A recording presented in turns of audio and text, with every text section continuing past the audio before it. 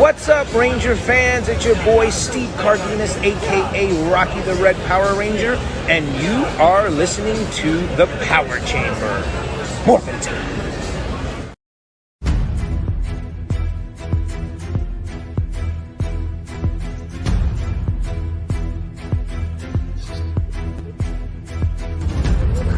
Alpha 37 online. Welcome, buddies, to the Power Chamber. Teleporting hosts now.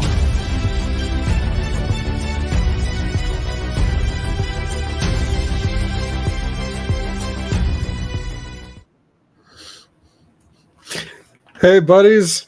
It's Morphin' time. Happy Ranger Day. We are live on the Power Chamber Podcast YouTube channel. Thank you so much for stopping by. It says my quality is bad, but that's all right. We're going to get through it. I am, of course, your host, the Hey Buddy Black Ranger, Rob Buck. Kicking off, hopefully, what promises to be a amazing 3-hour times 3 minus 3. Got it right, finally. 6-hour live stream with the goal of raising $150 to write love on our arms. As you can see, I'm a bit frazzled. I'm by myself. That's fine. But you know what? Not everything goes perfect. I have been up since 3 o'clock this morning, had to work my 9-to-5 job, come home, get everything set up. Dreading this hot sauce challenge, but it's all for a good cause. And at the end of the day, I have a couple of friends that are going to be joining us towards the end of the stream from the Ranger Nation. And we are gathered here today with a franchise that is slowly but surely being shown the door. We are here to celebrate it and celebrate each other and hopefully raise some money for a good cause, which is To Write Love on Our Arms, a non-for-profit that is mainly focused on helping those dealing with thoughts of unaliving themselves, with thoughts of injuring themselves, SASH, covering all my YouTube basics right now.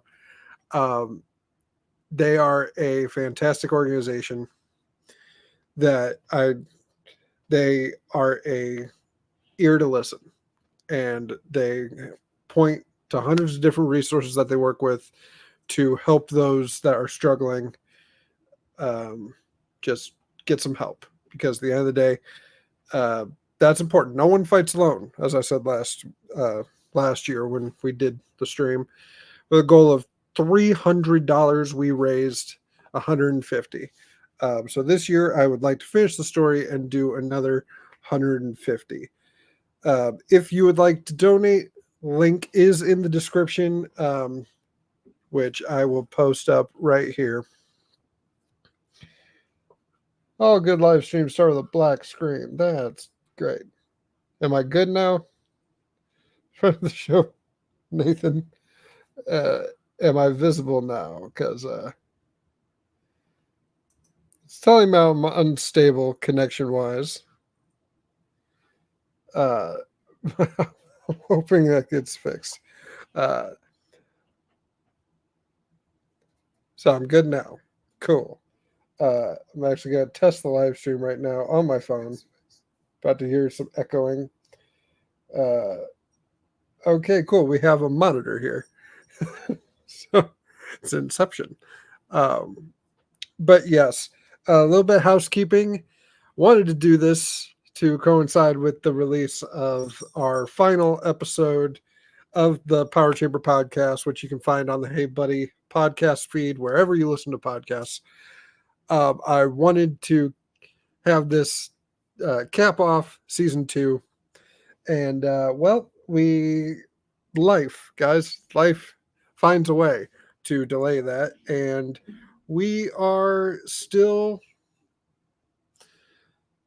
waiting to do an official recording of the last bit of season 2 of Mighty Morphin.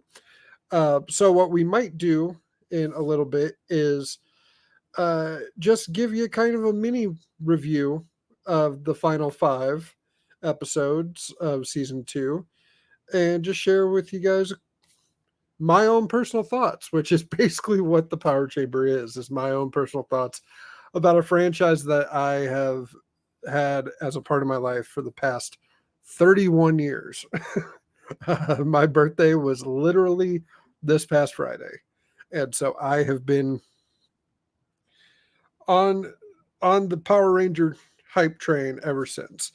But also with our goal of $150, for every $50, I have a plate of chicken right here, and I will do a hot sauce dab.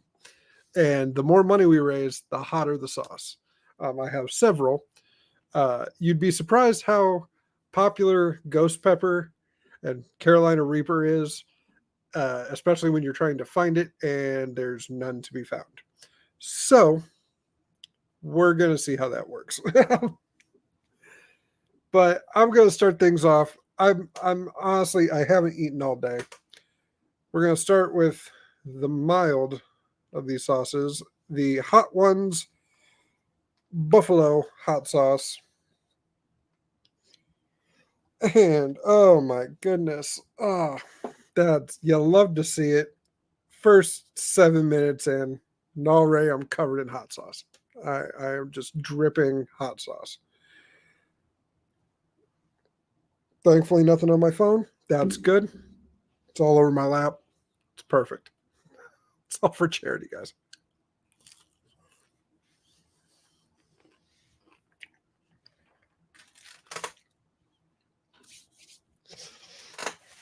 Okay. So, first impression of the buffalo sauce from Hot Ones. Very runny. You get a little bit of the buffalo to it. But it's mostly heat. Yeah, I'm trying not to lick my lips.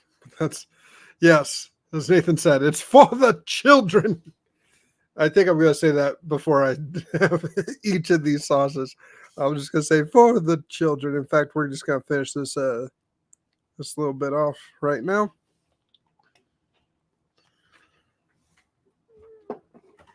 I already bit this, so I'm not going to show you guys, but for the children.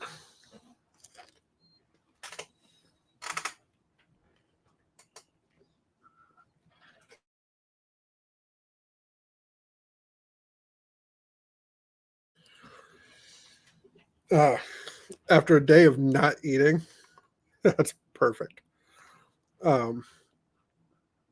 So let's start things off with this. So Power Morphicon was last week on my birthday. It's always on my birthday. In beautiful Anaheim.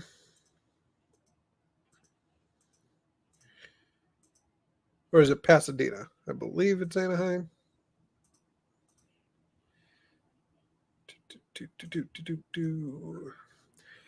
We had some things, which, I mean, I think the best of it is Super 7 has released the images of their 7-inch Power Ranger line, which we're going to pull up right now. It is a throwback to those classic 7-inch figures that we all grew up with. I've said before, the first episode of the Power Chamber, that I was very spoiled as a child. And so my parents both worked at Toys R Us. And my father, for my birthday, was in shipping. And so he was able to get every Ranger, which I was ecstatic about. And how he would do it was each one, he'd pull one out of each box and put it in for me. And so we are going to honor that. I missed the Lightning Collection too, man. I'm so mad that we no longer have figures. Playmates, I believe, was supposed to say something at Morphicon last I checked, and I have no news of that. So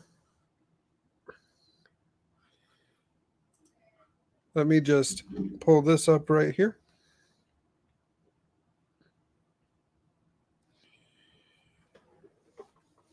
And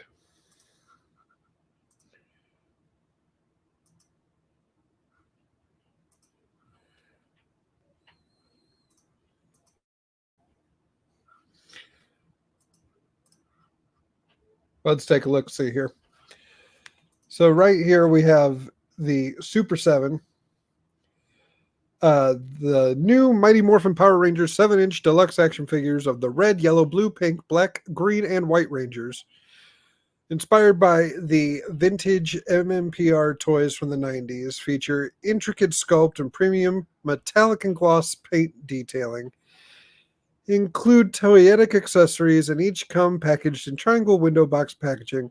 Available for pre-order now, exclusively at Hasbro Pulse. Nice of Hasbro to actually do something for Ranger Day. We're going to try and remain positive, but come on. Let me see if I can zoom in here. Oh, wait, there's actually... There we go.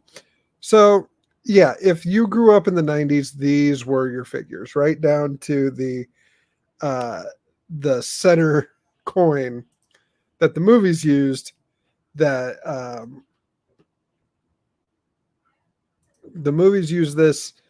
The show obviously didn't have this, but they come with a gray power sword, a plastic unpainted blaster, and yeah, if you, like I said, if you grew up with these, then you should be excited. I'm both excited and I'm like, we had my perfect figures in my opinion. And that was the Lightning Collection. And I've seen the Super 7 Ultimates. They were pretty good too. And now we have here the ultimate 7 scale Lord Draken by Super 7.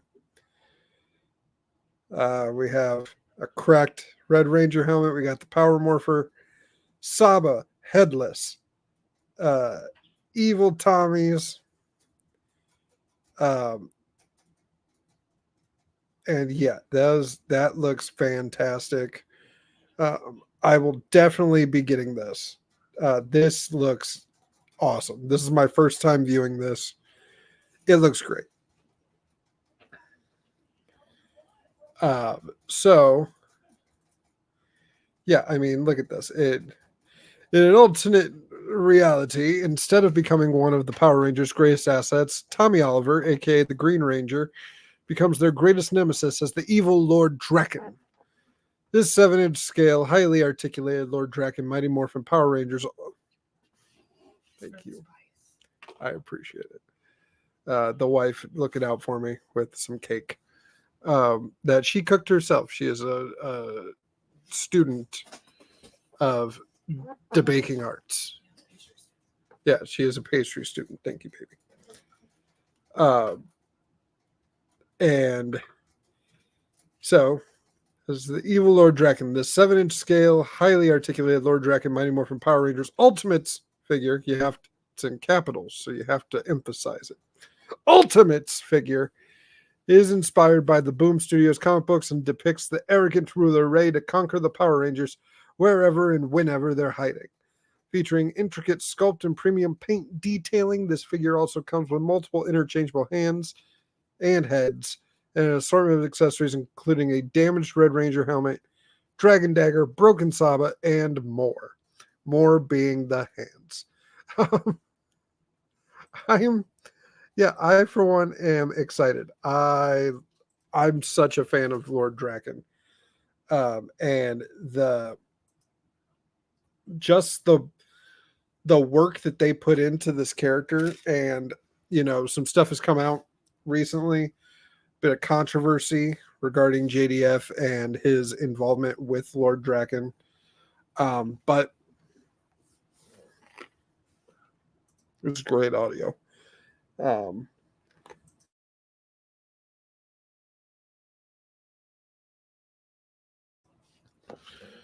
but yeah, this is. I have yet to pick up the Green Ranger. I need to.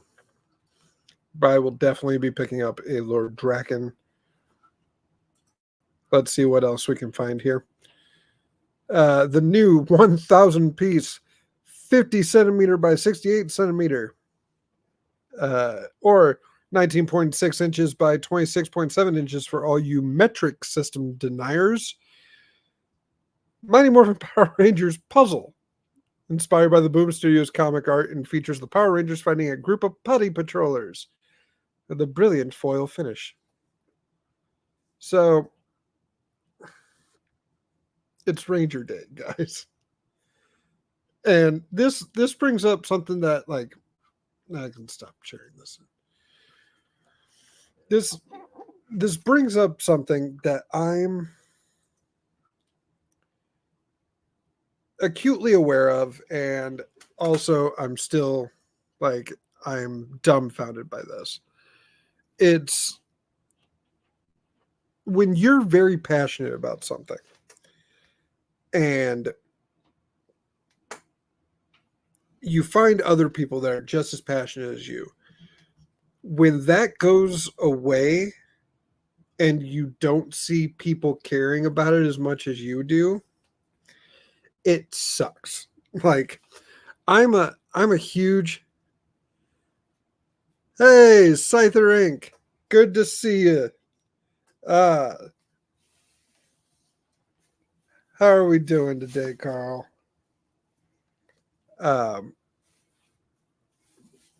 Thank you for stopping by. But yeah, it's the thought of caring about something niche and seeing people outside of your bubble not care about it it's disheartening, and you're confused. Like, I grew up a huge Kiss fan. If you watch or listen to We Love Rock Operas on the Hey Buddy Network, I'm a huge Kiss fan, and I think Kiss is one of the greatest bands of all time. But when I see other people,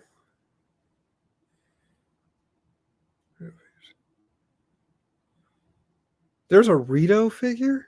There's a Super 7 Rito?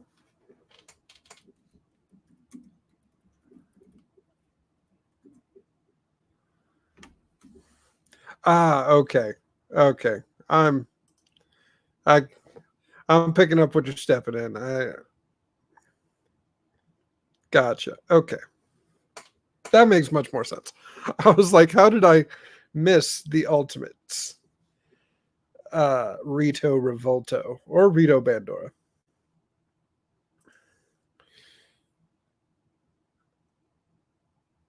Yeah. I appreciate that. Carl Dutton in the comments with my buddy Nathan Marchand. Carl, awesome creator, Scyther Media, of the Power Rangers audio drama, the X-Men audio drama, which that last episode was sick. We still saying sick in 2024? I think we are. And yeah, Nathan, of course, is one of the co-hosts of the Power Trip of Henshin. Oh gosh, I'm so sorry.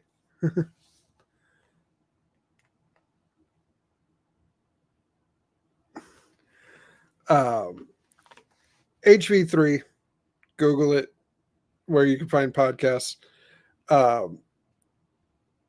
And he's also the host of the Monster Island Film Vault, Nathan Marchand. Both Carl and Nathan will be joining us later in the stream. Henshin Power V3, thank you very much. we were talking earlier, and the initials for the show are HV3, which is awesome. But I keep forgetting about the power. So Henshin Power V3, and we'll have him and hopefully the other hosts later as well. But like I said, this is all for a good cause, to write Love on Her Arms, a nonprofit organization to help those dealing with thoughts of SHSA, unaliving themselves, and other mental illness struggles. Everybody struggles, guys, and we're going to get through it, not by isolation, but by reaching out to those that we know could use a hand, or at least someone to talk to. And you can help them out, help out the Power Chamber by going to give.tloha, which is to write Love on Her Arms, .com / the Power Chamber 24. So again, that is give.twloha.com / Power Chamber 24. And every dollar counts. And like I said, for every $50 raised, I will increase the hot sauce, of which I am enjoying. So we're still getting started. Nothing yet, but we'll keep checking in. HPV3. Yes. Thank you, Nathan.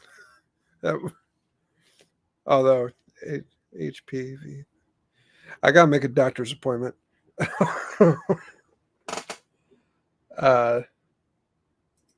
But yes, please check out Henshin Power V3. Keep circulating the tapes. Yes, thank you, Carl. Yeah, for you guys listening to our Wrestling Buddies podcast on the Hey Buddy feed, I shout them out all the time. Scyther does a wrestling YouTube channel, Cypher Media Fantasy Wrestling, where they take WWE 2K24 and they run a fantasy league, and they ask a couple of us voice actors to provide the voices, and I have somehow managed to become the voice of Dustin Rhodes, the American Dream Dusty Rhodes, and the American Nightmare Cody Rhodes. So I am the entire Rhodes family on those shows, as well as a couple, and I'm not sure if they've gone out yet, but I have recorded some lines for some other people, and I'll let Carl decide if I can actually say who those are, because I honestly don't know if they're out yet. But yeah, it's so much fun getting, like, this year, guys. I know I haven't posted in the YouTube space for a while, but this is a good time for self-care, self-reflection. I have dove headfirst into voice acting. I'm taking numerous classes. Most of you that are here are possibly because my vocal teacher, Chris Carr of Speak Friend Studios, has graciously been helping me plug the crap out of this thing, because I want to get a chance to help these people to write Love on Her Arms. And honestly, it goes hand in hand, because the voice acting is helping me, one, prepare my throat when I decide to do 6 hours straight talking on a Wednesday. And two, Jake Hambrick, how's it going, Jake? How are we doing? Welcome. I would, one, I will never ignore you, wife. Two, we're gonna mute for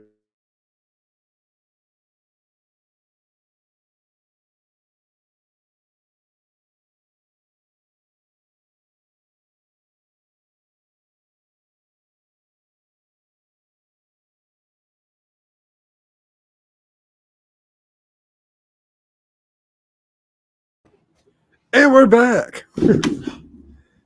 We're still back. We're good. You okay? Okay. She's okay, everybody. It's okay. So it happens. I am working off of a TV tray on cords, just galore right now. It's another reason why I'm staring down when I got the camera right here. I was talking about something. Yes, voice acting. The wonderful Chris Carr and Logan Peets are the best acting teachers I've ever had, of which there are 3. The other one was my high school acting teacher. I can't even remember her name because she was on maternity leave for my entire semester taking the class. But yeah, just coming up with different characters and experimenting with the instrument that is your voice in ways that you haven't yet is so much fun. To the point where, at least once a month, I'm hoping to make it more. Okay, yeah, so SummerSlam and then WWE shows. Okay, yeah, so Scyther is currently getting everything together, streaming their show. I might actually pop by. We can, while I'm streaming, we'll take a peek over to your guys' show, say hi. Yeah, and again, especially with Carl and the people at Scyther Media, the stories they're telling, that you want to be a part of it, especially if you're into voice acting. And I've sat down with Carl in the past. You can check it out on the channel. We have done watch-alongs. Carl was part of our stream last year, raising money. And him and Joey Sorless, the voice of Tommy in the Power Rangers audio drama, we watched the finale of Green with Evil on the 30th anniversary last year. Awesome time, awesome people. And yeah, I found the voice acting community is very welcoming and loving. And it's apparently making my cat itch. But yeah, I'm sorry, guys. I cannot wait. The new role announcement. Perfect. Cannot wait to see it. The wife made a cake, and it's very hot here in Indiana. So gnats are just coming out from everywhere. Right off camera is a doorway with a crack in it that I just cannot fix. So we're going to eat some cake right now, even though it is for when I burn my mouth later. We're just going to.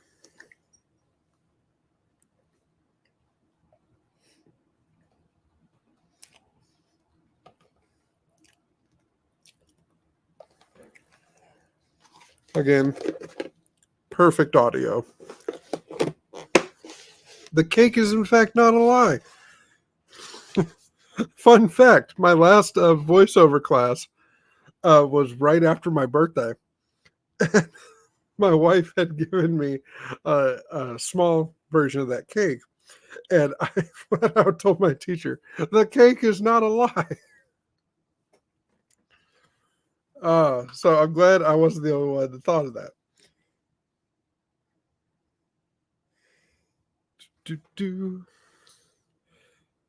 Check. And yeah, so it's like, here's the dilemma of doing a food challenge. 1, I don't want the food to get cold before I do it. 2, I haven't eaten all day.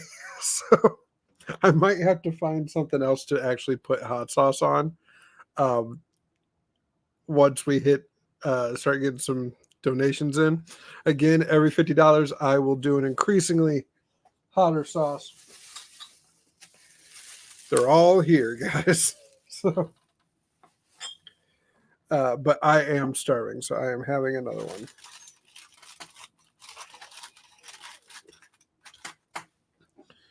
But I will not advance the sauce. We're still using the Hot Ones Buffalo that I was wearing mere moments ago. So And there it goes again. There's an air pocket. There has to be an air pocket that's just pop with the hot sauce. So here we have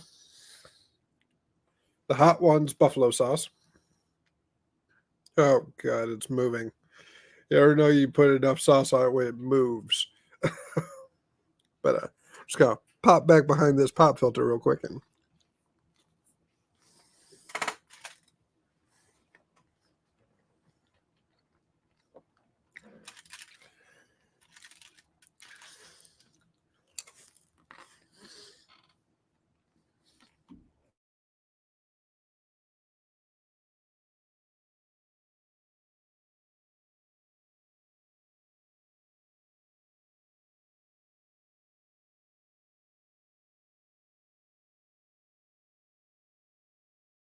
Looks like your show has just been canceled. no, not canceled. Merely taking a break. For a hot second. If I hit 200 and beyond, I have a plan, Mr. Marchand. Well, those spoilers. Not going to show everyone the in-between stuff. But we all like our sriracha when we like, oh God. Okay, Jake, how about that? How about that, guys? If my goal is 150, if I make it to 200, I will do all the sauces together at once. How about that? If just magically, I get $200 for this donation for this charity, and I can actually help out them by going over my set goal, I will mix all 5 sauces that I have together, and I will do it. I said it on stream. I said it live. So there we go. And, just looking at this landing page, when you do go to give.twloha.com/powerchamber24 to make a donation, I am going to read for you what you will see. I'm joining forces with To Write Love on Our Arms to meet critical mental health needs. Your generosity means TWLOHA, TWLOHA, gets to connect even more people with the mental health support they need and deserve. A gift of $25 connects 1,250 people to hope through the TWLOHA blog, podcast, and social media channels. A gift of $75 supports 170 searches on our Find Help tool, closing the gap between needing help and receiving help. So giving is fast, easy, and secure. If you'd like to support even further, join their team, start fundraising for yourself and your community. And the best part about this organization, which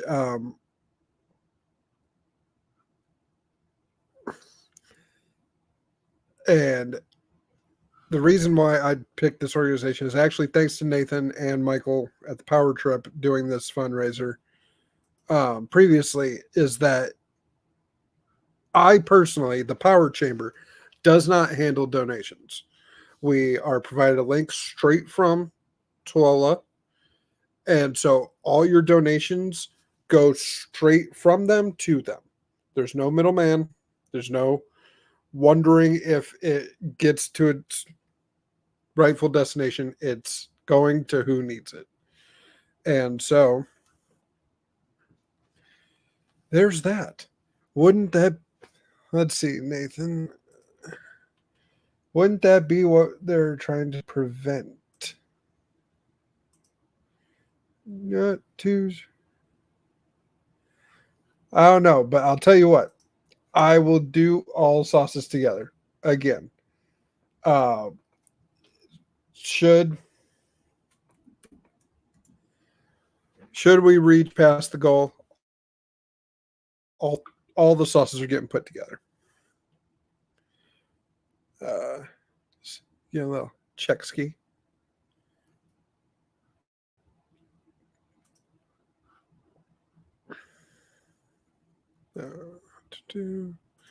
This is riveting, I know.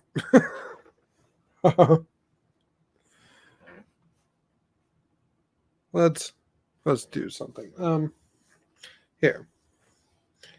We're gonna try and set some stuff up live. Yay.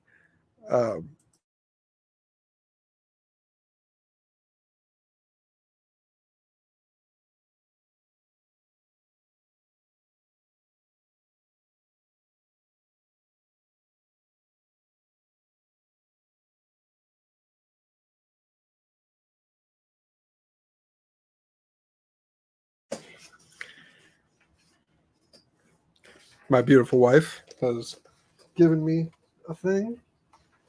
And right here, live on stream, we're going to try and figure out how it works. So,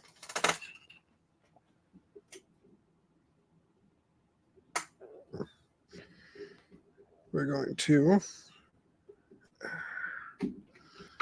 unplug that. I'm actually going to. Here's what I can do. I'm going to take a short pause only because I honestly, yeah, I froze. That's another thing I'm trying to prevent. So,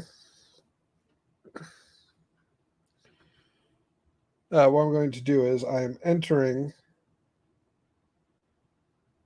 with my phone. You guys are going to get to see two of me at the moment.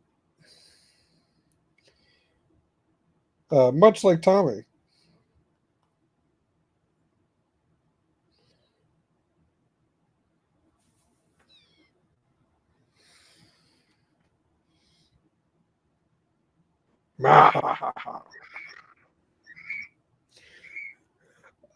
What I'm going to try and do is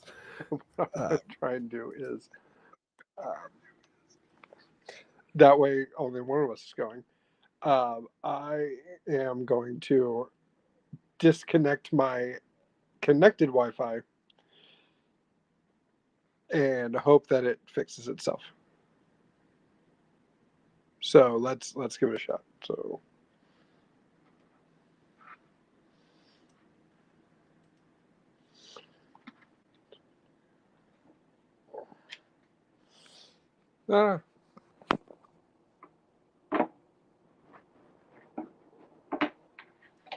so now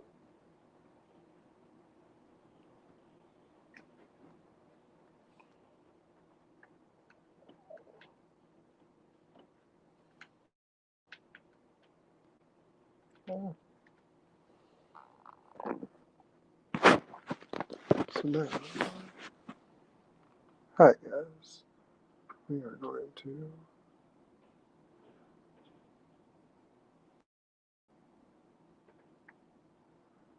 fix some stuff.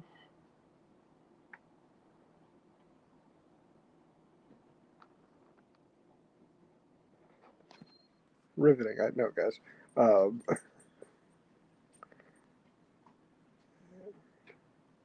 That's not the right one.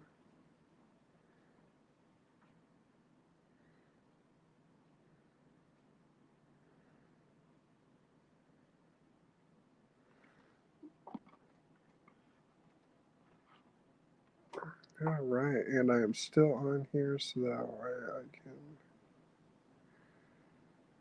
It's all a lot of half talking. I apologize as I just focused on this.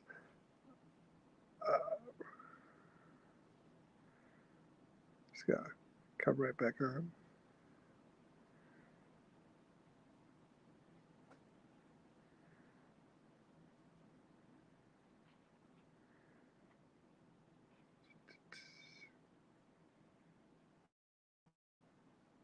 I'm hoping that this continues to work and that I'm still streaming. Am I still streaming?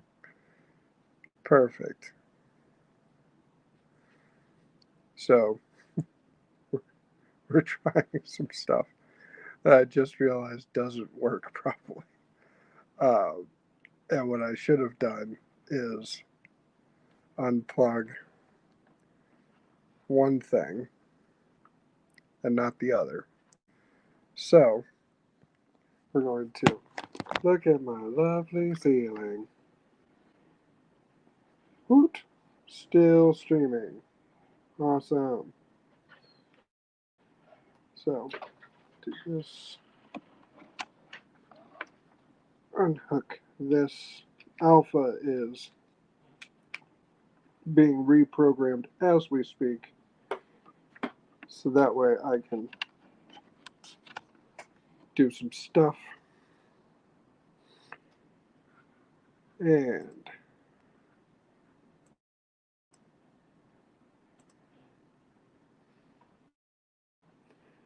Boom.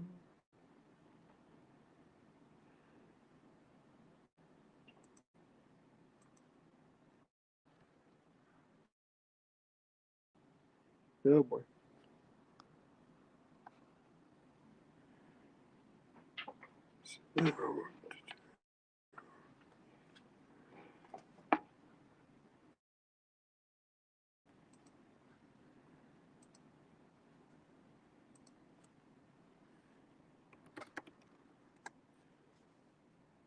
Riveting, right?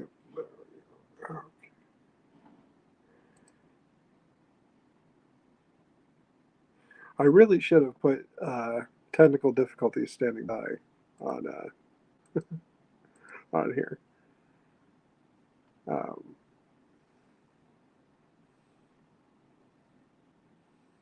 I see you working. Perfect.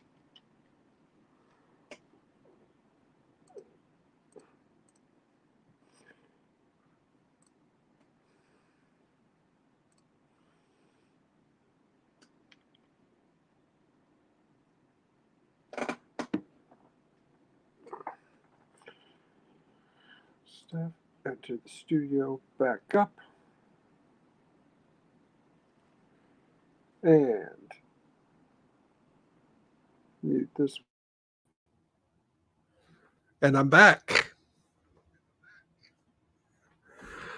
The signal seems to be doing much better now that I am not hardwired into a signal booster.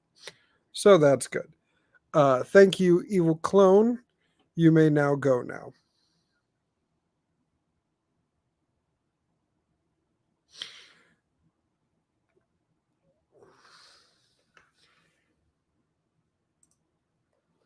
That's what I was trying to do. I may have accidentally almost hit end stream. God, I hope not. Are we still? Oh, I am just, oh my goodness. This is, oh.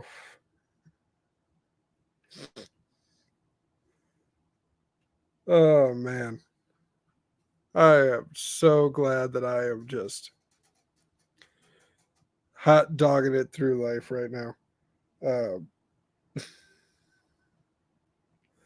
And now I can't get rid of the evil clone. Thank you so much, Nathan. I do appreciate it. Thank you. Now it's showing that the phone bit is off. That's perfect. What I was trying to do, guys, was use my Switch and start streaming. Try and figure out how to stream The Legend of Zelda. I figured we'd play a little bit of it.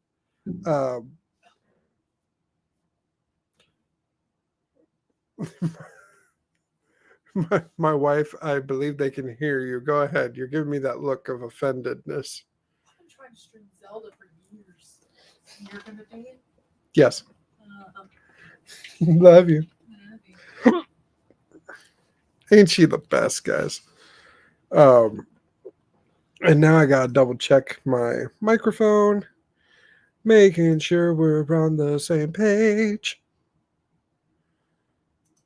Aha! Somehow, this camera looks a lot different than when I was just using it. But it's fine. It's okay. We'll move on. So, season 2, the last 5 episodes.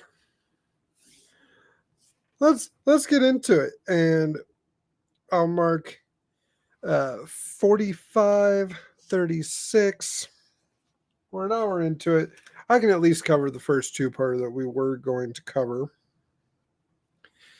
And that's a little one called Storybook Rangers. That unholy train wreck.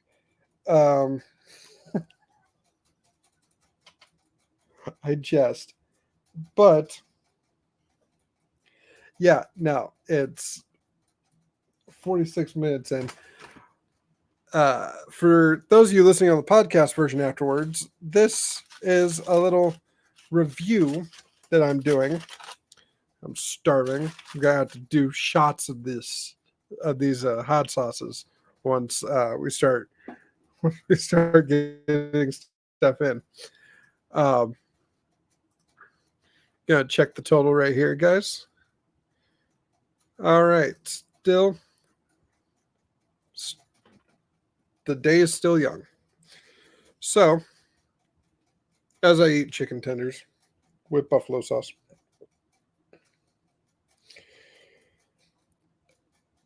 my first impression. See, and I was thinking Battle for the Grid too, but I forgot to buy it for my Switch. I have it for my PlayStation, but it's currently in use right now. So maybe eventually I can get it going, and we'll go from there. But first things first, Storybook Rangers.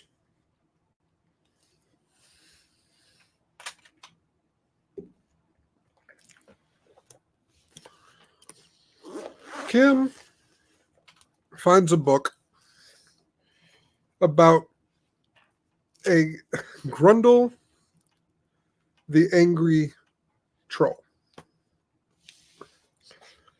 She then proceeds to ooh and ah over this thing.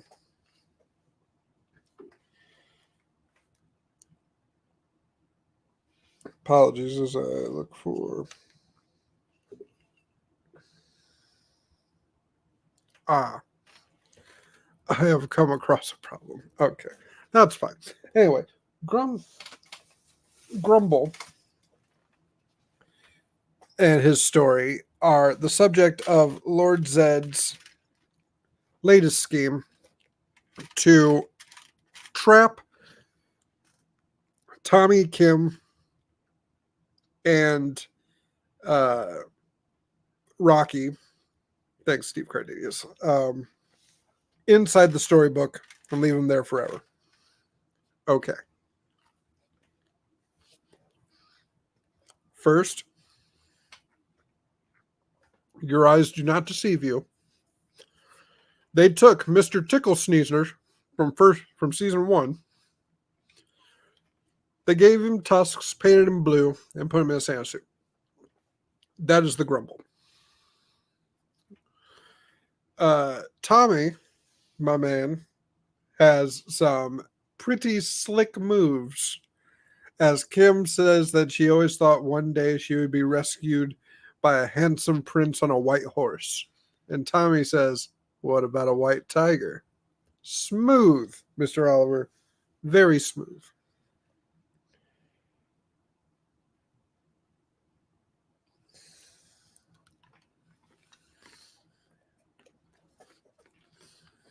And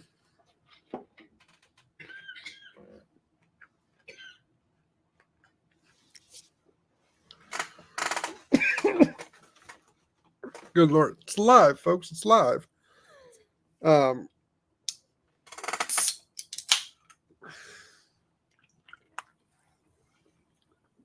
It's great for your throat, by the way. Sugary soda cuts down in your vocal cords, just shreds them with the sugar. It's perfect for your voice.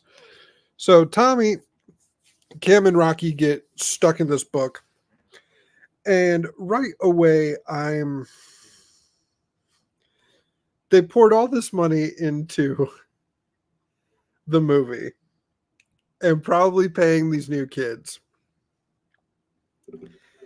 only for them to then have to cut corners with a green screen episode on a soundstage. And Aisha, Billy, and Adam don't realize what's happened. And okay, so they get trapped in the book after a putty fight, right? These two random kids that I don't think could give less of a crap about school or anything. I only got 3 of these things left, guys. I'm going to have to do shots with like tortilla chips and stuff. Um, and these two random kids go, "Oh, look, this book here. I bet you Miss Appleby will want it for the fair." Not they lost it or someone lost a book. We should figure out who got it. No, they decide to find a book in a trash can and go, "I bet you Miss Appleby will want it for the fair."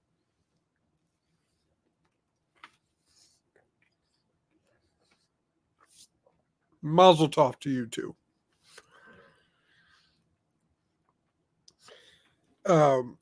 But this is a plot that is stretched as a two-parter. It should have been a one-parter. I don't think there's enough meat on the bones, even though they repainted Mr. Tickle Sneezer into Grundle, the angry troll, the angry elf. Or that the Yeti, the Yeti, that they fight off in the snow is just the gorilla from the Wannabe Ranger. And they have to fight the evil magician Mondo. Mondo the magician. Not King Mondo. Just a magician named Mondo. Who is actually, I believe, a villain in Die Ranger.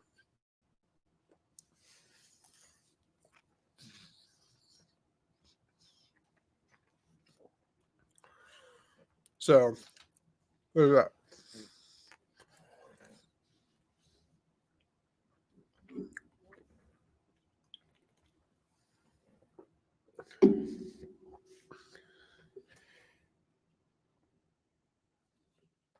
We're going to try and figure out this streaming thing, guys.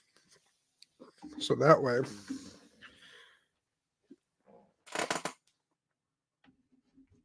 you don't have to just hear me butcher these.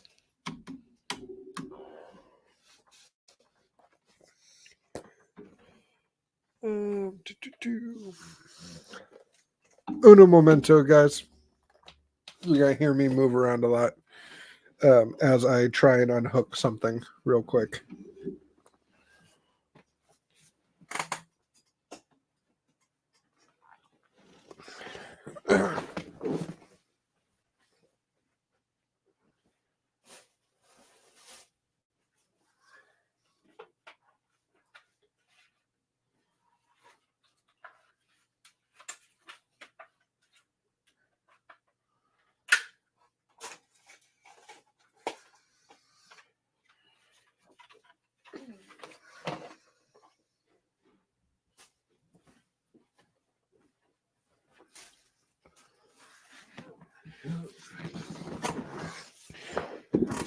All right. So now. So.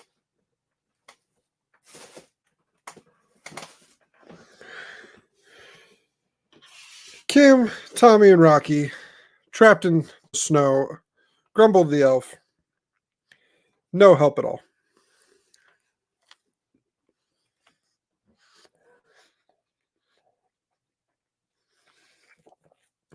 They try to morph. And it's not that the evil magical spell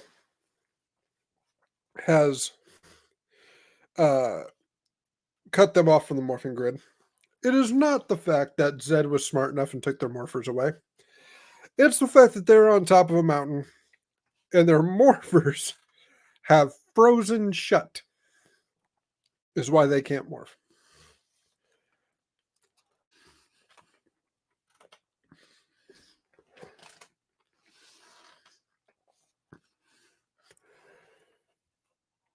But obviously, they're able to morph. And get out of the book. Mondo has also escaped.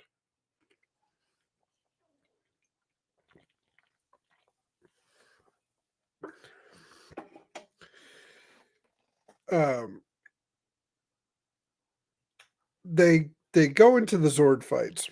Rocky goes in his Thunder Zord, takes a kick.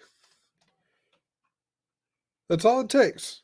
Is Rocky doing one kick and missing for Zordon to go, Tommy, Rocky needs you desperately. You have to get there and save him.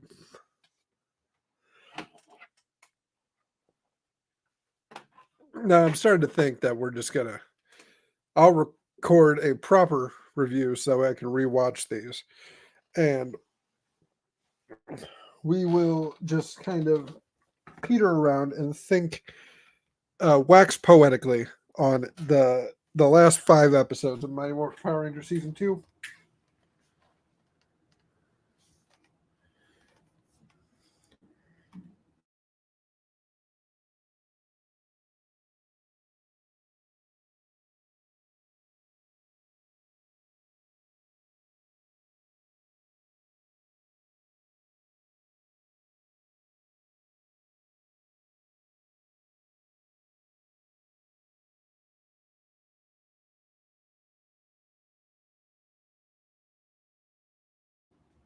Okay, let's try this again. Sorry about that.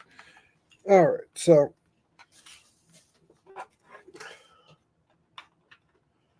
plugging in my Switch dock.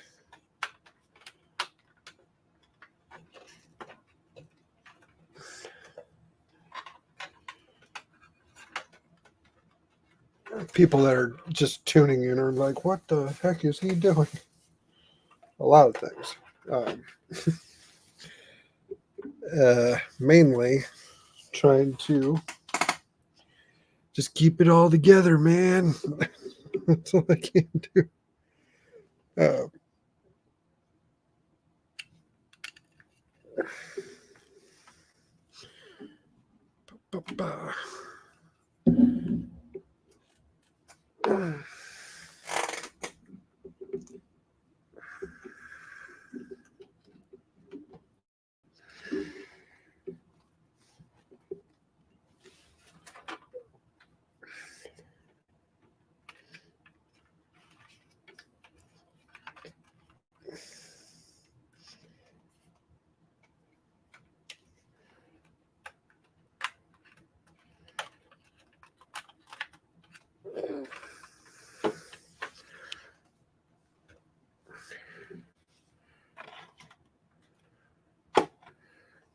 Now I'm going to hop on over to a thing real quick.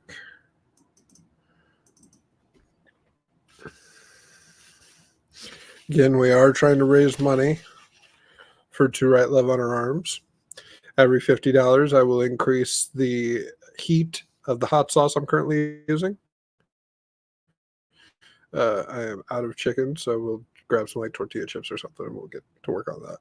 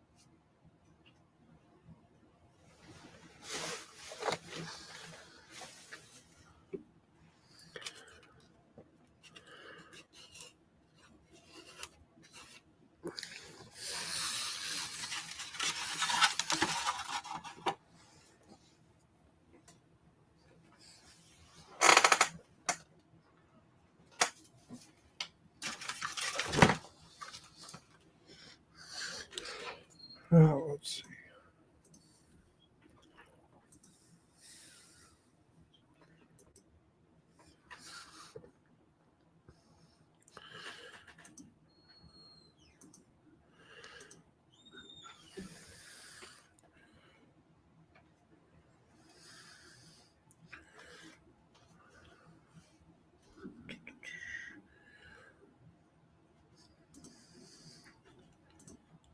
All right, I feel like I'm missing a plug.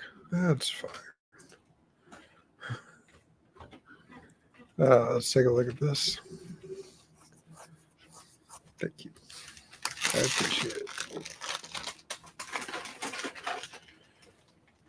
All right.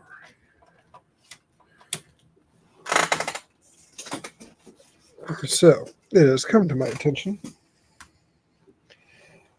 that I could possibly be needing another HDMI cord.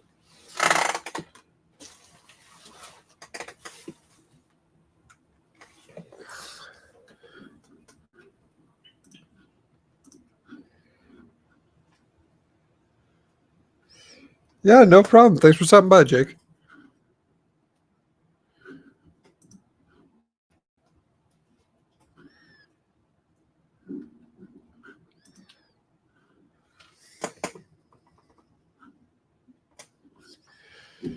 All right. Swear I'm gonna look for this thing. We're gonna.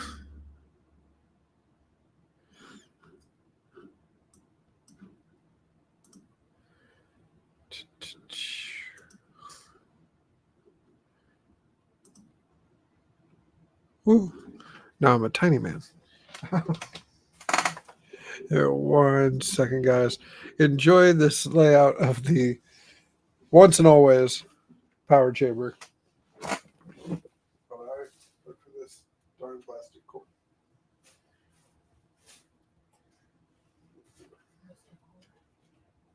Oh, just Does my doc have one? I got one. This is yours. Don't think I need this.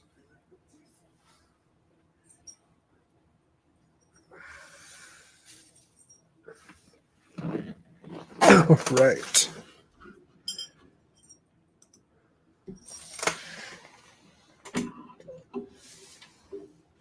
Now, HDMI output. Plug this bad boy in.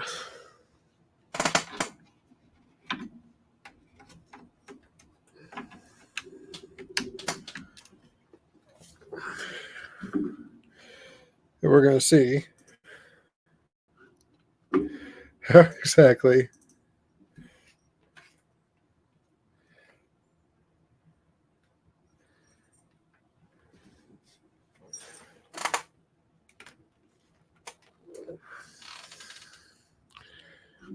to do.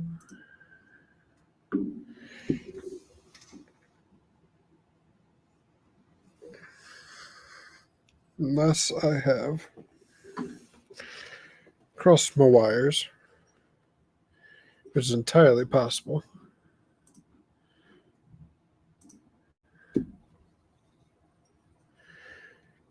Two.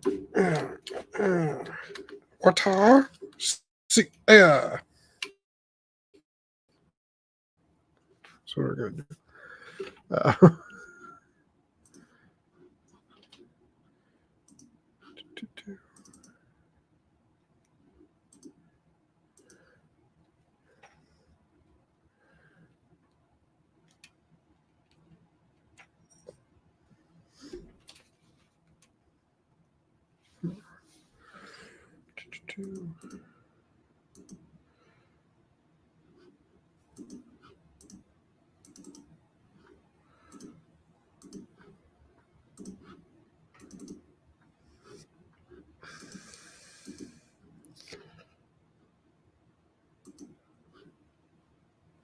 Hearing something.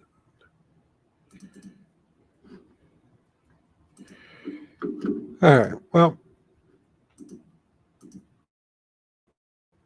we're gonna work on that. But in the meantime, I have a thing we can do. It might possibly be silly,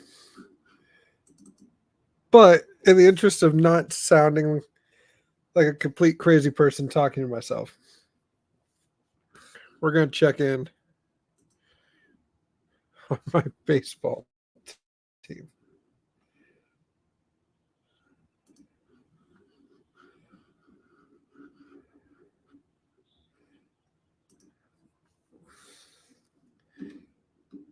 So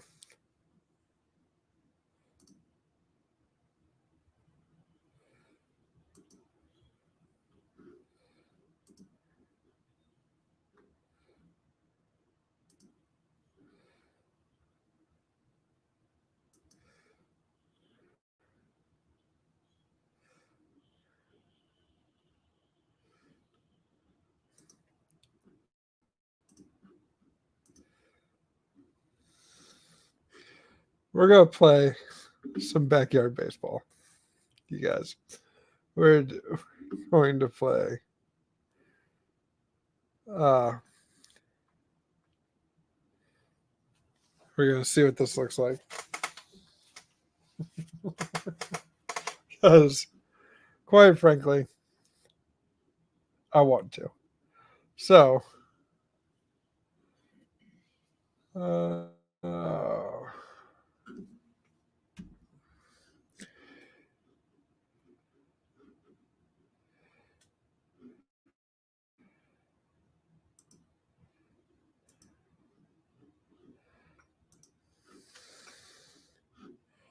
I'll minimize this so that way I can.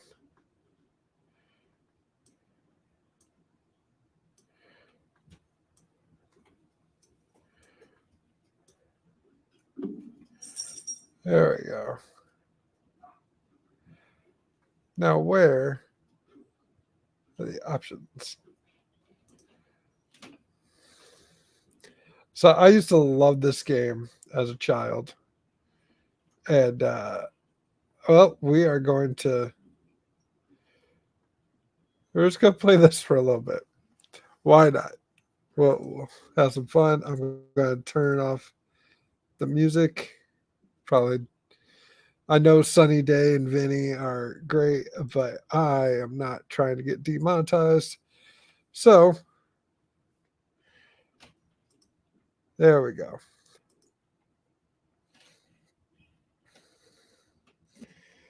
So we're seeing how this looks, just monitor-wise.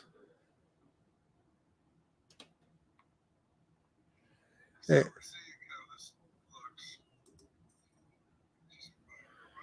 testing my sound.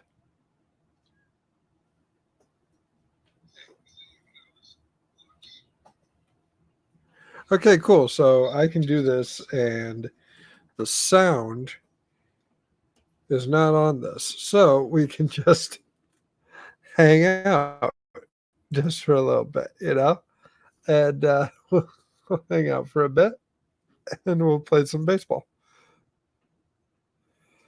So here we go. We got Stephanie Morgan, Pablo Sanchez, Mike Piazza, Derek Jeter, Alex Rodriguez, Randy Johnson, Sammy Sosa, No More, Garcia Parra, and Barry Bonds. Looking like a great team.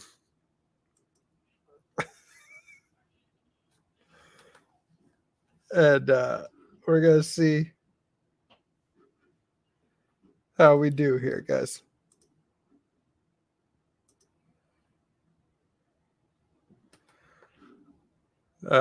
This takes me back.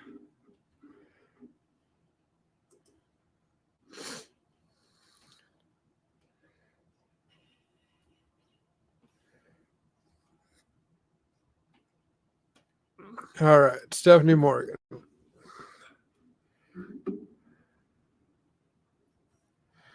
Yeah, we'll go. Line drive to start. Fell. Okay.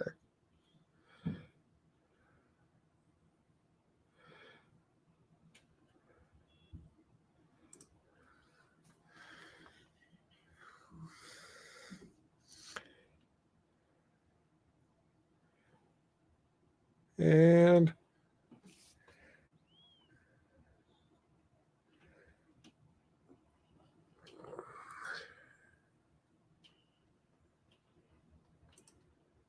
oh my goodness.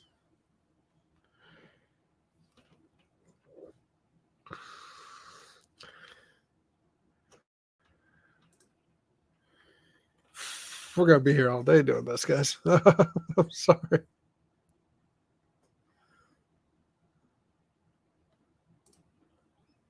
And get out of here, Stephanie. Thank you very much. Oh my goodness. Here we go. If you played backyard baseball, you know exactly who this is. The secret weapon himself, ladies and gentlemen, Mr. Pablo Sanchez.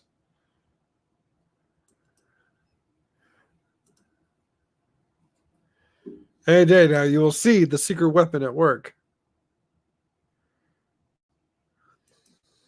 There we go.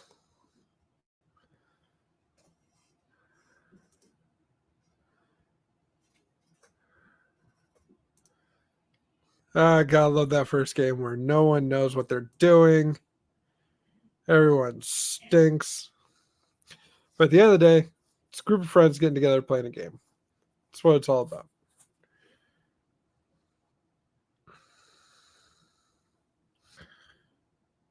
Got Mike Piazza up.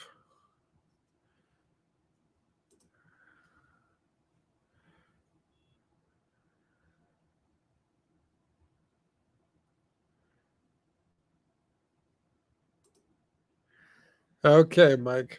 All right, Mike. Come on. Calm down, sir.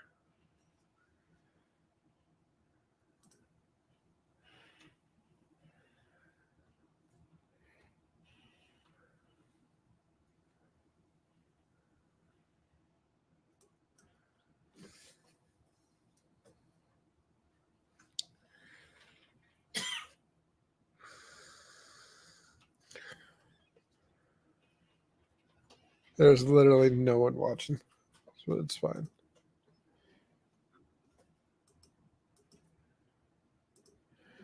So I'm going to take a timeout real quick because I want to send this out.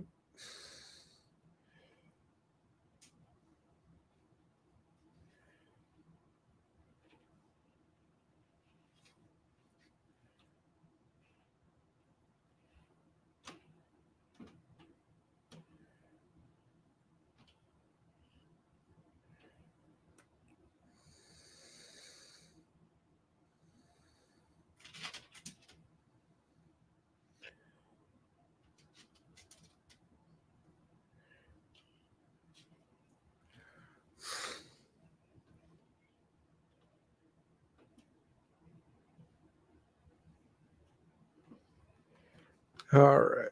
Let's get back to the game. Apologize.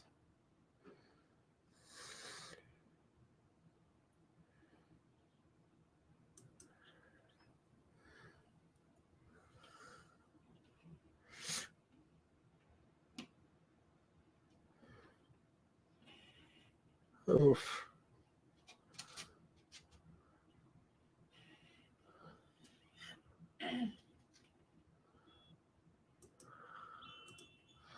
I hit that. Whatever. All right. Just on the field now. Of course, got myself Randy Johnson on the mound.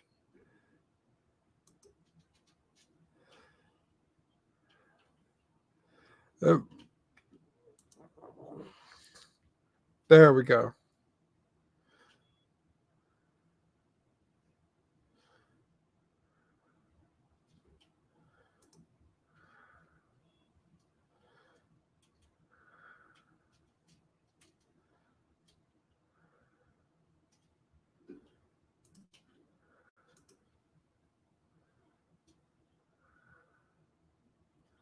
Ooh.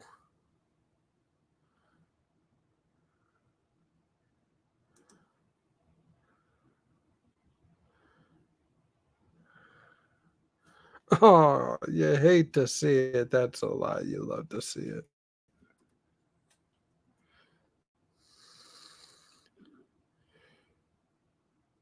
All right. Do apologize. Seem to be lagging a little bit. Just checking one thing here while Randy gets set going up against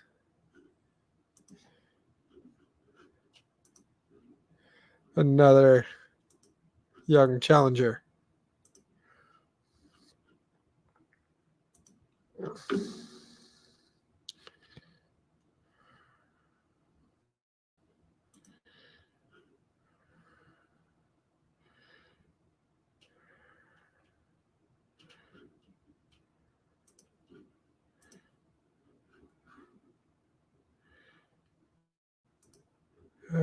let's try an old spitball.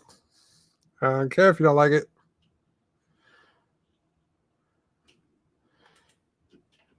Oh, shoot. All right. Oh, my goodness. Guys.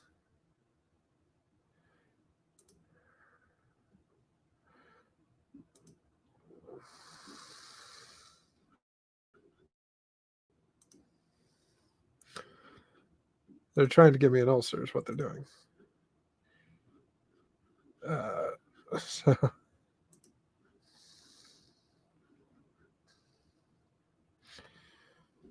all right.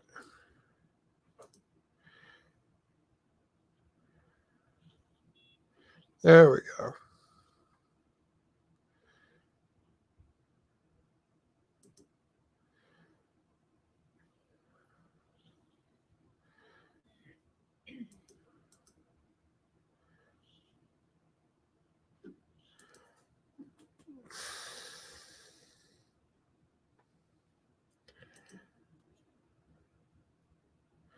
What is your problem, Pablo?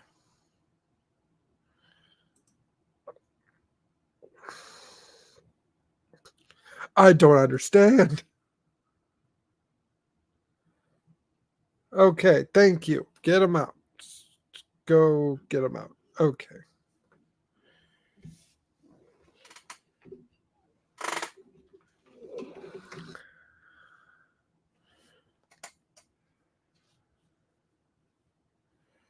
And I'm going to call a quick timeout because obviously the streaming bit's not going to work right now, guys. So my phone is about to die.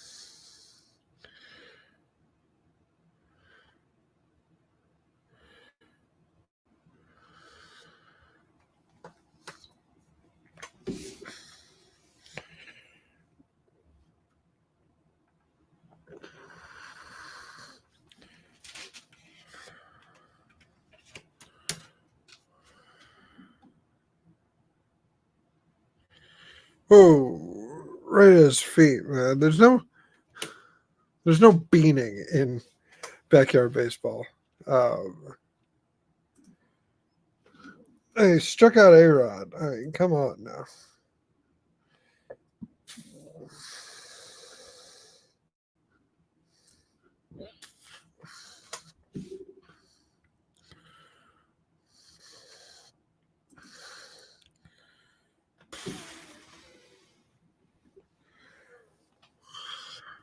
Oh, now my guy.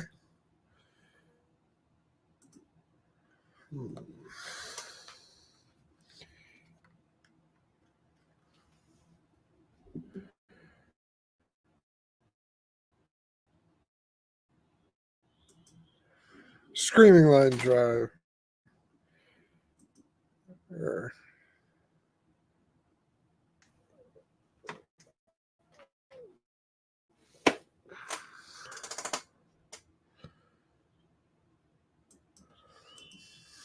Dang it.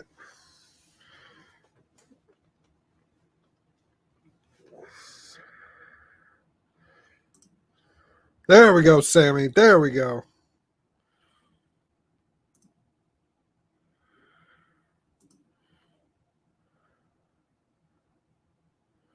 Safe.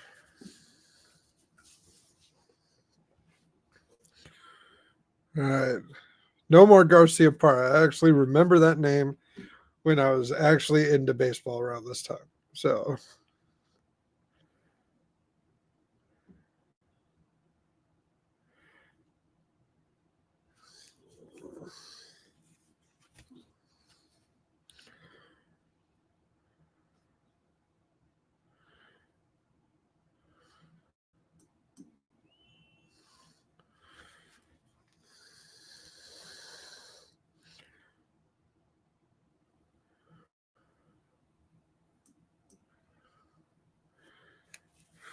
All right.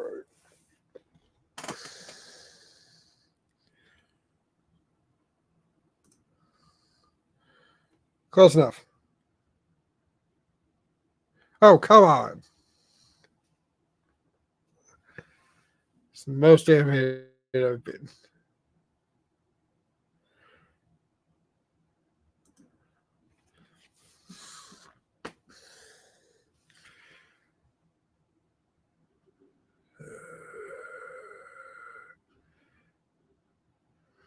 Yeah.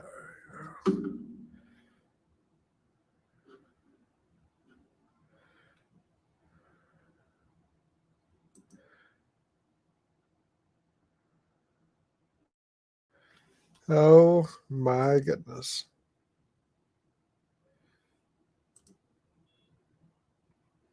What is your. None of you know what you're doing. Oh, thank goodness, Piazza.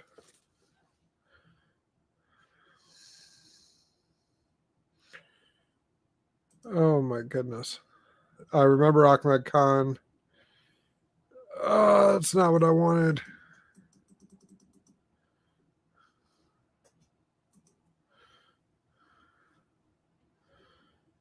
Oh my gosh.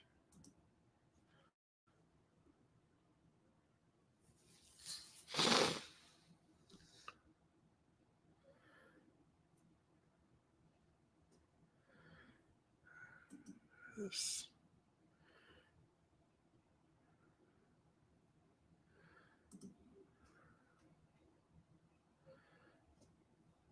All right, Randy, come on now.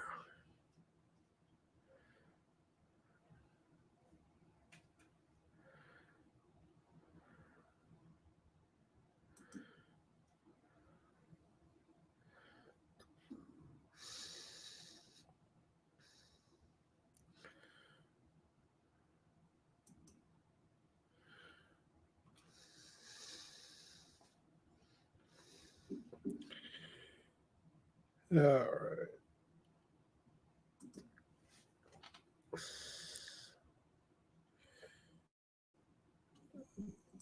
And adjust your sets, guys. There's no audio because I am not trying to get sued, especially when they're making a comeback. Oh my goodness. But I'm still down by one.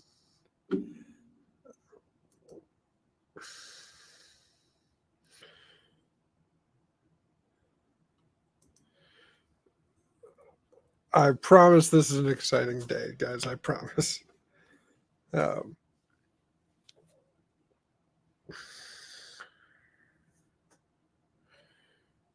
let's see now.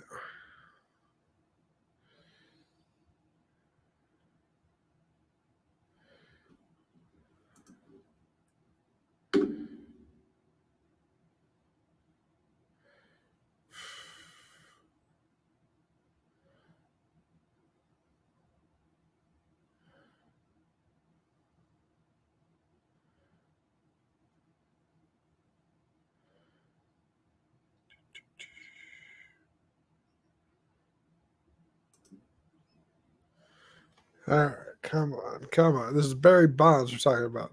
He's a kid, no steroids.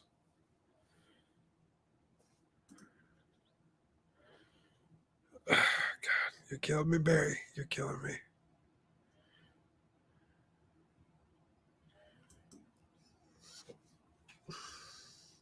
And this is the second team I've made since I got this game back, and second time Barry Bonds struck out. That's speaking of strikeouts.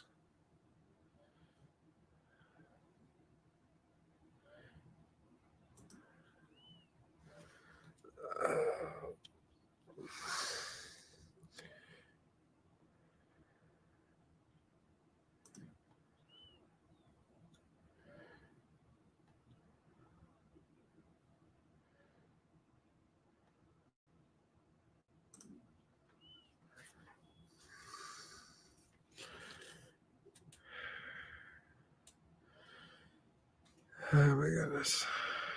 One infield home run from Pablo Sanchez earlier. Let's see if Lenny can strike twice. All right.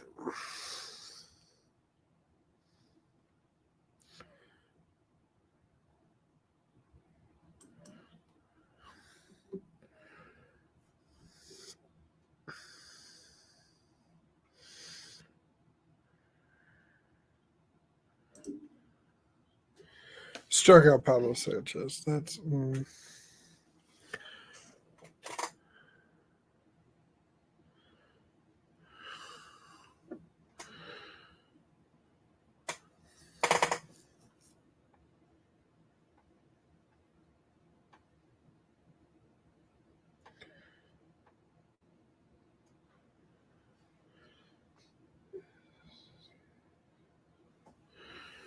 all right. Taking a timeout as I respond to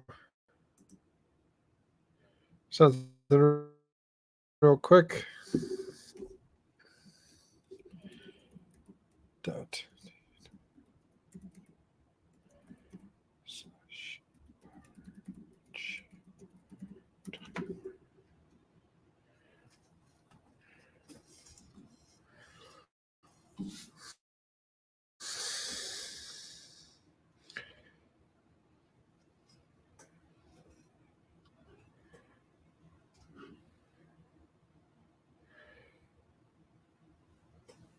Yeah. So, guys, just real quick, I'm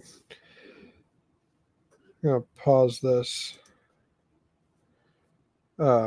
just to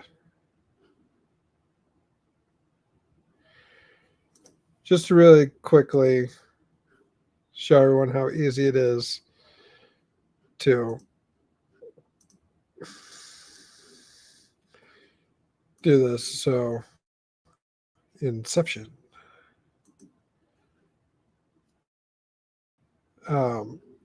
So what we're going to do, we're going to go to our browser. We're going to type in give.twloha.com/power chamber 24. So once we do that, it takes us straight to here, where we can make a donation and help reach our goal of 150. As you can see, in fact, I'll even sign out.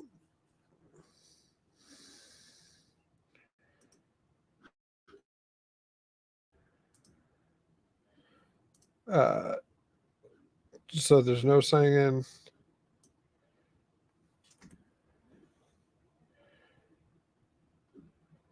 And yep, there's your page. I'll even post it in the comments right now.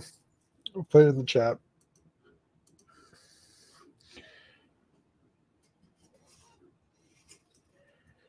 A way to make a workable link.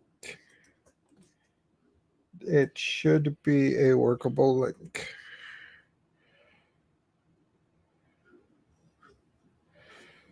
So if we copy and paste it right there, I'm going to go. I am live.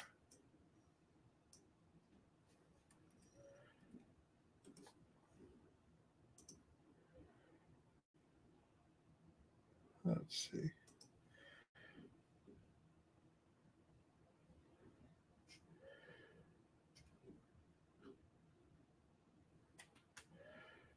Anyway, okay, so it's not letting me do that. So if you want to copy and paste from the chat, hopefully that works. 7% will do it. Okay.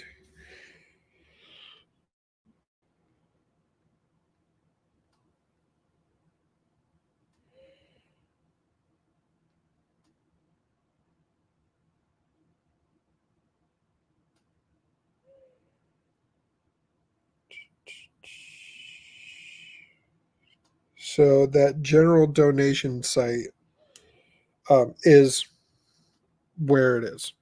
So that is How you give back. I apologize for any confusion. I thought I had all the bugs worked out. Obviously, I don't. Uh, but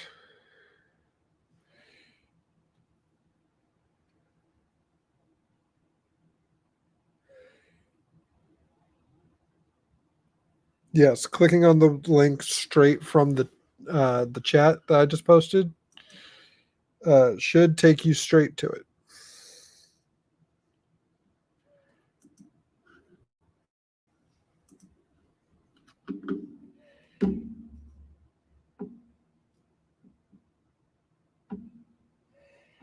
Yeah, unfortunately, I think I don't have enough like credentials to actually make the stream actually, or the page rather, actually be a clickable link. Um, I gotta do more streams in the future. Um, so there's that. um, but again, for everyone just tuning in, I have multiple hot sauces. For every $50, I will take a bite of a hot sauce. I ran out of chicken, so we're using tortilla chips now, provided by the lovely wife, who I appreciate. Um, and our buddies have, across the chat, have given us a new goal. So, y'all, should you go, in fact, let me post it right here.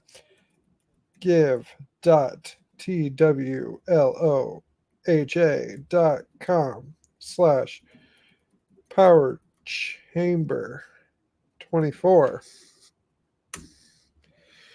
If you go right there and you help us get to $150, that'll hit our goal. If we should pass that goal and get to $200, I will eat every hot sauce I got in one go. One chip, about 5 sauces, including this new one I've been dying to try out, Fireball sweet whiskey sauce. So, every $50, it'll go up. And should we hit 200, I will do one big sauce. So, all right. So, yeah, the Power Chamber 24 link that I gave, I just don't think I did a full thing for it. So, apologies. I am going to mod that and delete that comment. Delete. So yeah, I would assume in one go, should I be able to, then that's 50, 100, 150, 200. That's 4 sauces. I would have to do one each and then do all 5. Or yeah, all the previous sauces in one go should we hit 200. Because I'm a madman and I want to help some people out, because this world is tough and we can all use a helping hand. We can all use people like the people at To Write Love on Her Arms. Just helping people find the help that they need. And like I said, with that link that is in the chat right now, and I'll post it again right here if you just want to type that out yourself. Fundraiser /5708374 will help some people out. And, you know, times they are changing.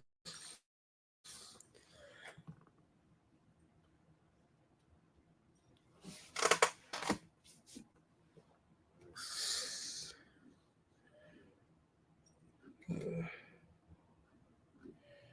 going to take a quick second here. I do apologize.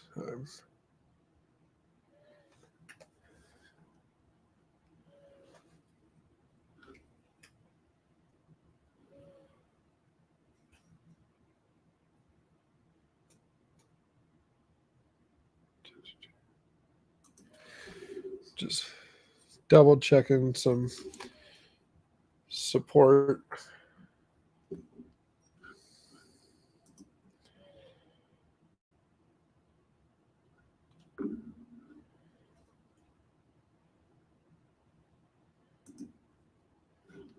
You guys can't hear anything, obviously. I'm just, I apologize. I'm just double checking something.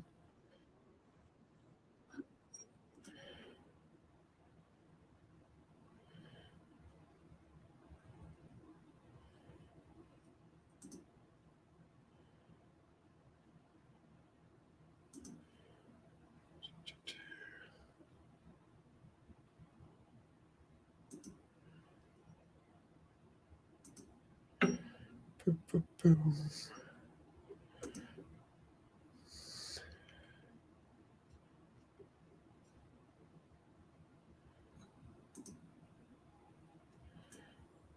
I know, riveting stuff, guys. I know.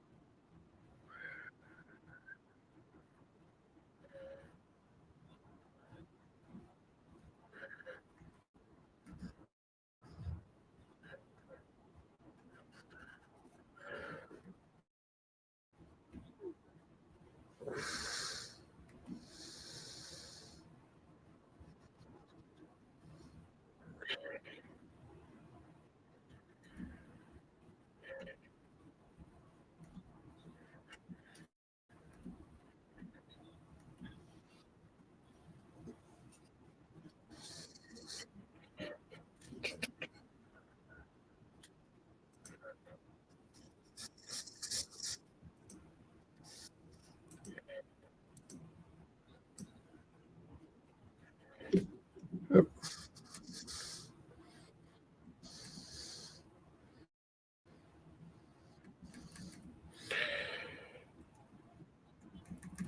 All right. Sorry, guys. I'm a bit vain.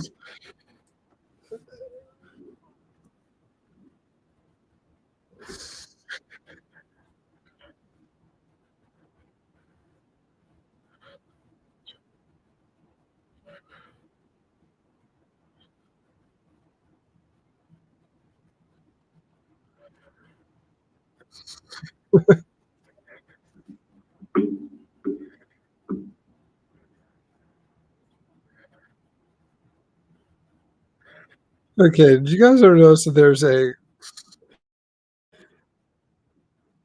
I'm not on the. I'm not on the browser YouTube that much. There's a literal button that says enhance, like every spy show that you've ever seen. And it just says enhance. Now I have to click on it. I have to see what it does. Oh my goodness. I don't know what it does. Oh, that's great. Um, but yeah. Um,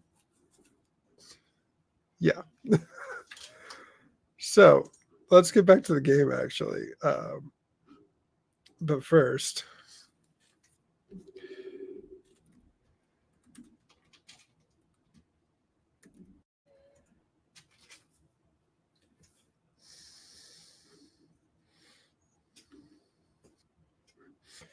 all right. Hanging in there still. Sorry, we got a bit of casting news.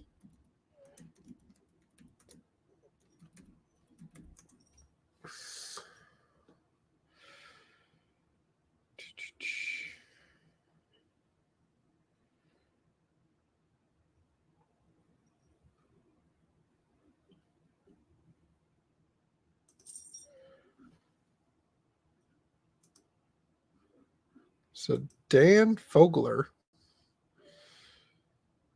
known for Fantastic Beasts. I know him from Fanboys.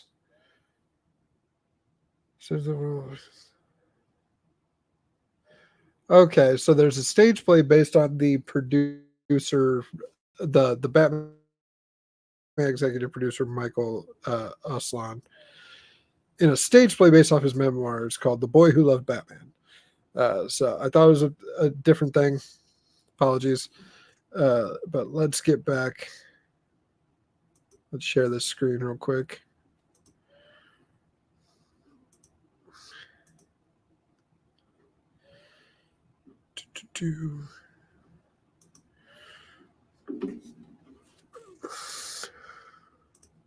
Now, I warn you people, I am not a ball player. So this all might just be sad. I knew enough to put Randy Johnson as pitcher. So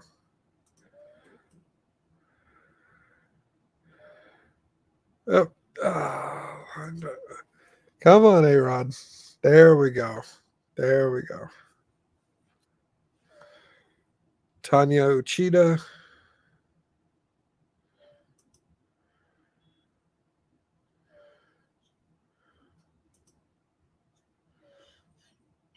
Perfect.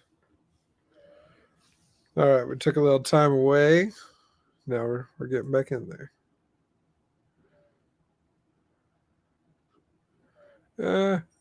There we go. I've adjusted my screens so that way I can actually see the bottom of the chat.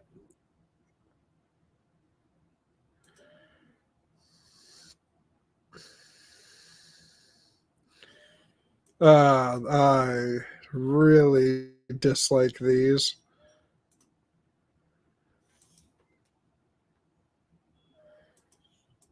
Oh my goodness, Barry! Are we seeing this? Are we seeing this? An infield home run because Barry Bonds hit a wall. It's exactly what happened, folks.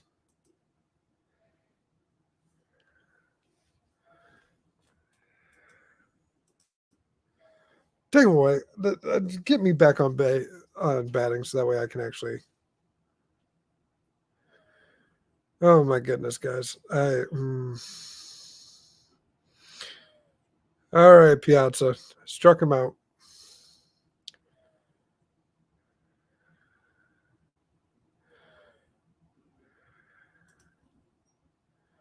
Let's switch to power. Why not? Oh, okay. All right, get that swing in.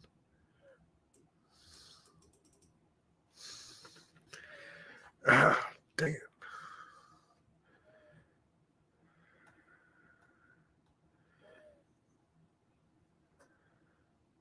All right.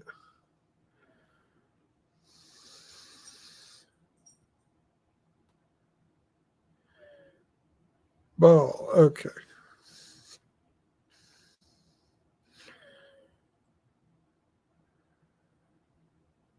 Wind up pitch. Ball. Bro. An intentional walk off Mike Piazza. Okay, that's fine.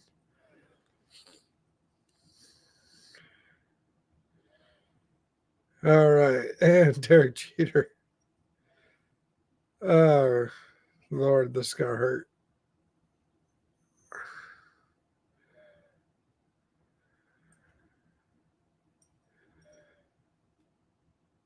And the windup.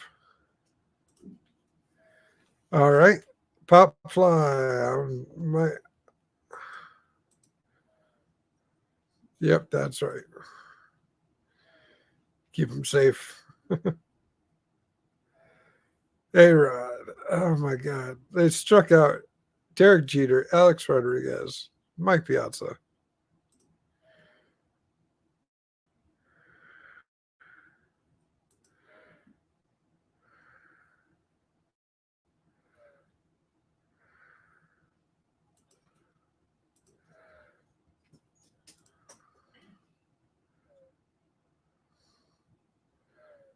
Perfect. Runners on the corners. There's our pitcher.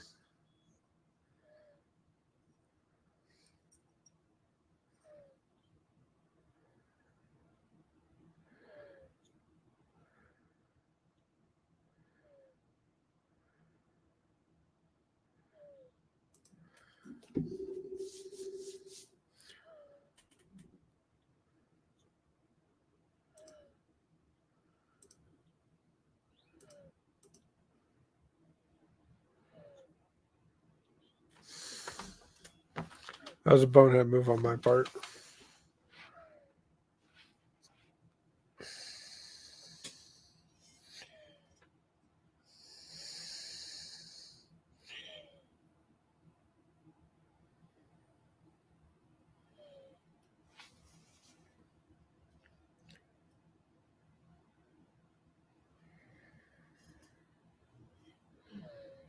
See, okay, so I just got a comment on something. Kenny Murphy, I think you might have commented on the wrong post. It's fine. It's fine. All right. All right. Who we got? Albert Pujols. Oh, boy. Okay.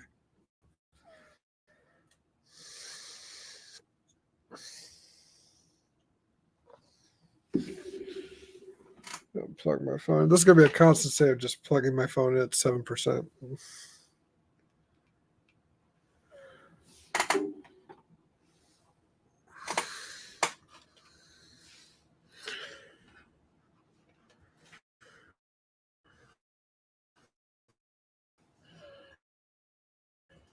Oh.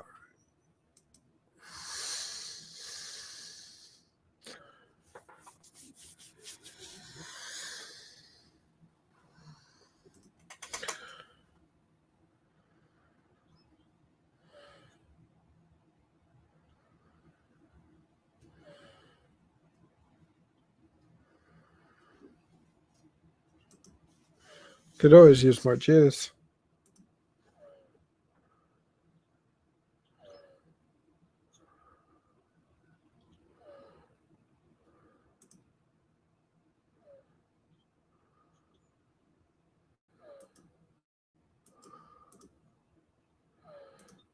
Oh my God, Stephanie, get the ball.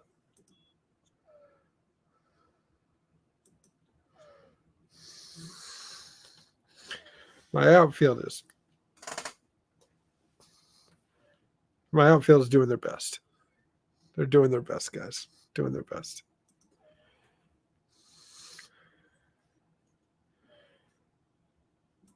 A screaming line drive.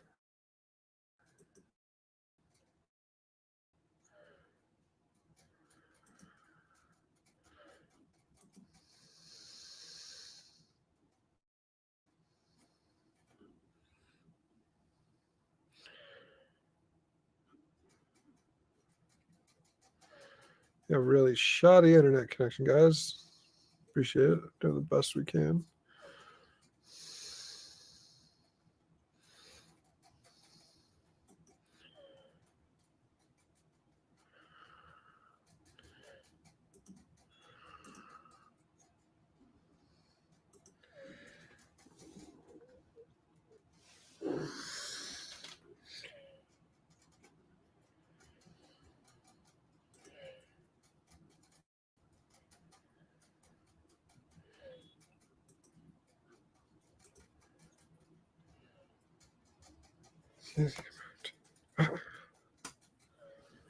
It's only 1-4.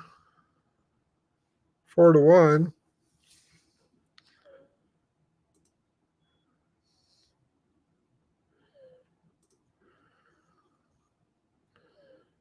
Oh my goodness, guys. We are just come on, Sammy.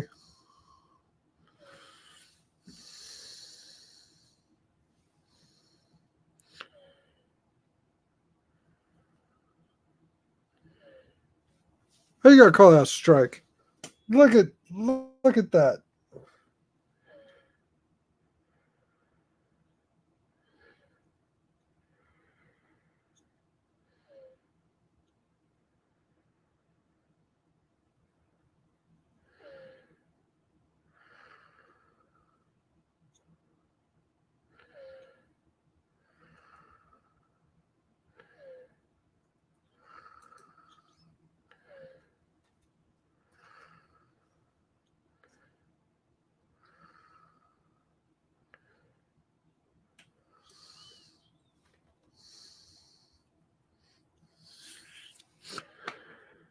We'll get together eventually, team, right?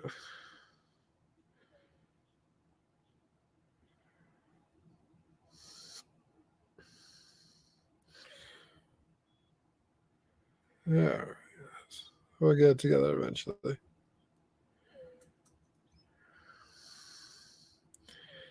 Come on, no more.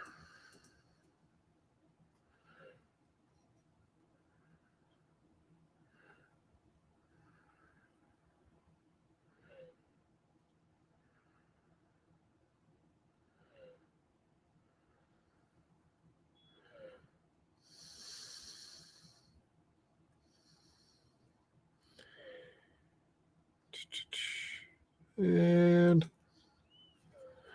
oh my goodness. We're just gonna bunt. We're just gonna bunt now.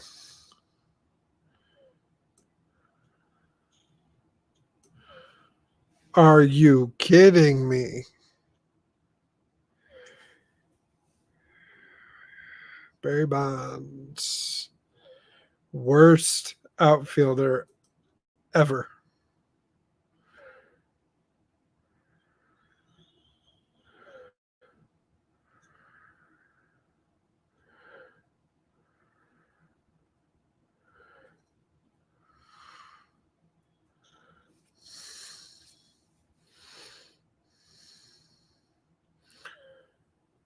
Albert Pujols substituting in for pitcher.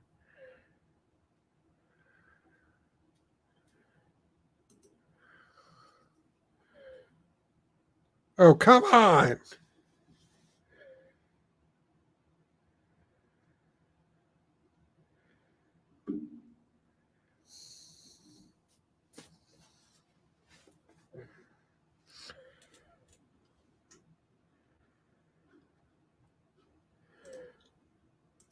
All right. Randy seems confident in the right hook. You don't know what you're talking about, Randy.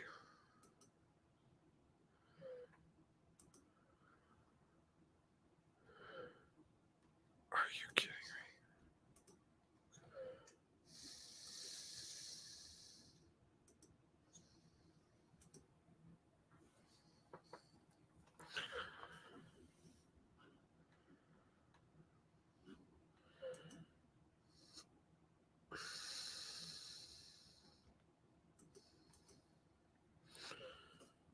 Thank you. Okay.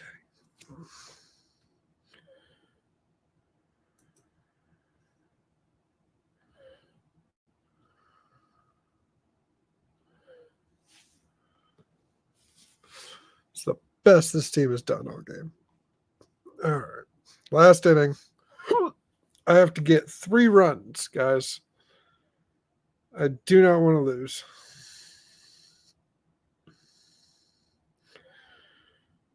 Do not want to lose the season opener for the Cubbies.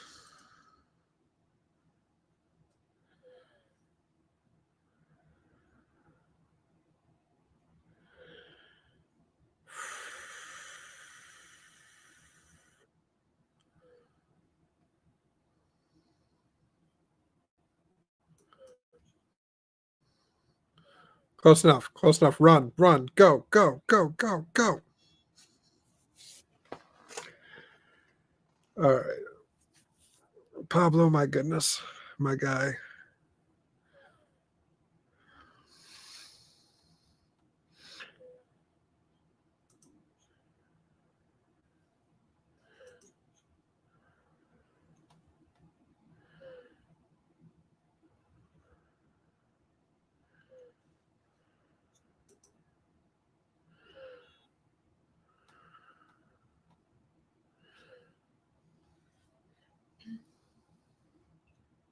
Strike. Look how tiny his hitbox is.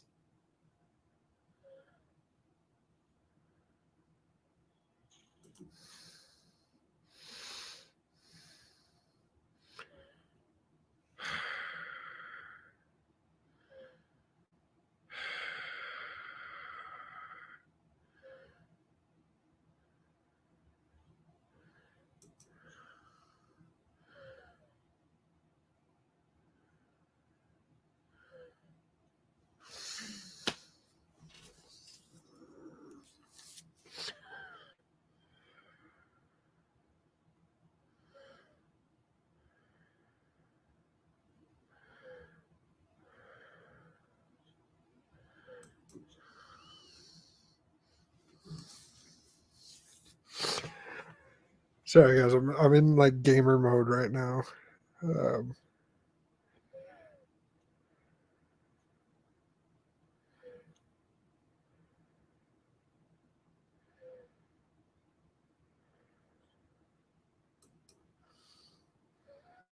There we go. Now just run.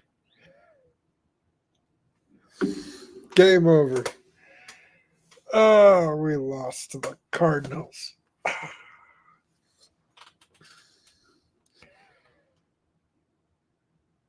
Let's see.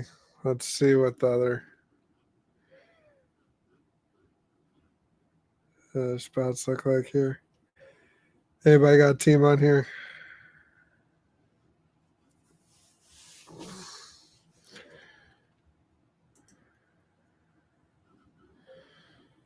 Yeah, I'm going to start a brand new one just for us. But first, I'm just going to take this off for right now. Like I said, we're here to raise $150 for To Write Love on Our Arms. If you go to this link right here, I'm actually going to work on some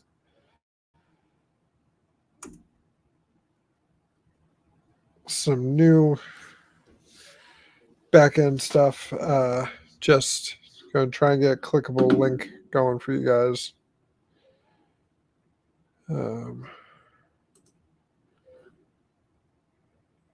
Let's take a look, see.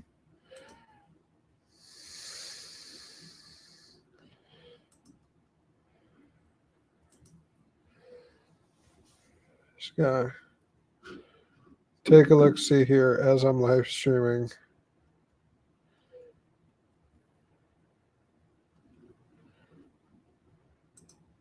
What's this?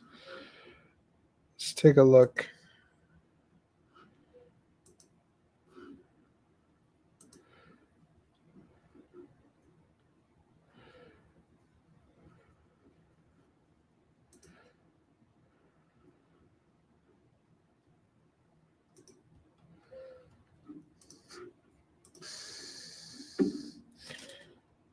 Go to YouTube Studio.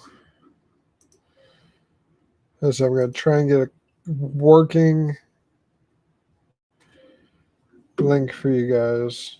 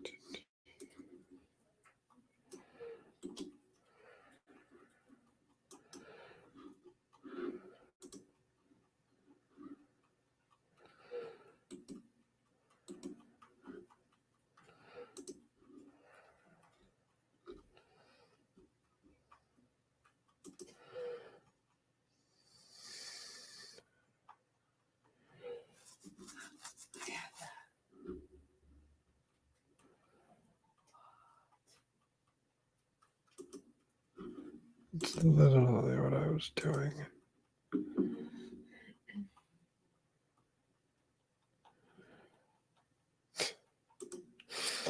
Okay, so apparently the months and months that I had been doing on this channel were not being recorded to get a clickable link on the description. So, unfortunately, guys, I do apologize. The link in the description is not clickable, but like I said, if you click on the link in the comments, and I'll actually star it so that way people can find it, and I'll keep spamming it out for you guys so we can hopefully get some more eyes on this. And I'm going to enjoy this cake before the bugs do. And then maybe we're going to make a whole new team in backyard baseball, and we'll let you guys pick.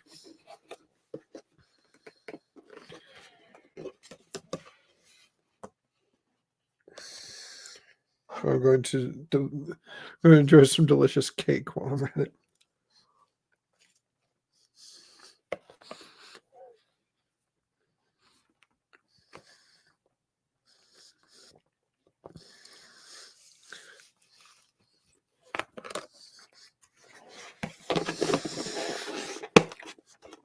Oh, that's really good cake.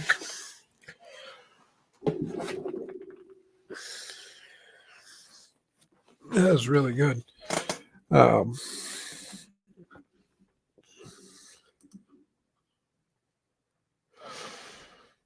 going to look up real quick. Best team on backyard baseball 2003.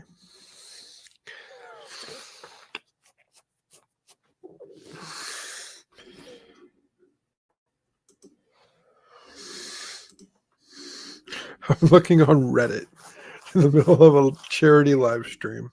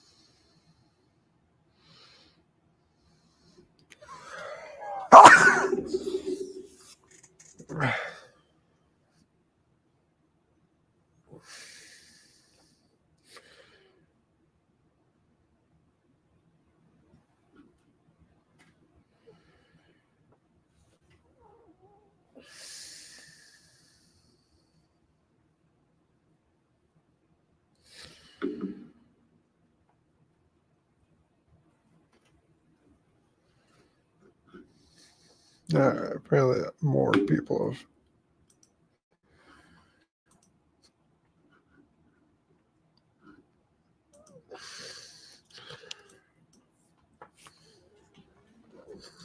have. Oh, poo.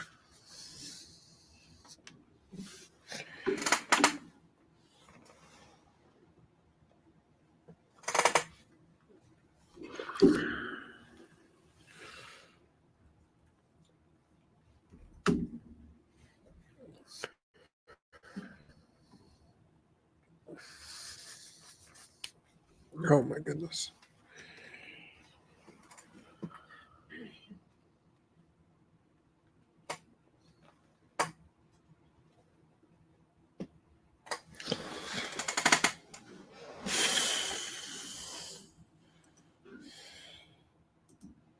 All right, guys.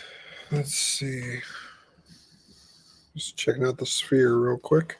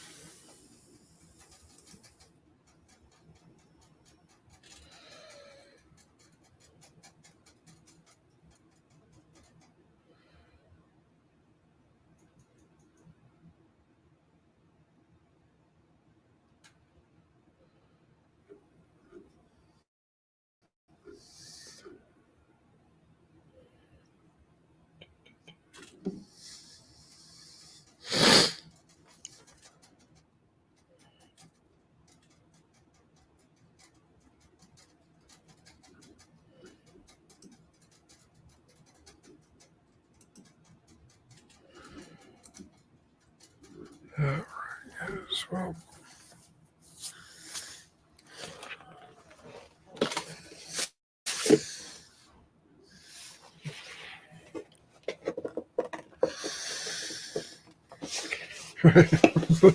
it seems like it's just a bad one of those random chat roulette.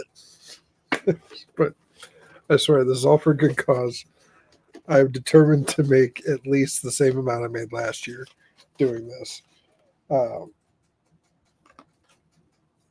And enjoy cake while doing it. So,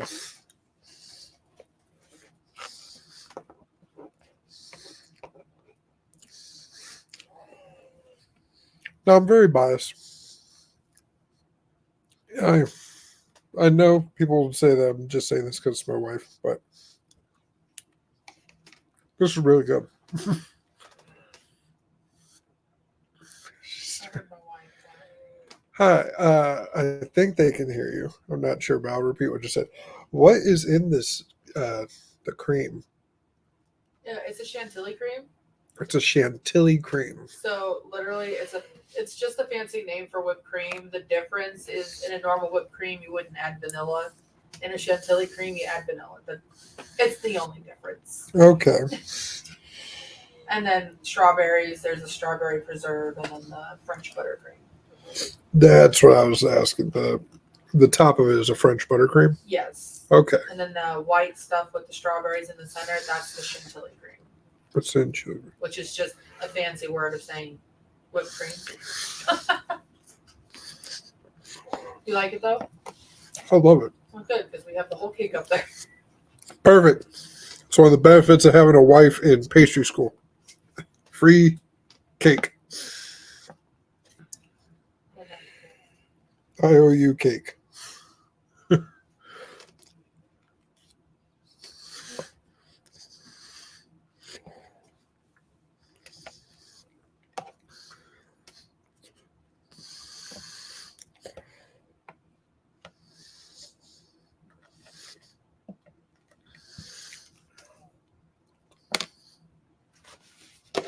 See, here's the way I see this stream going, guys.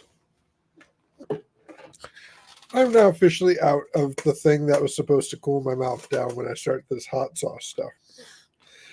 Which, for every $50, I will do a separate hot sauce.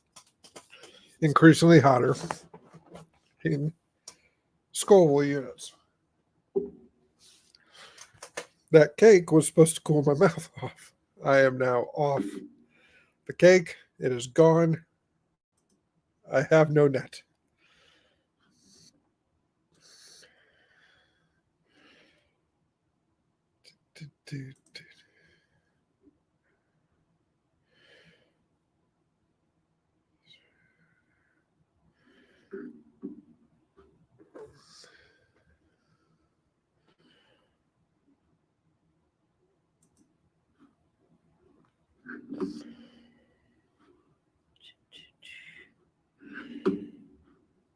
So let's, because I feel bad just like sitting here, you know?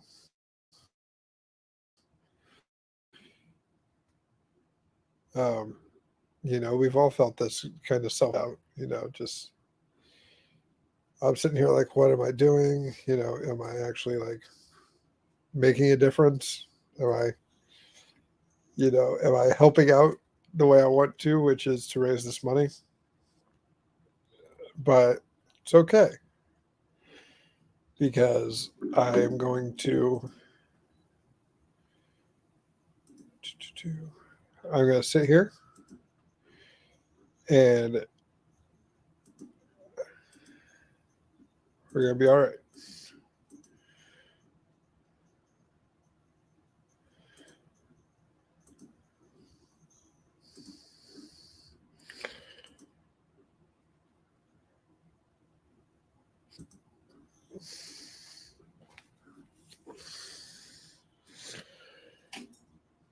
So let's do this again. No sound, of course, because that would be too easy.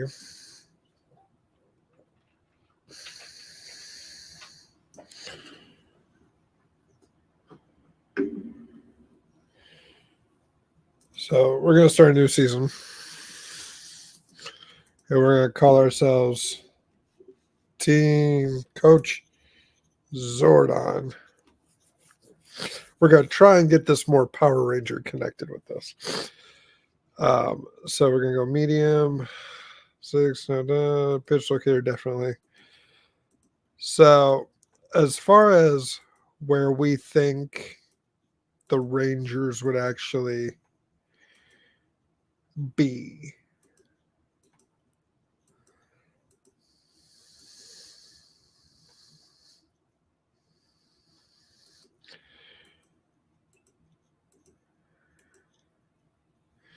what's up, Jeff?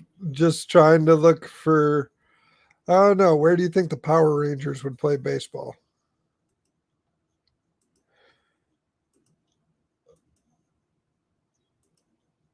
Their command center is on the desert. It's on the desert.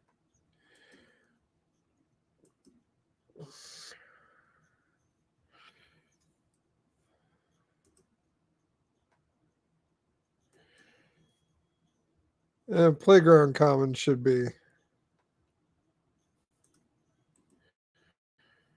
right here. We're going to share this fundraiser link one more time, guys. If you click on it in the chat, it'll take you right to the donation site. So now we're going to choose our team. So if I remember correctly, we're going to create a team. Maybe. We're going to be the mighty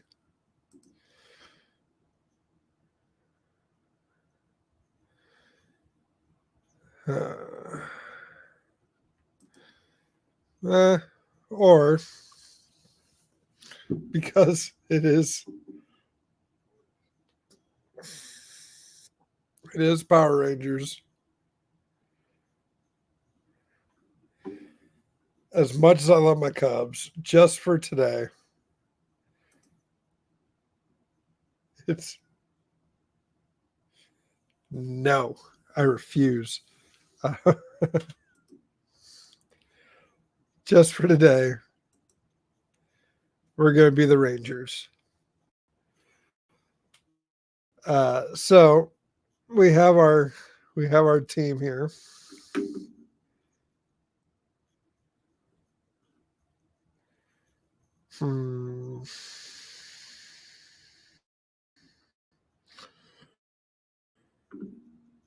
Well, you know, our number one pick is custom guy here.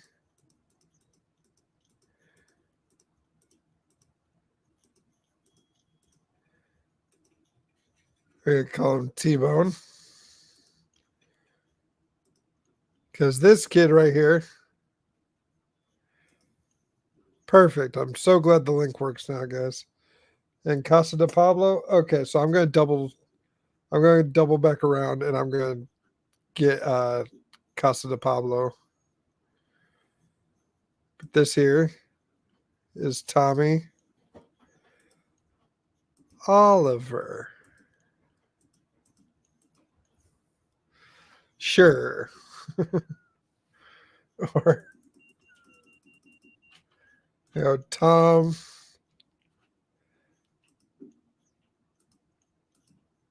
Oliver.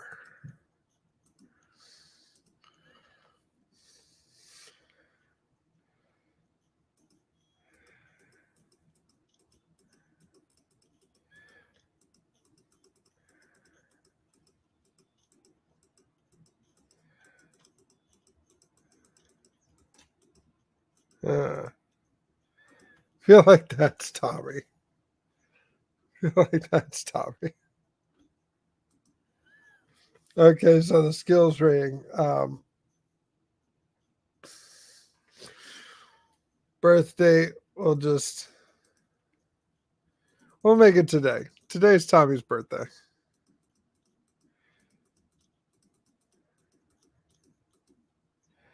No, I go back around.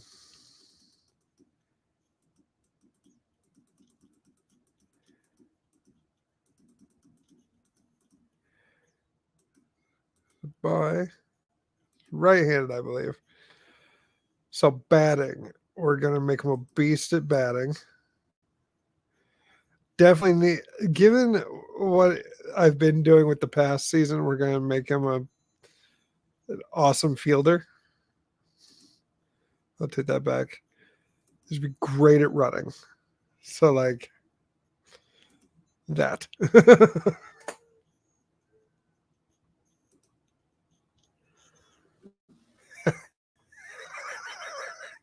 Hi there. It's morphin' time. I love it.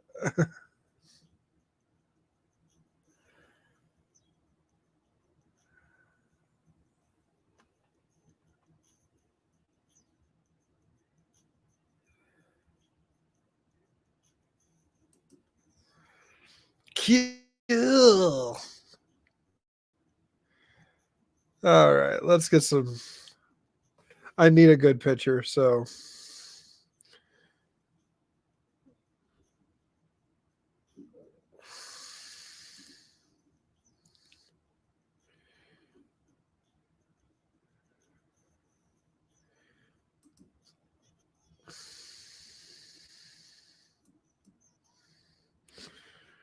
I'm going to try and not do any actual pros. Use the kids, so obviously.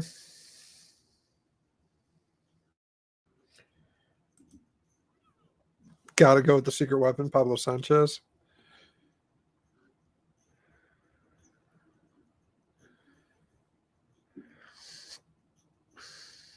Definitely want speed.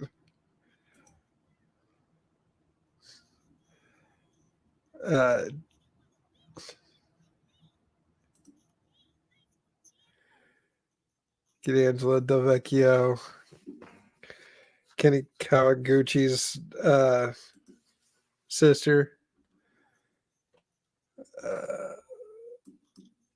In fact, I thought I already got Kenny. We're going for a lot of run and a lot of power. So there's that. It's gonna be a lot of family. All right, and then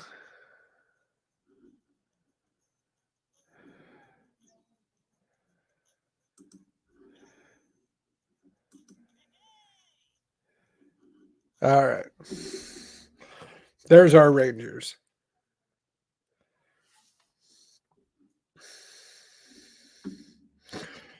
Oh, what a lovely bunch of coconuts.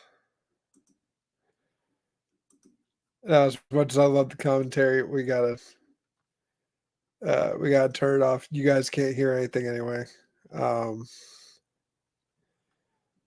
So there's that. So the Seattle Mariners, first team for our Rangers.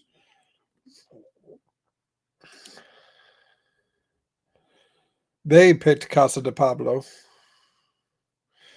All right, Tommy.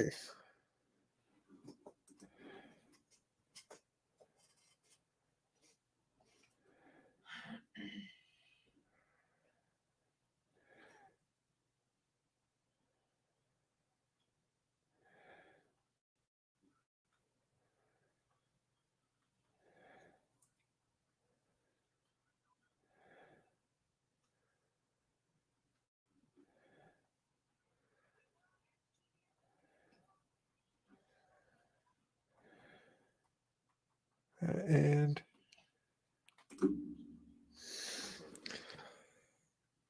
there we go. There we go. There we go. There we go. Good job, Tommy.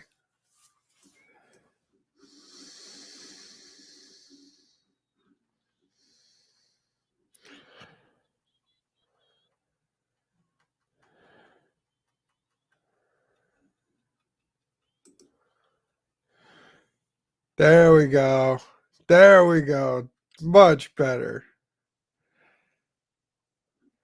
My Rangers are killing it.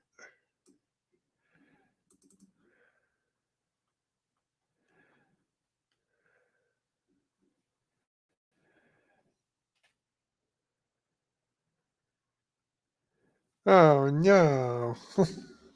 They're all just saying, oh no, oh no. All right, Amir's brother Ahmed.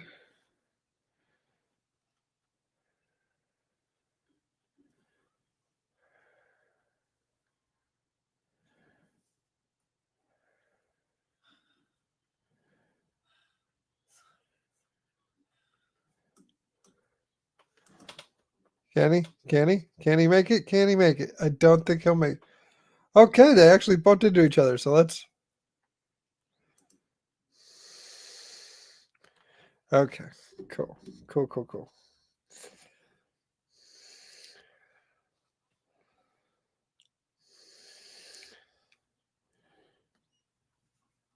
You see how that man just ate?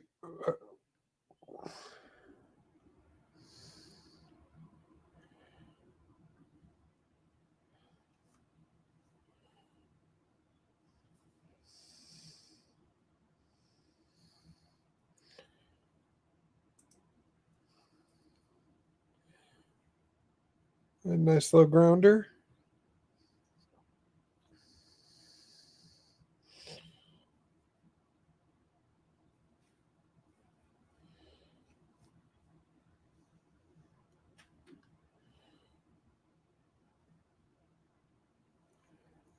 Pablo.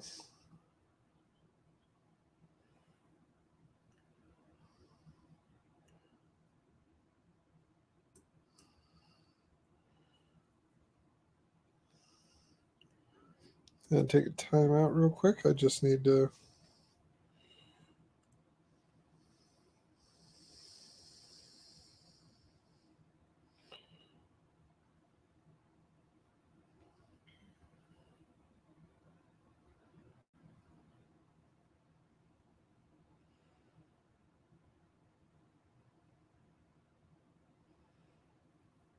Yeah.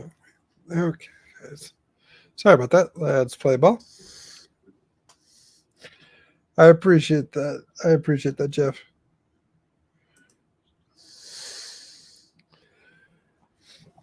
As we get these Rangers here, hopefully get some wins while we try and earn some money to help those dealing with some all kinds of personal stuff.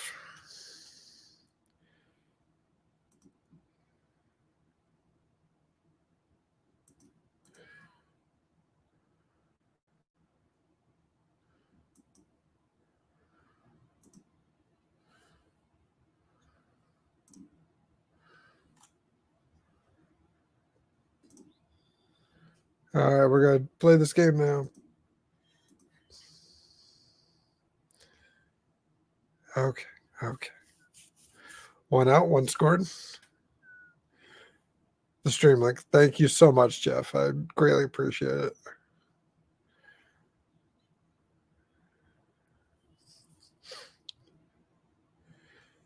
All right, Angela Del Vecchio.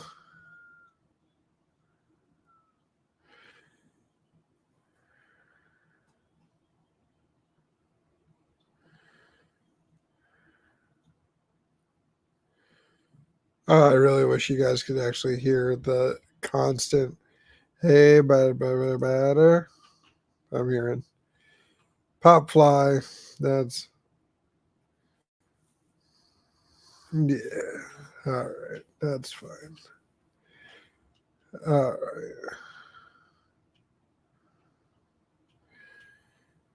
Vicky Kawaguchi.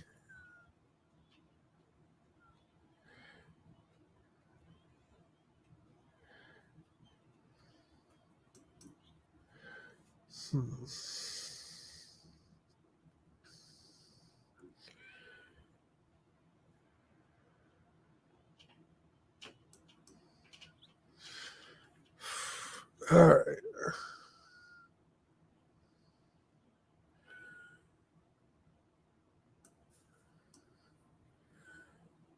Now run like the wind, Vicky. Son of a biscuit eating bulldog. Uh,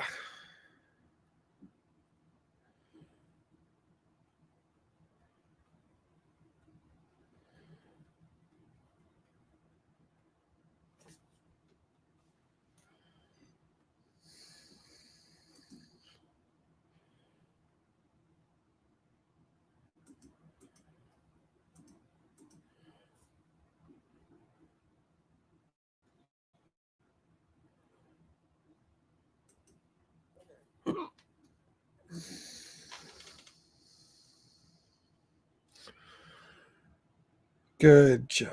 Okay, cool.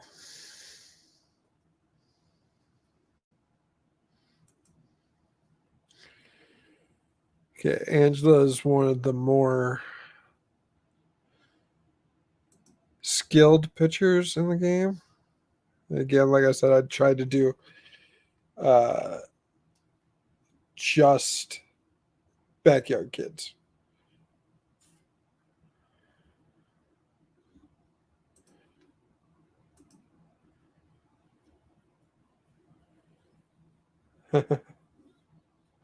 Yeah, it definitely has that distinctive sound.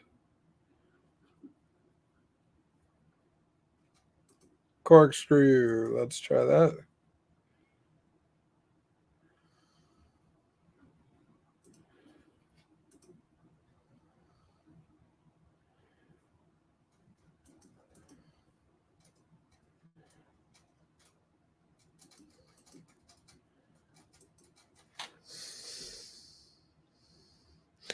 What ticks me off about that is she was still not even at first base by the time he got the ball.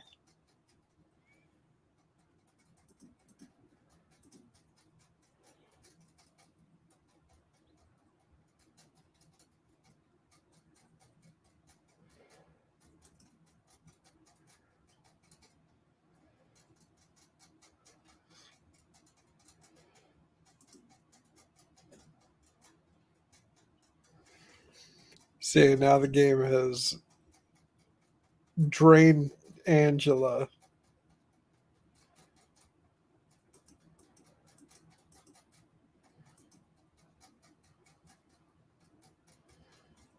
Cool.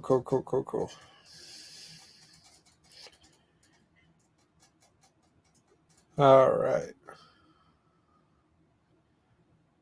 Kenny Kawaguchi.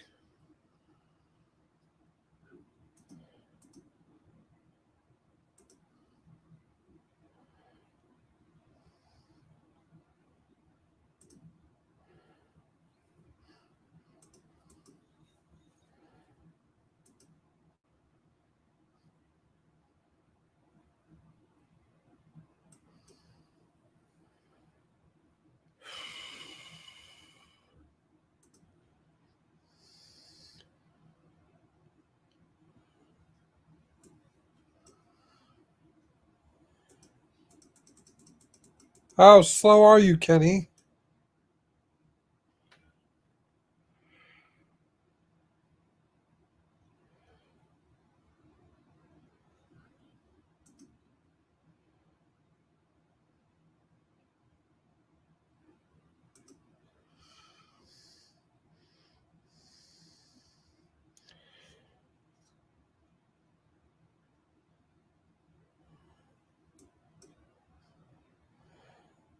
There we go.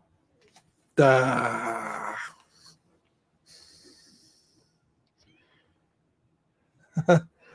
Yes, Pete Wheeler is still in the game. Yeah, I love him.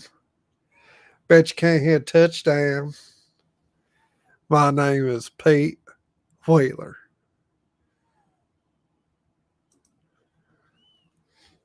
Ah, gosh, if I'd make Tommy Oliver strike out on a Power Rangers live stream.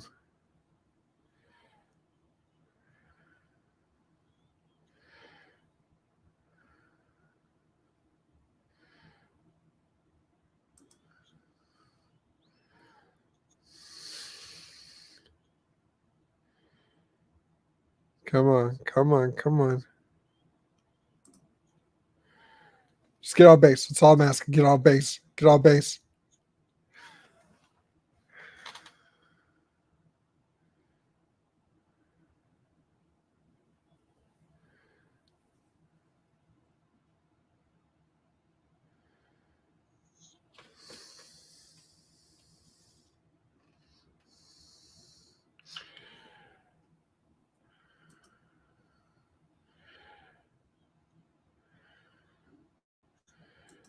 All right, I do need to get another picture in here because Angela's looking rough.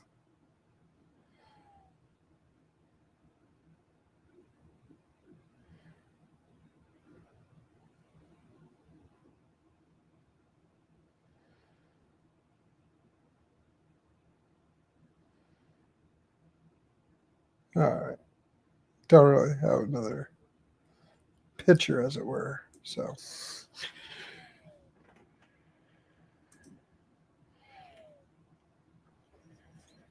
All right, perfect. Yeah, me too. It's weird. It's like, and even his stats say that he's fast.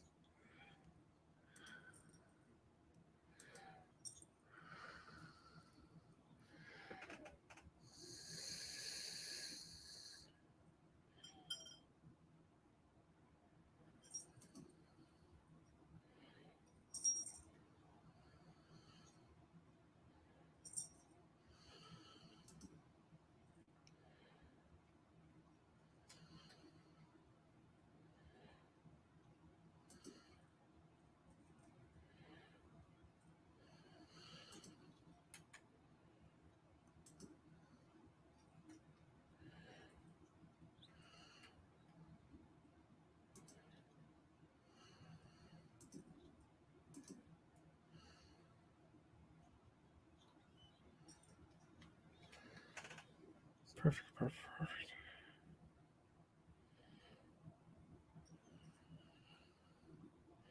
More juice, finally.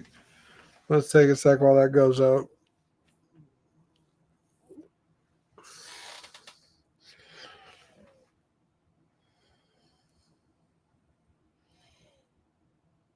Again, we are raising money for To Write Love on Our Arms. Every $50, I will take a bit of hot sauce. The more money, the hotter the sauce. If we hit $200, I will take all the sauces and I will mix them together. The sauces I used previously and do one major bite. So please use the link posted once again in the live chat, and let's see if we can get to 150, guys.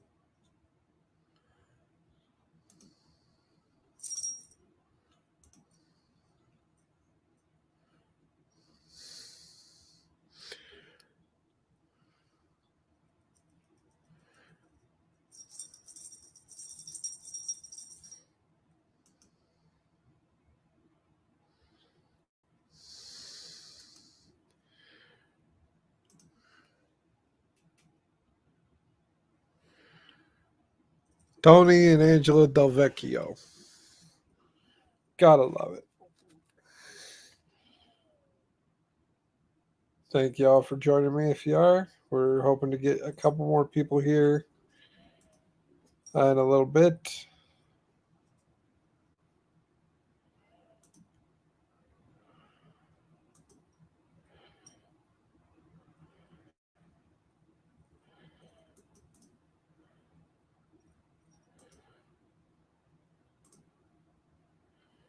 Oh, out of play.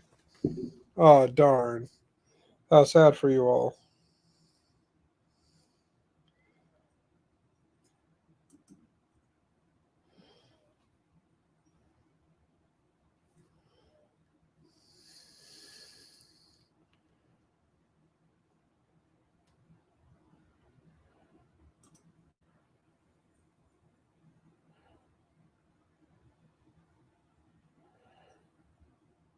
Awesome. Nathan is on his way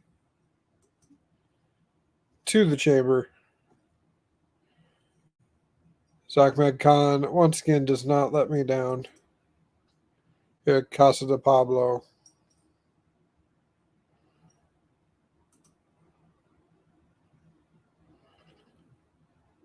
That was a horrible toss.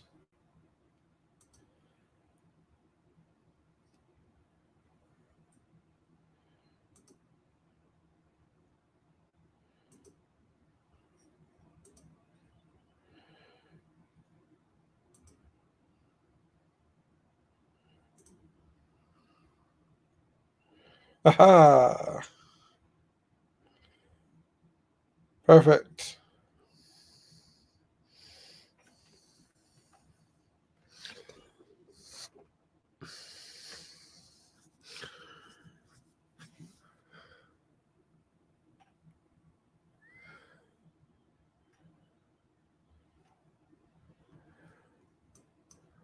Uh, yeah.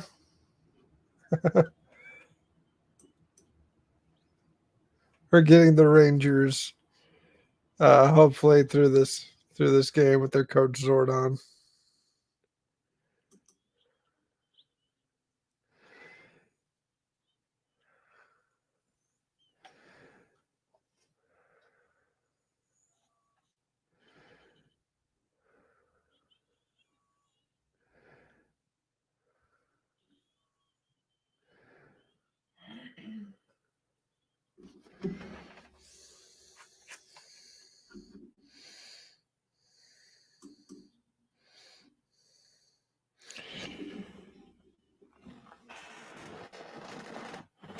But it's backyard baseball.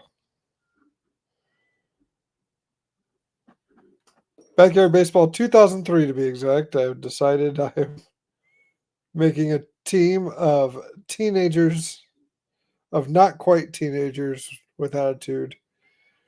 And we are going to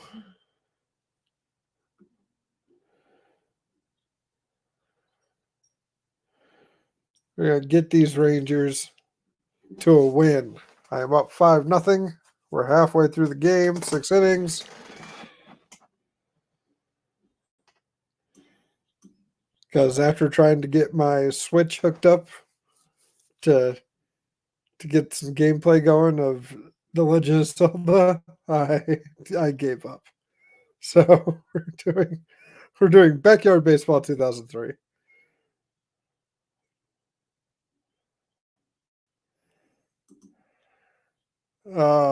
Angela Del Vecchio. Ugh, that hurt.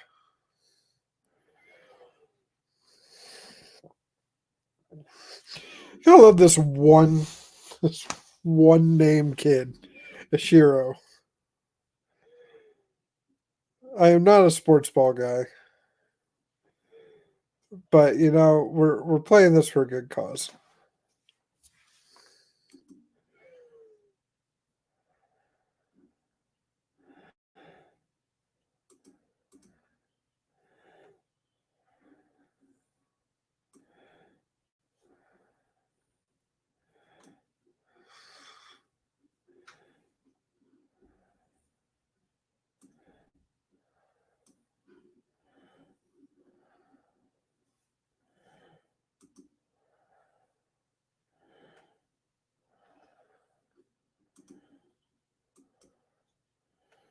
Oh, right at that. Oh my goodness.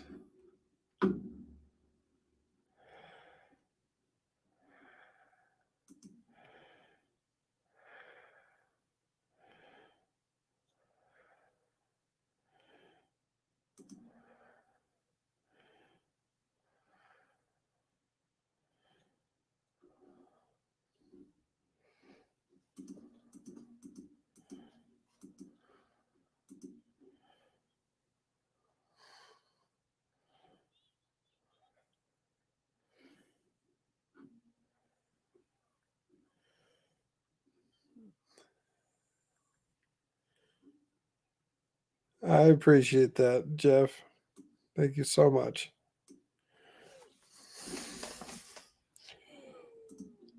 And keep circulating the links.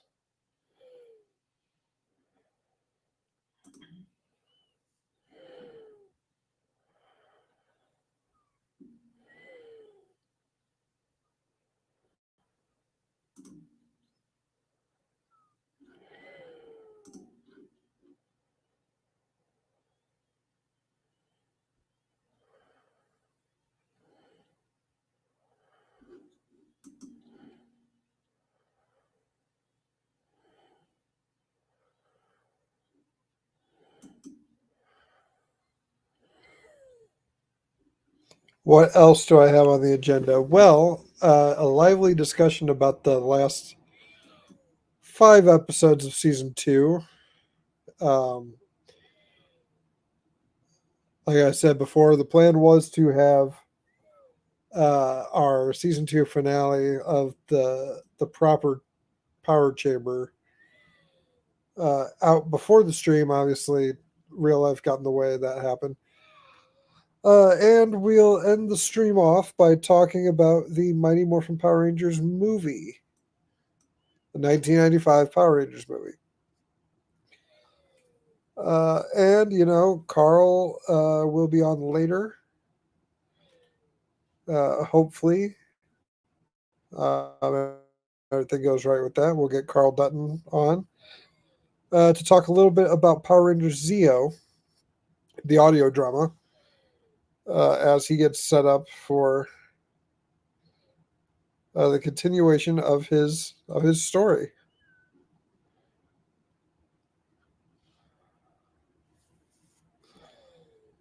But after a little bit of just me on the stream, I was like, well, let's get something going. And unfortunately, I couldn't get Battle for the Grid going, or my Tears of the Kingdom going on the stream. So I figured, why not? Let's get a little backyard baseball going. As Tony Del Vecchio gets a hit. Don't you dare. Of course he did.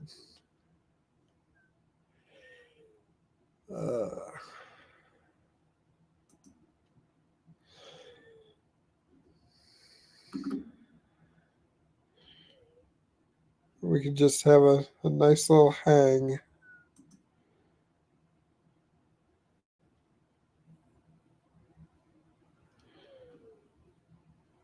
Not a home, of course, a home run. The third podcast that you've done on the 95 million, yes. But only the second one where the guy that you're talking to remembers that the theme song is the same one when they pull it for the 2017 version. Shout out to Michael Hamilton. It's probably still my favorite bit from the Power Trip is the "a few moments later," and then immediate Dragon Dagger. It was fantastic.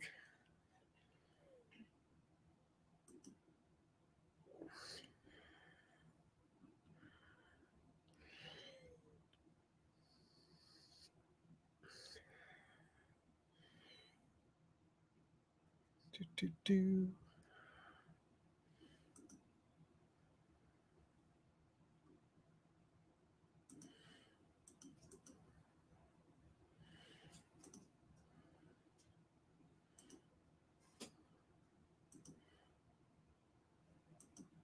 What are you doing, Kenny? Guys, I know we're up by 4, but come on.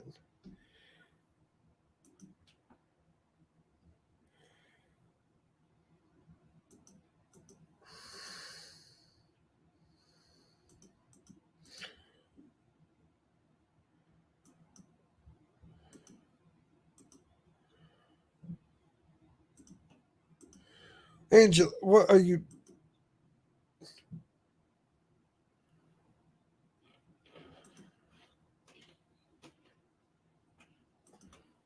What are you doing?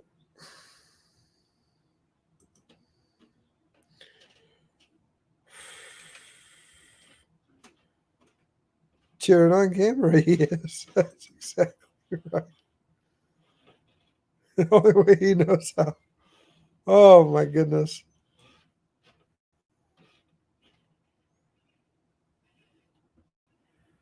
It's all right, Jeff. Well, if you want to blame anybody for your closing shift, I wouldn't stop it. I wouldn't start with your immediate boss. I'd start right at the top. If you want to blame anybody, you should blame the CEO, CEO, CEO, CEO.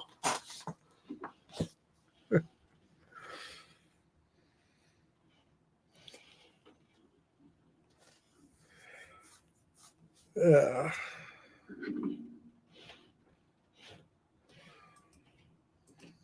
How dare I? Love it. It's legit boss right there. She is.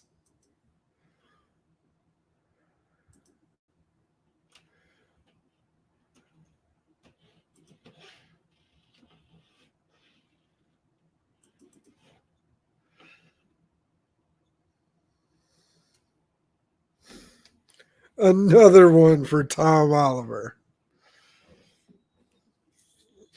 Maybe next year, if I do another backyard baseball game, I will just customize the original 6 and get like 4 pros to be in it with them.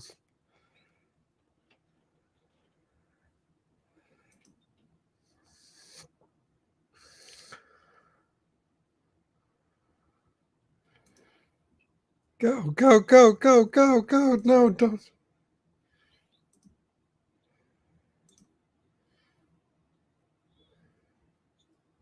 Yep, we just gotta stay right there.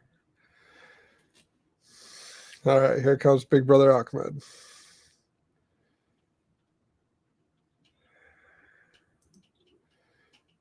He'll switch to power. Go. Hope for another home run.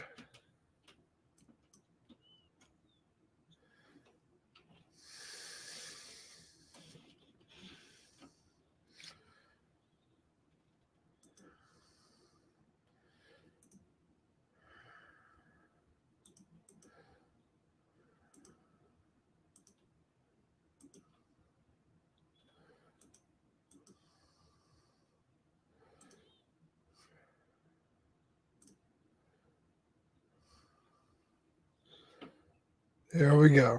There we go.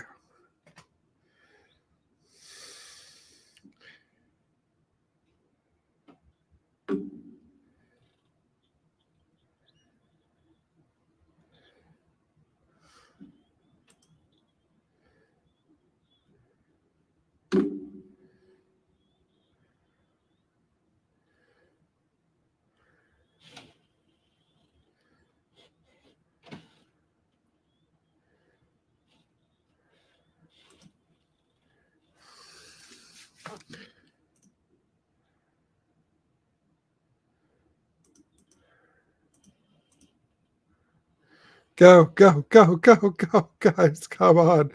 You're killing me. You're killing me.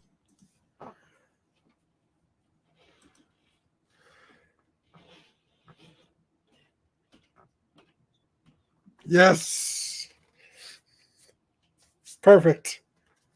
Okay. We're running away with it, but I like it.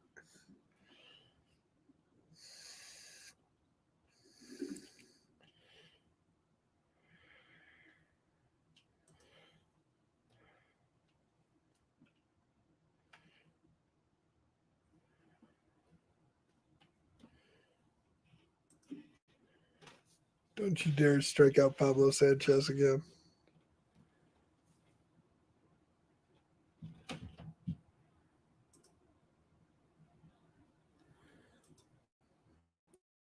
I accept, Marchan. I accept. A dream team of Rangers? Yes, absolutely.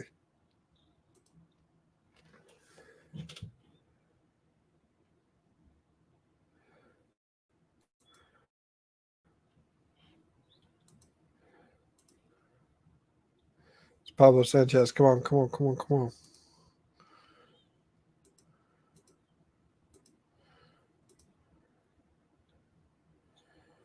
The mini game of get Pablo to score.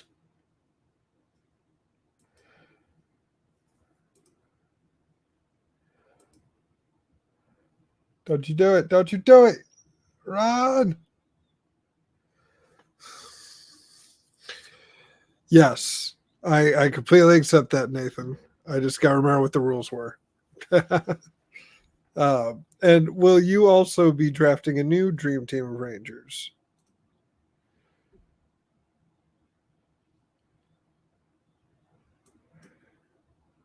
Because it only makes sense if me and you draft back and forth.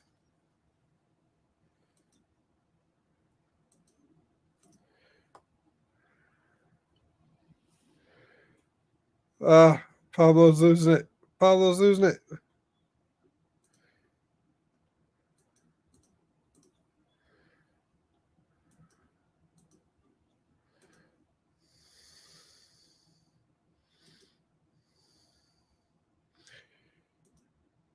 Thank you.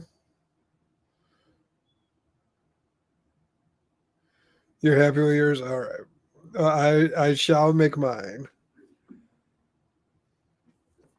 It's however you want to do it, and I'm excited. We just did a draft on Wrestling Buddies using major bendy action figures as the potential roster. So I'm all about a draft.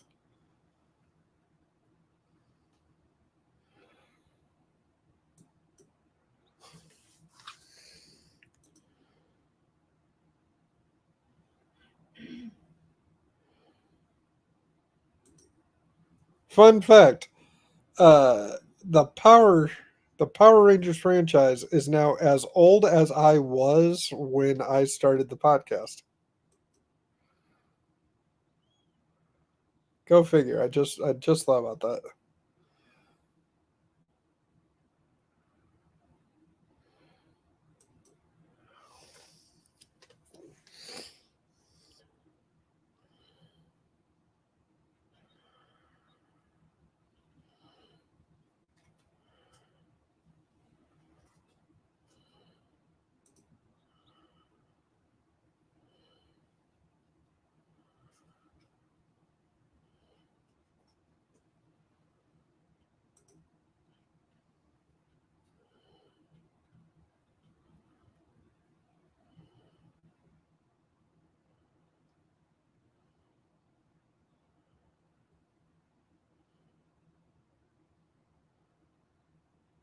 All right.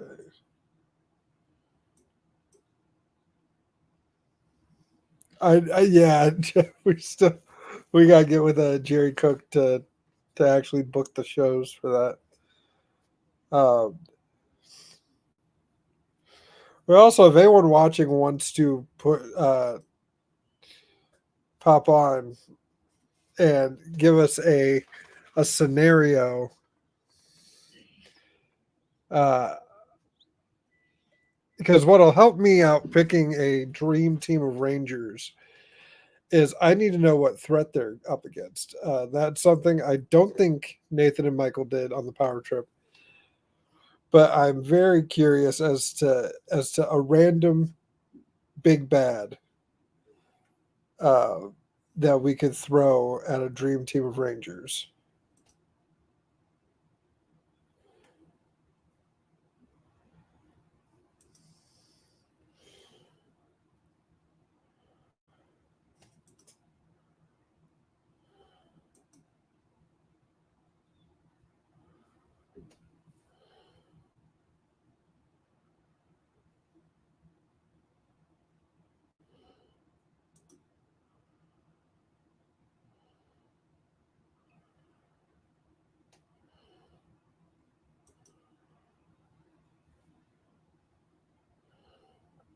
Oh yeah, Horrorwood, right?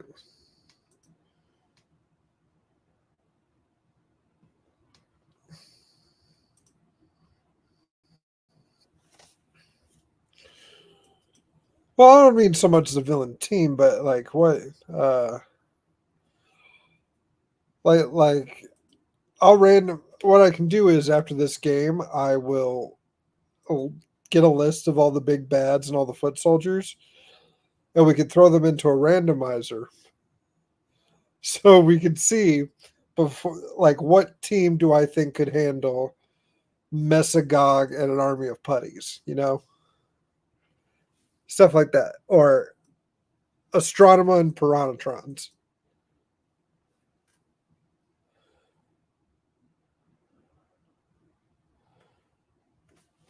Lothor and some Loogies.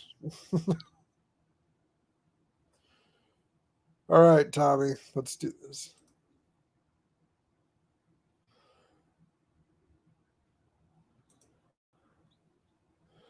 Oof.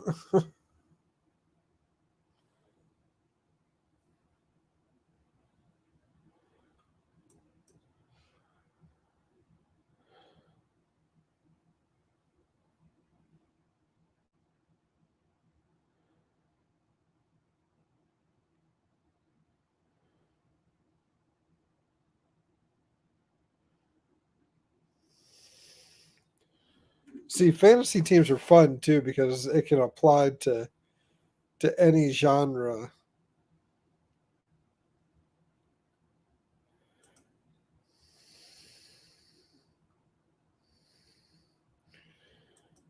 Oh, thank you. Okay, there we go.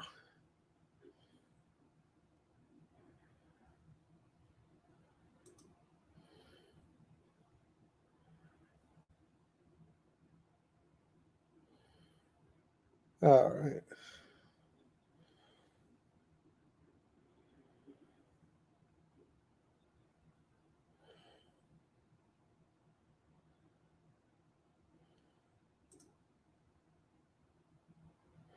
Right now, I'm just trying to get out so we can end the.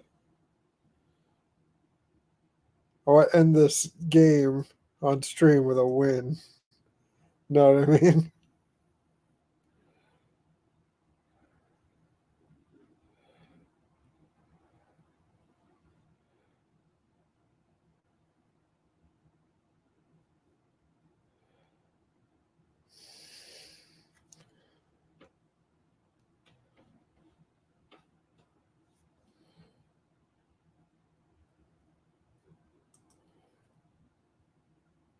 I will say the beauty about this is that the donations don't stop with the stream, guys. So even if you can't do it now, and you're checking us out later after the live component is gone and we've been um,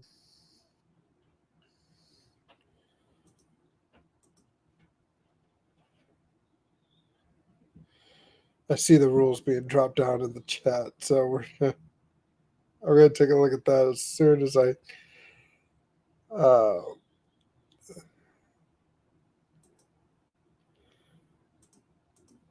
Tommy.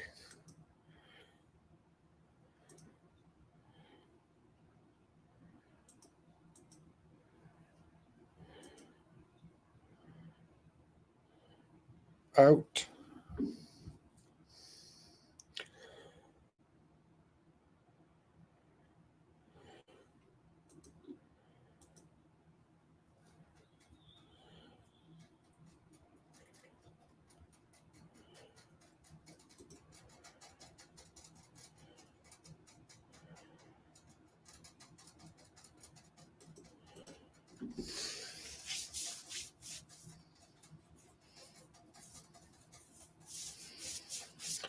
Perfect.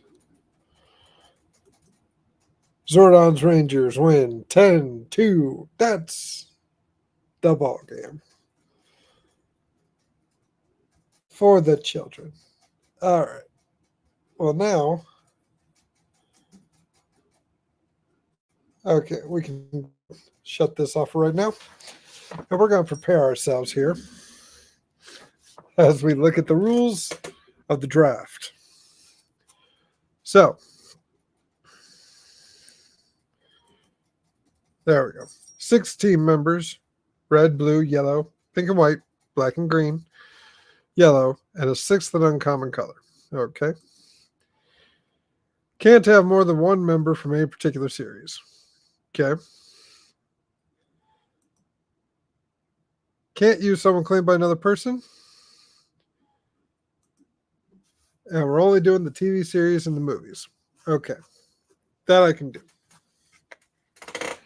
And then once we get commencing, if, Nathan, you are keeping your team, then I would love to hear who I got left. That's the question. Just who do I got left? And if you could please remind me, does Tommy count as one person? So, because we have the Green Ranger, the White Ranger, Zeo Ranger 5, the first Turbo. Okay, perfect.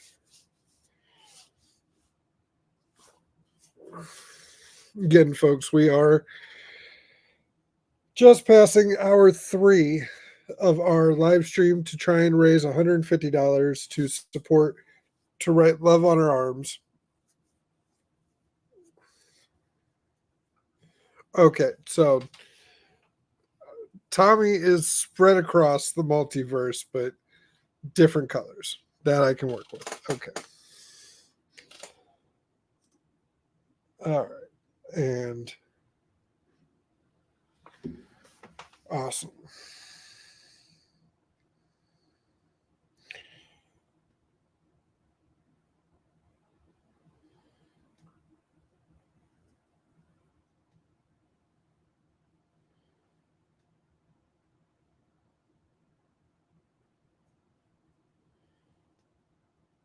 Do.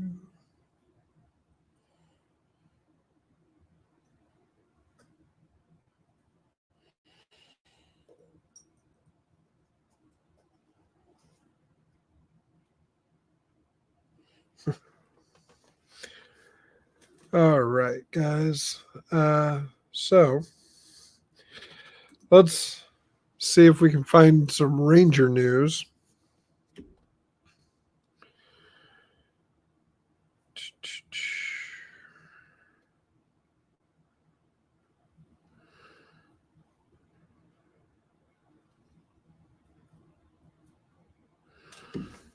Let's take a look here.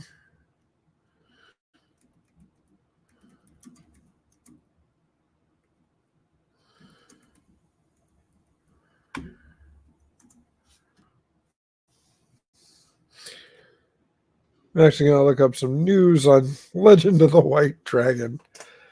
Oh my goodness, guys. This is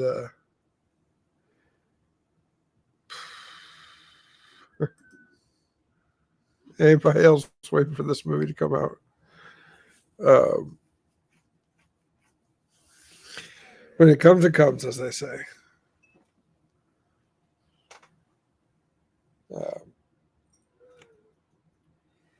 So let's do me what I got here.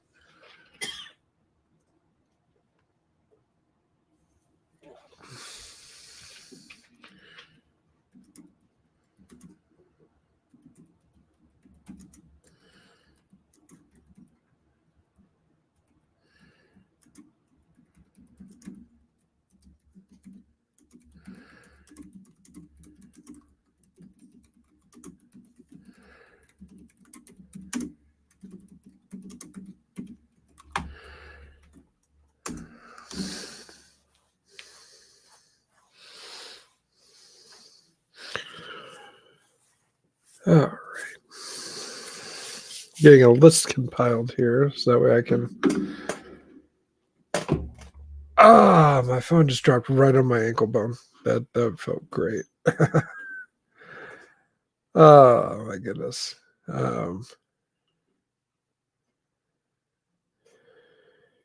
Do. Do.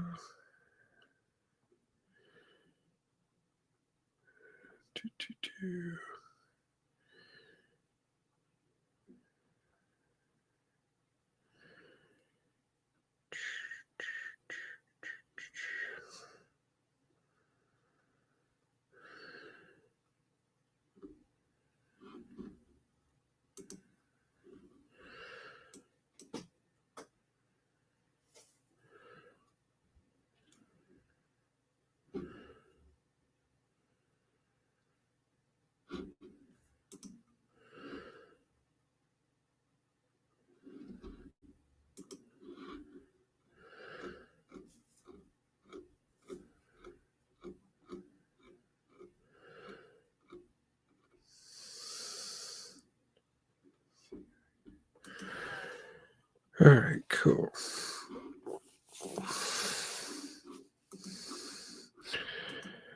I've done that.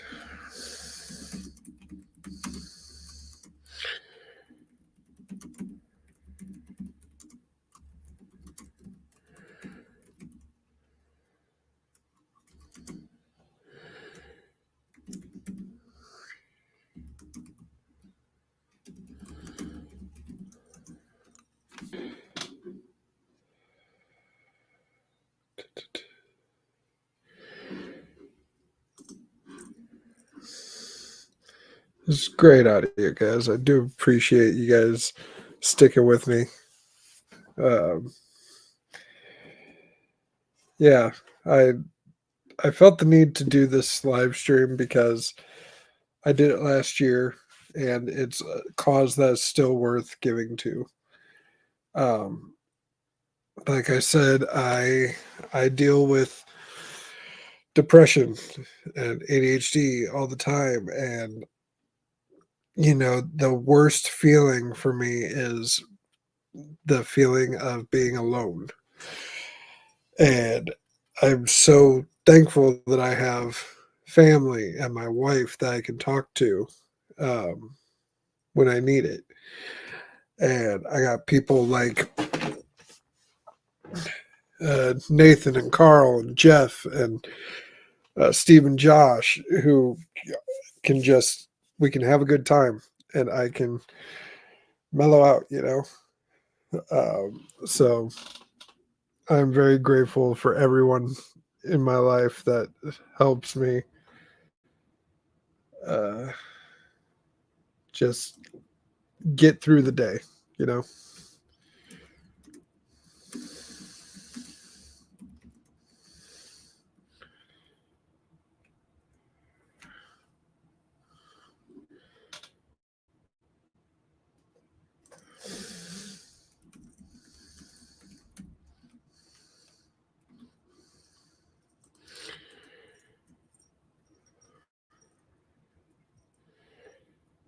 Thank you.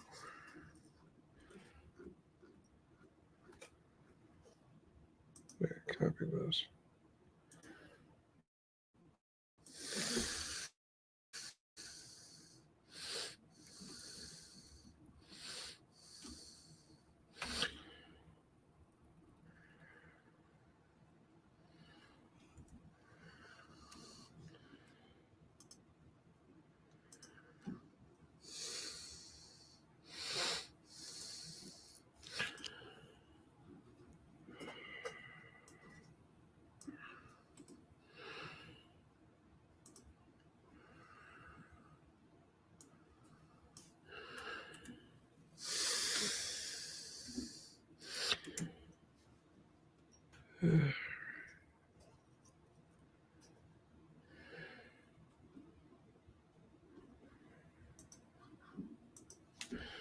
Now I'm going to compile a list of all the foot soldiers.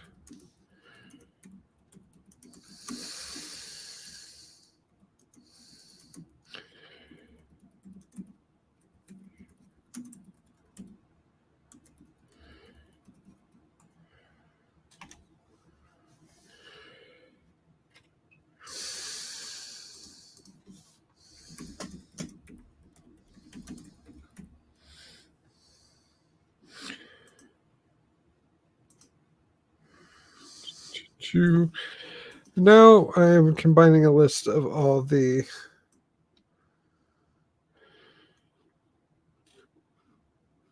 oh my goodness.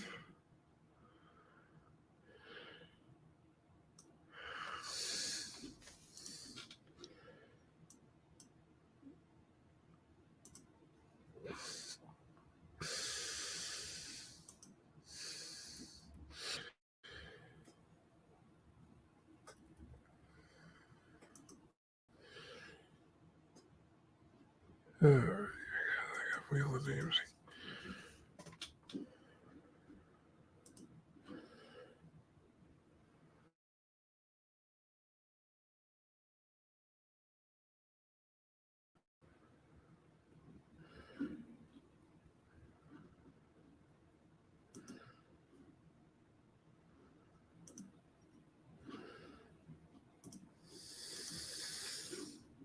All right, so I think got it kind of set up.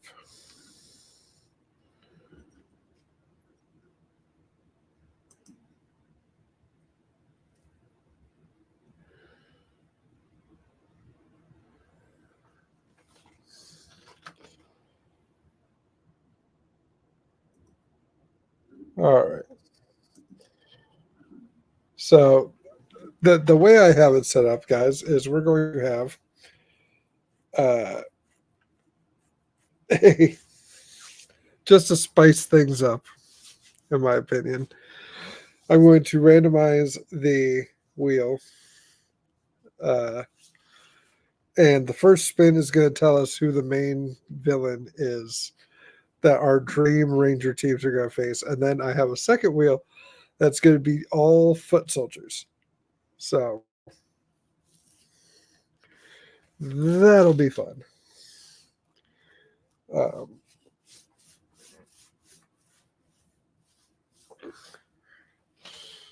Take a little sip of water.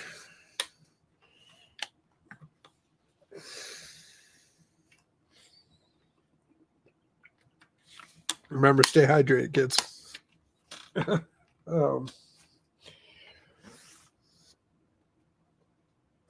So, 31 years of Power Rangers.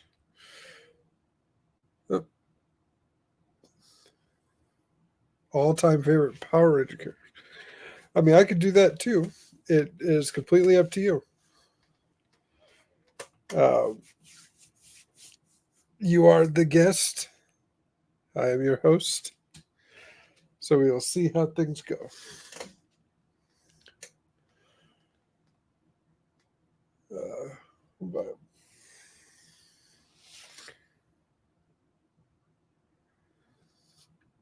Okay. Cool.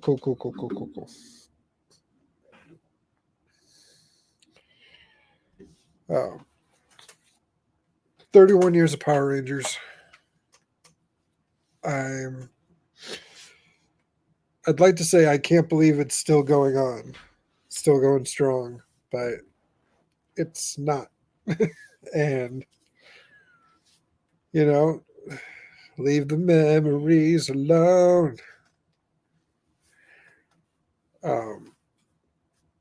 Nathan, I still have to watch this this parody movie that you guys were talking about, the Last Ranger. I'm both afraid and excited to actually talk about this. But I have to see it first. So you guys will scoop me. It's not competition. I'm just playing Perry White here at the Daily Planet.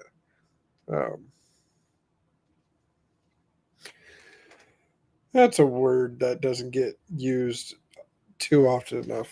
Scooped.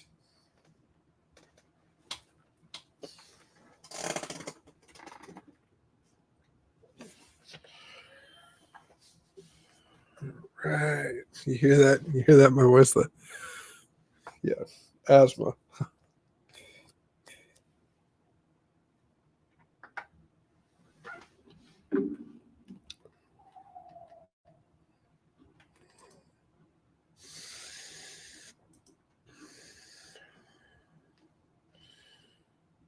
Now you see, I'm not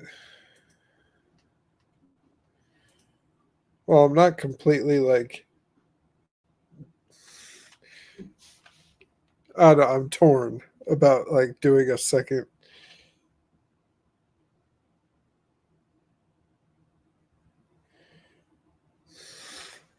No problem.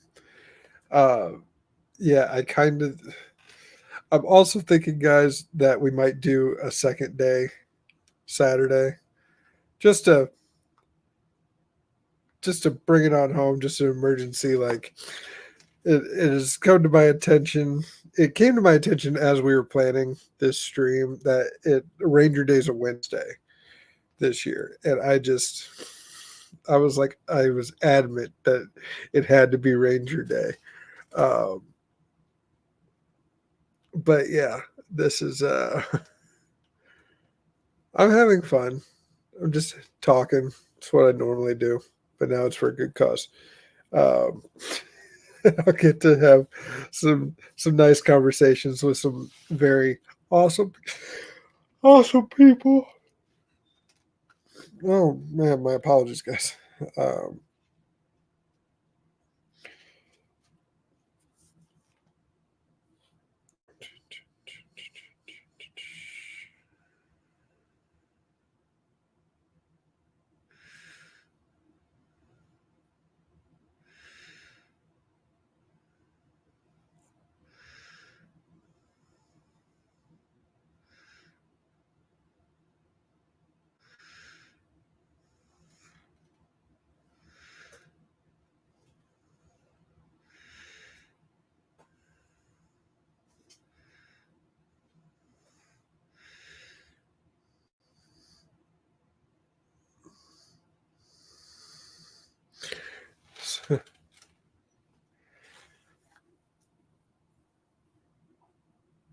This is so much fun.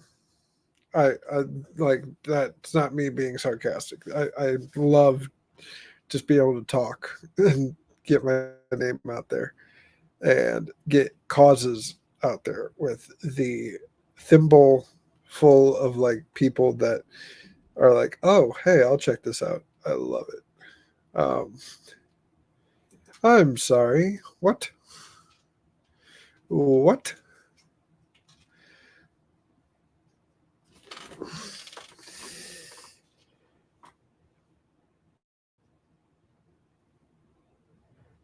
This was one day ago.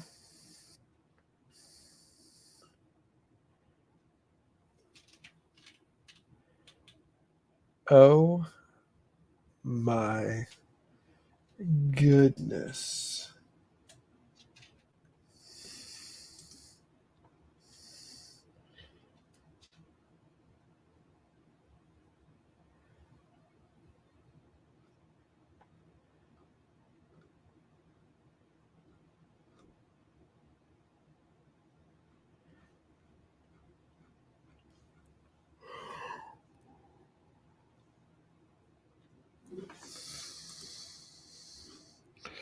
Woot. Awesome. Ladies and gentlemen, you've been hearing him in the comments all day, and I appreciate it. Friend of the show, straight from Monster Island, by way of Fort Wayne, Indiana. Ladies and gentlemen, Mr. Nathan Marchand. This is where the fun begins. Have you noticed the shields are still up?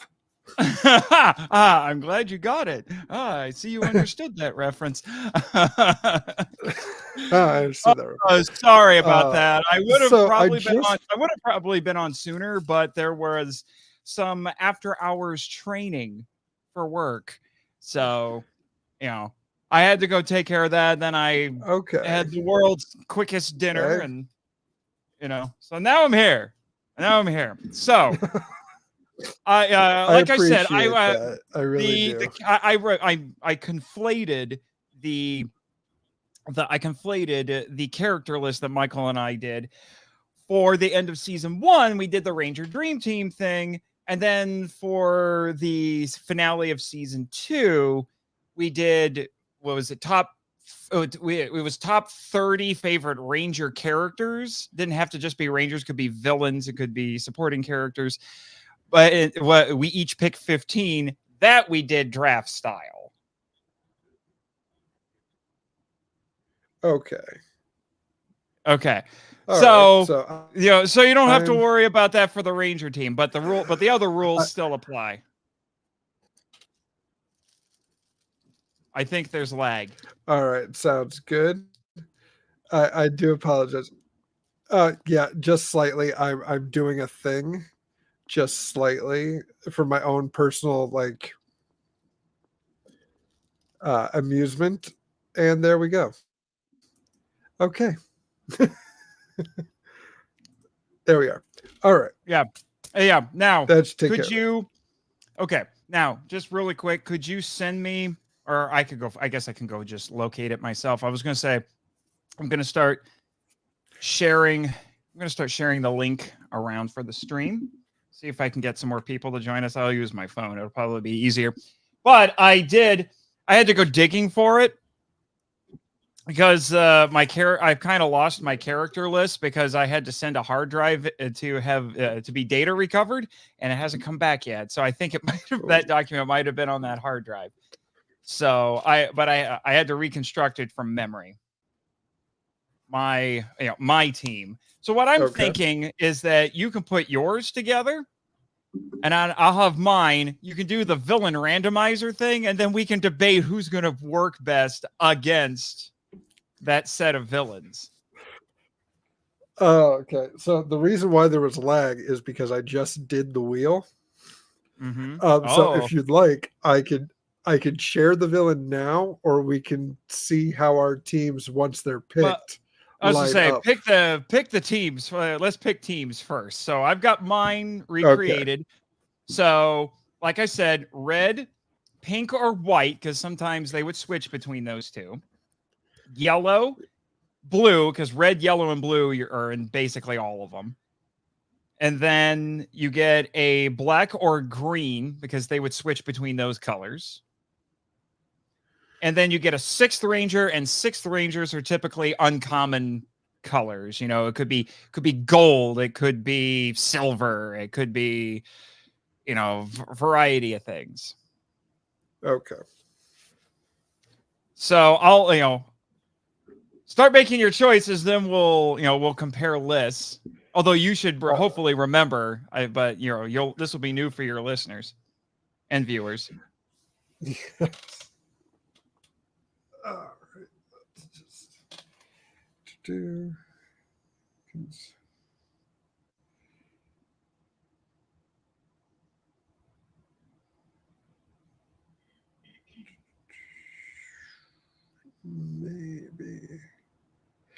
Maybe.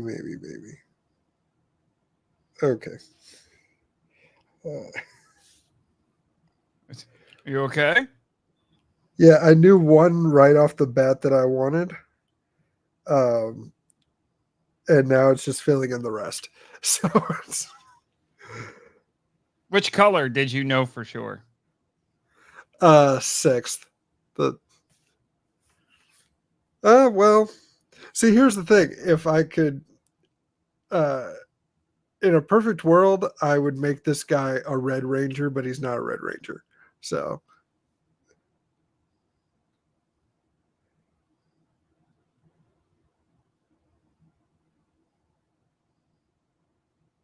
Okay, and let me see. I'm going crazy sharing this on all the things.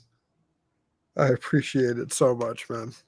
Yeah, I'm leveraging, you know, all my fans as much as possible. I'm just sharing it everywhere.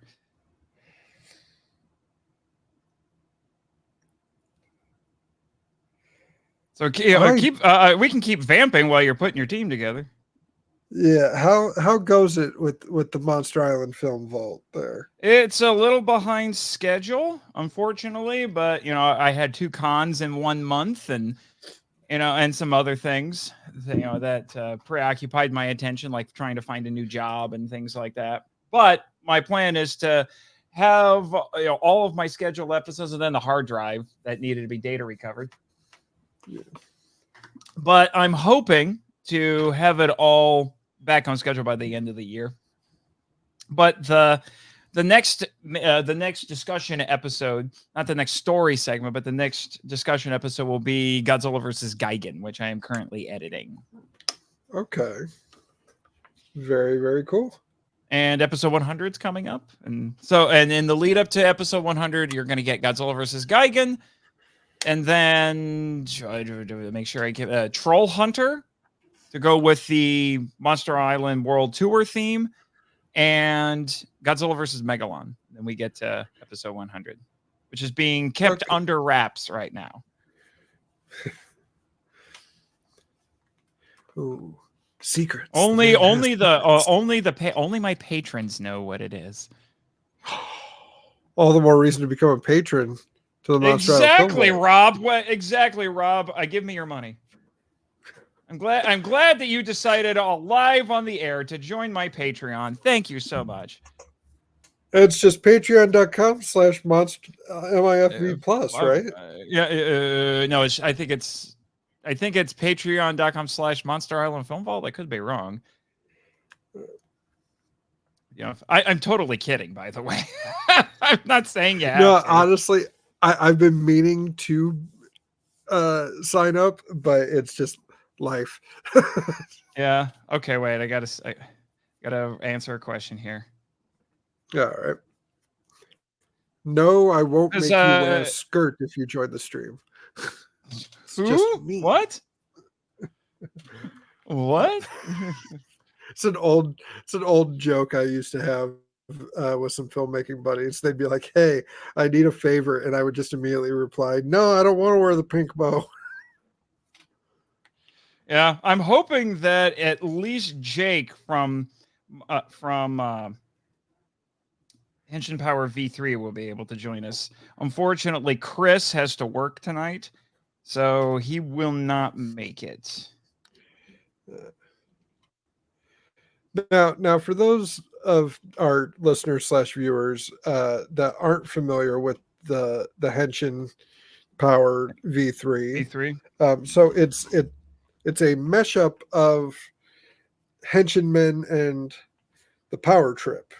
Yes. It's picking up where both of those left off, hence the title. Henshin Power instead, Power Trip, Henshin Men. Plus, Henshin Power actually sounds like something that a Henshin hero would actually say to activate his transformation. Henshin Power, like that. And V3, because it's a reference. One, it's a reference to Kamen Rider V3, which was the show that we launched the new podcast with, because it's the immediate sequel to the original Kamen Rider, which was the primary subject of the original Henshin Men. But it also has 3 hosts, and it's the third Henshin hero podcast that I've made. So it's kind of like a version 3. And the gimmick, which I will admit I took from a now defunct Ultraman podcast, is we cover between 5 and 10 episodes of a TV series per podcast episode, but we only get 3 minutes to talk about each one. Yep. So love a time limit. Yep. So the tagline for the show is where 3 friends have 3 minutes to talk about tokusatsu. Love it. And that can be found wherever podcasts are. Mm-hmm. Even has a YouTube channel. We don't get a lot of awesome. We don't get a lot of hits on the YouTube channel right now, but it's on YouTube too. Gotcha. Sorry. I'm my dessert tonight for dinner is a protein bar because I try to keep my protein intake as high as possible. I completely understand that. My wife has POTS, so her sodium intake is insane, or at least what we need to get her sodium going. Mm-hmm. Okay. All right, I'm all set. So, well, hold on. Actually, I'm gonna share it out on Facebook Messenger a little bit here too. Let me see. I forget Messenger.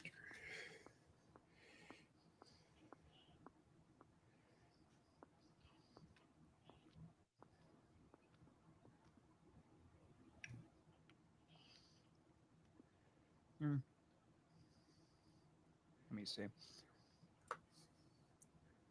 Also, sorry, this is the most exciting of live streams right now. Us desperately trying to, shamelessly self-promote it. Love it. Yeah. Here I'll throw it in this group too. Why not? I'm practically their unofficial third co-host. That being my friends over at the Cellcast. They're having me on again a week from Friday, which will now make it 5 months in a row they've had me on the show. Oh my goodness. Yeah, at this point you're just perfect cell. Perfect cell for the Cellcast. I should tell them that. It's like I am perfect Cellcast. Ha! Ha ha! You get sound effects too. You're welcome. Yes.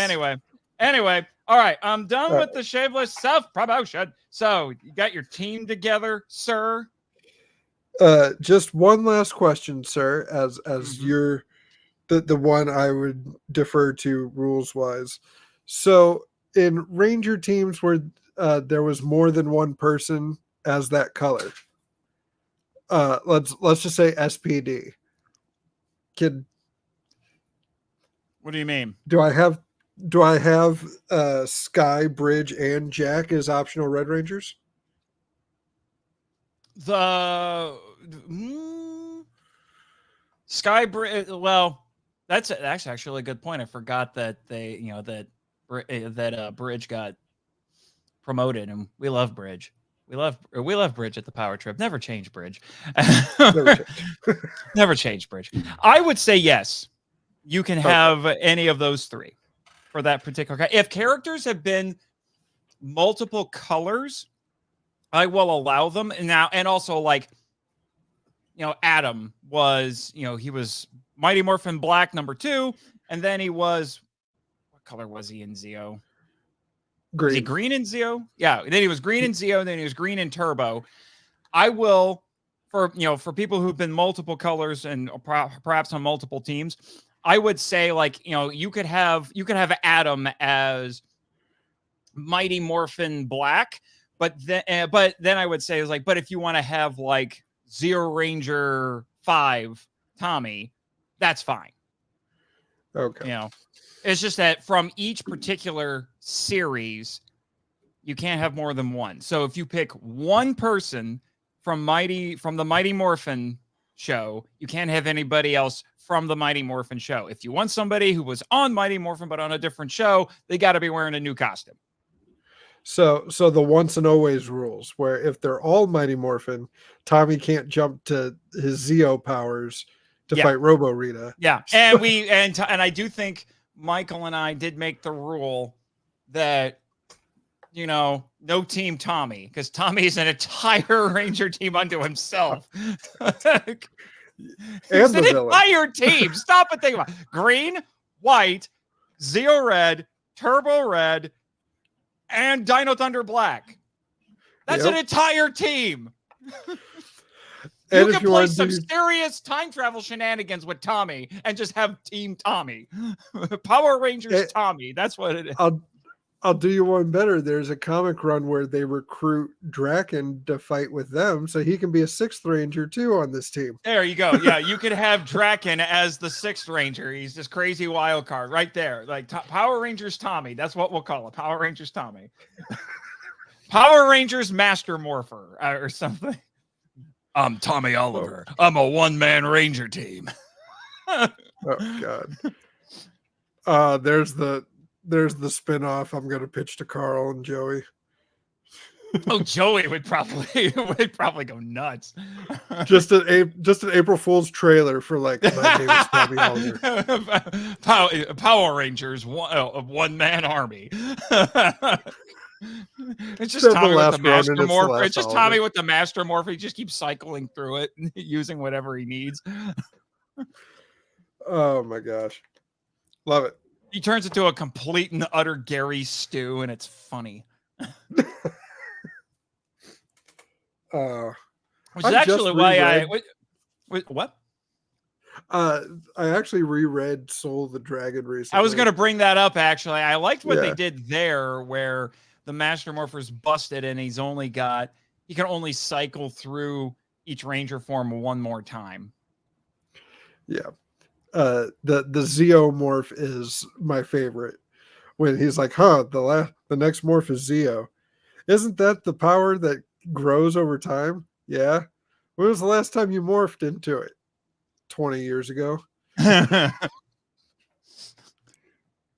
Yeah. Although I do appreciate the subversion of him not using, because you think this thing is building up. Spoiler warnings for this comic. You think it's building up to him becoming the Green Ranger for the entire comic, and then he tosses it to is it JJ?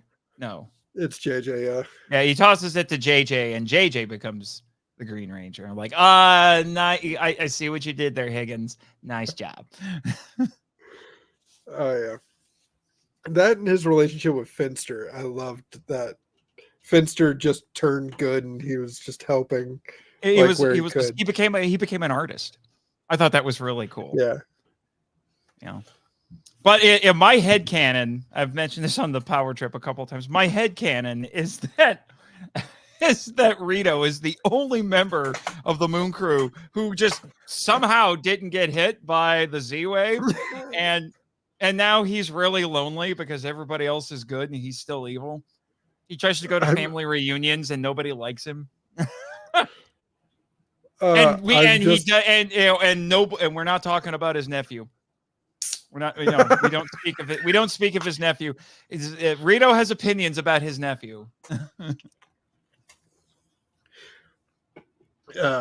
Man, I'm just picturing the moment he misses the wave, like he felt like a quarter or something on the moon.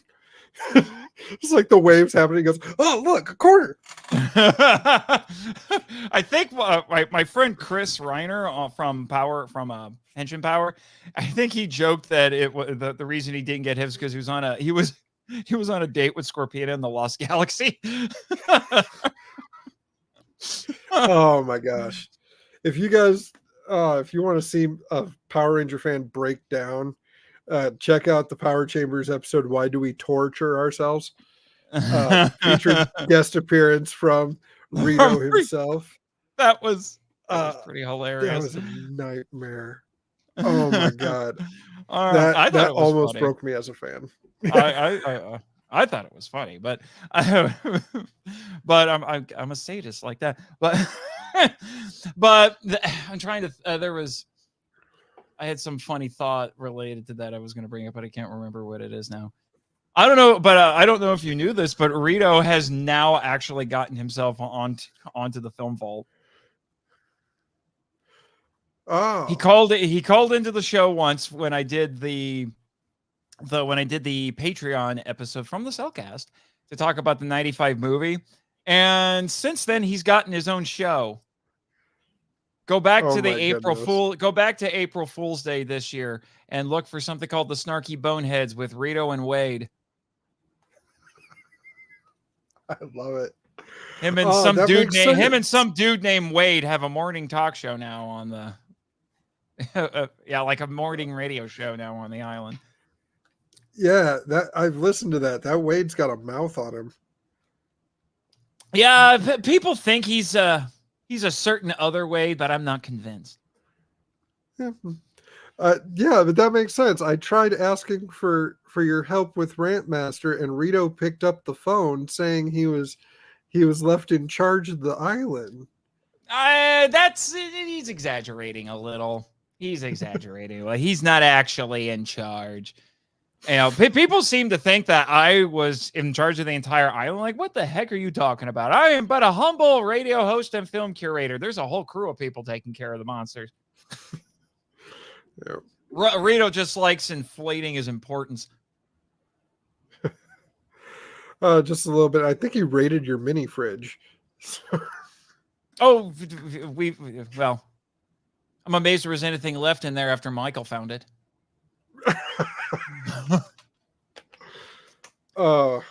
And before that, Jimmy was usually dipping into it. Oh man.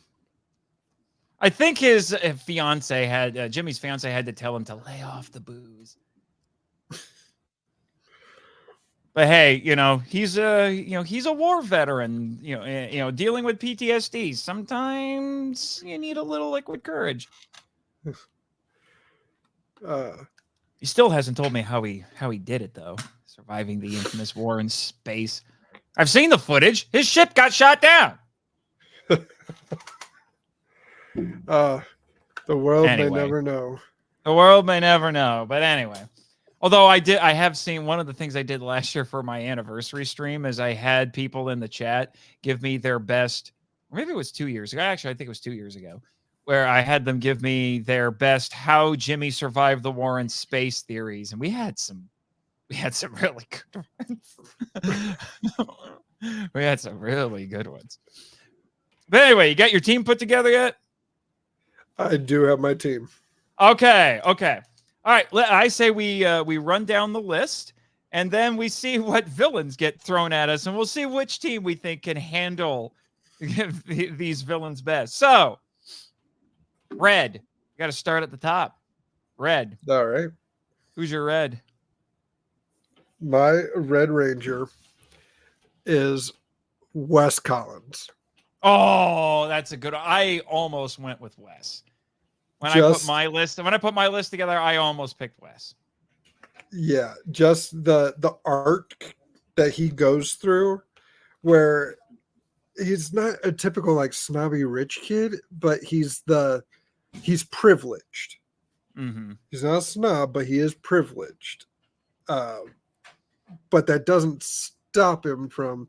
It's kind of the Superman effect for me, and I've realized that I've gone my entire life not being a fan of Superman to kind of turning the corner on that rather than a guy who's a god among men and so tough with these powers. I like the characterization of I'm just doing my best. Like I'm just a good person and I'm just trying to help when I can. Mm-hmm. So, so you see the same thing in West then? Yes. Okay. Especially when Jen takes the morpher from him. It says we only needed you to unlock it, and he still is like, I'm gonna help anyway. Mm-hmm. So Mm-hmm. Yeah. Now I mentioned this on the episode when Michael and I did this. A lot of these I tried to be objective about who I was picking, given the rules that we had to abide by.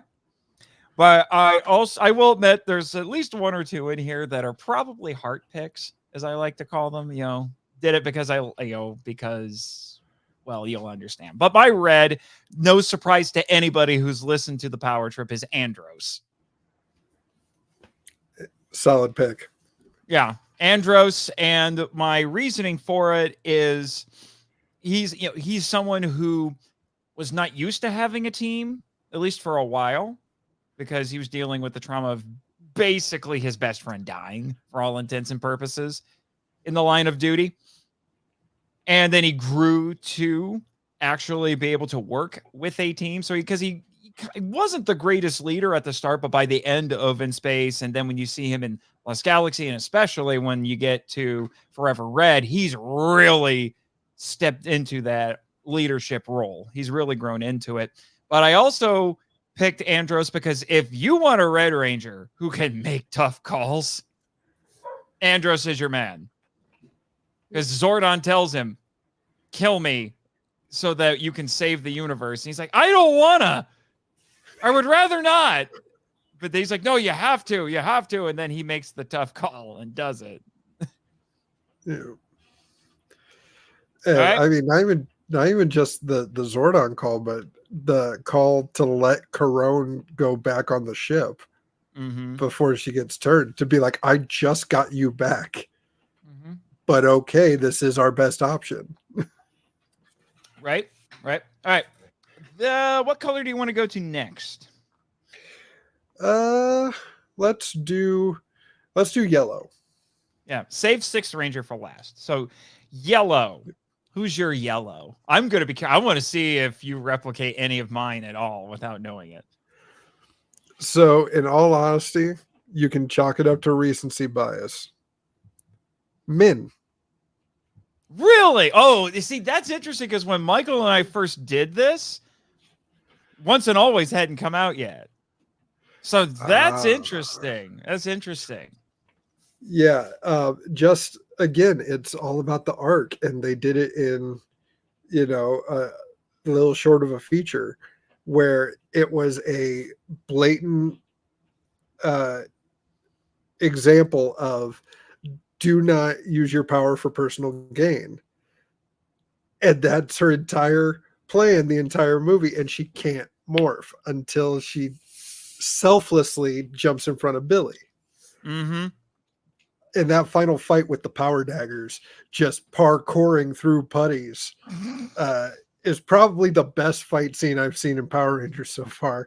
Oh my gosh, you're making me want to watch Once and SPD. Always again, because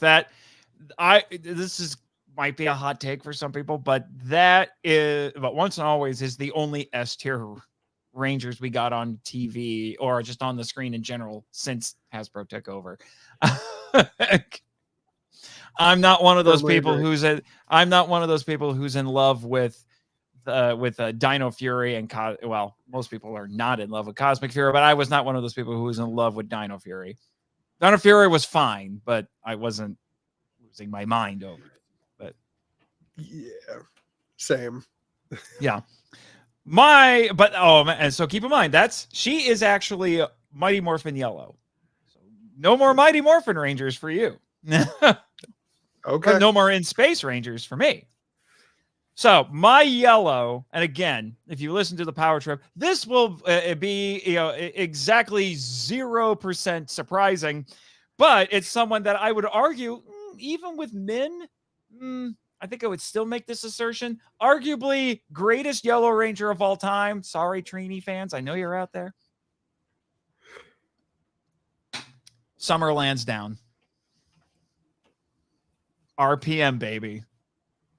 RPM. You want to talk about, kind of like what you had with Wes. You want to talk about somebody, going from snobby, I guess rich girl in this case, to a selfless hero. Poor Summer, and what she had to go through. Like, she had, out of all of the flashback episodes for the characters in RPM, she's the only one who got a two-parter, because they're like, we need more time for her, because she was a snobby rich girl. Then the robot apocalypse happened, and everything that she had, all that privilege, out the door, because that's kind of what robot apocalypses do. It's just apocalypses in general tends to even the playing field for everybody. And then her butler actually dies on the show. Like, this show had the guts to kill somebody. Her And butler dies, saving her life. And then that was the turning point for her, where she's like, I can't be this way anymore. I need to be better. Because somebody died to to give me a second chance. And and then you see her for the rest of the show, and she's like almost perfect, to the point. And she's the one person who believes in Dylan, who actually trusts him, sees good in him, eventually falls in love with him. I mean, Summer, just what more do you want? Yes. I need to get that Lightning Collection figure for her. She's the only RPM representative we got. R.I.P. Lightning Collection. Yeah, we've been over that. All right, where do you want to go next? Well, since I picked, how about you pick the next color? How about pink? Pink. All right. I will say right now, before I reveal it, if you will probably, or even if you haven't heard that Power Trip episode in a long time, you'll know who it is. It's a heart pick for me for several reasons, but what's yours? Well, honestly, I'm trying. Yeah, it goes back to the arcs for me, man. I know this sacrifices a couple of characters I actually like from that season. I gotta go Corone. You copycatting bastard. Because that's mine too, for reasons. But anyway, you were saying. Yeah, I mean, going from pink wigs and black leather, and purple wigs, blue and black wigs, leather, red wigs, blue wigs, and blue wigs. That's the joke. Blue wigs and black leather. Although she had several colors. There was blonde wigs and black leather. There was red wigs and black leather. There was purple wigs and black leather. And I think she had one that was black. So we had black wigs and black leather. It was a complete package. But yeah, and that also, one of the reasons why I fell in love listening to the Power Trip is that attention to detail that you guys mentioned about her trying to find her identity within this group of villains, always changing her hairstyle, and then the minute the choice is taken away from her, the wig stays red. Mm-hmm.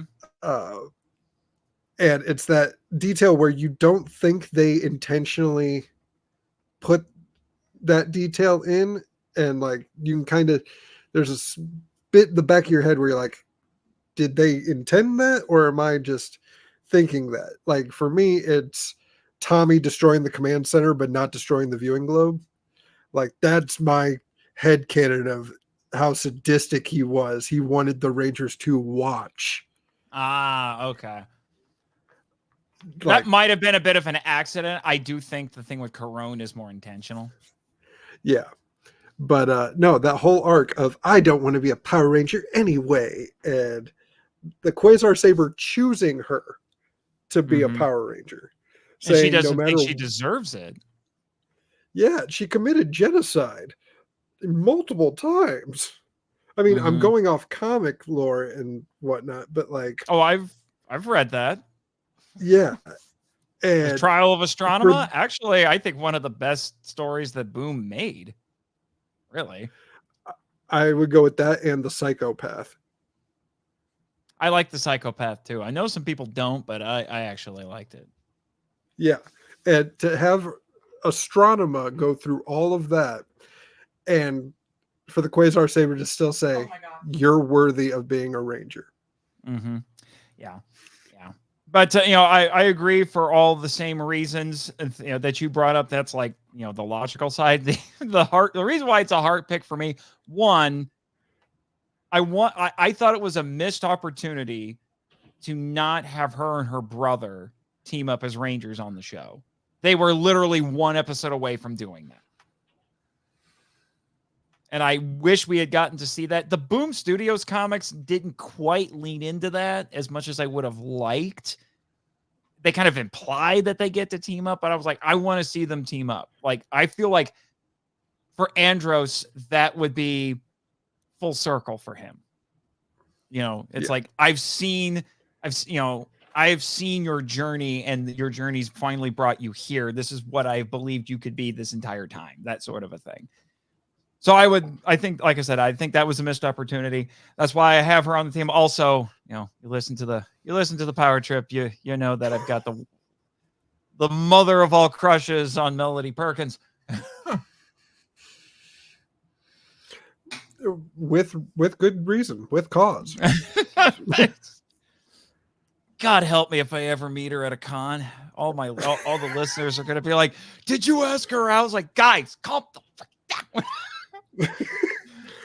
Although I will tell you right now, if by some act of Godzilla that happens, I'm going to be documenting the whole thing and doing like a reality show episode on the YouTube channel.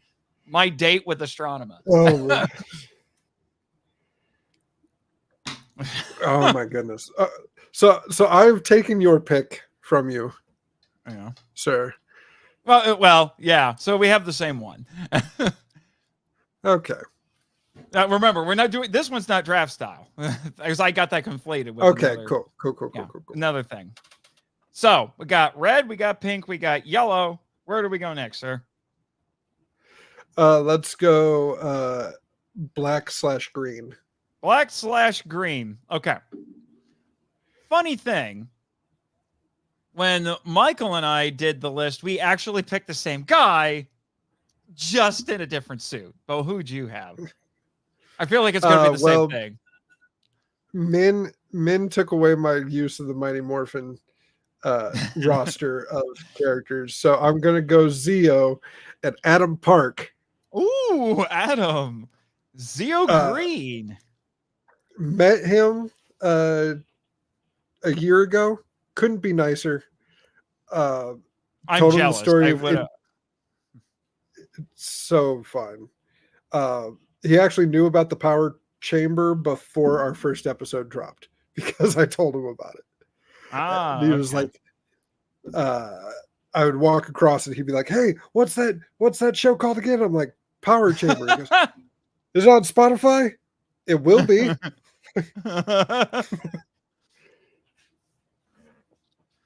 Yeah, Johnny Young Bosch is somebody that the more I see of him, the more I learn about him, the more I like him.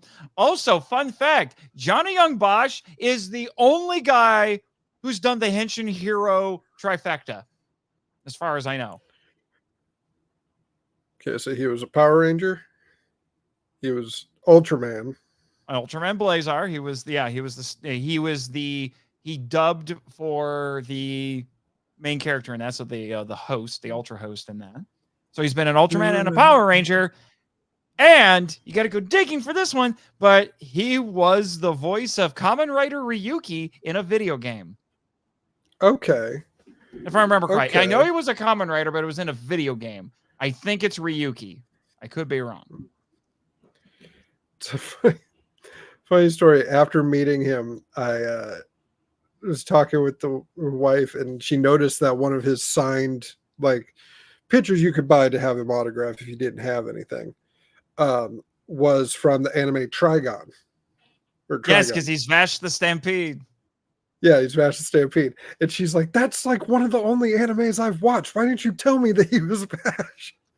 He's been in a bunch of anime. He's a martial artist. He's in a band. Like, this guy is multi-talented. Also, voice of Nero in Devil May Cry, Mhm. where his dad in, I believe it's Devil May Cry 3, is voiced by Eric from Time Force. Oh, that's amazing. That is amazing. That is amazing. But for my pick, I went with green. And this was something when Michael and I did this, was like, yes, everybody, just so you know, we both picked Tommy for something. This was mine. Green Ranger Tommy. Michael had Dino Thunder Black Tommy, which I thought was interesting. So we had Tommy in the same slot, but different series and different color. Yeah. So this is younger. This is younger Tommy, much less seasoned Tommy, on the heels of being mind controlled by magic and all of that. And I'm like, if you want a guy that you can trust is going to be reliable muscle on the team, Tommy's your guy. Also, really it's one word, Dragon Zord. Which is another reason I had Andros, because Andros gets my team a Megazord with one mech.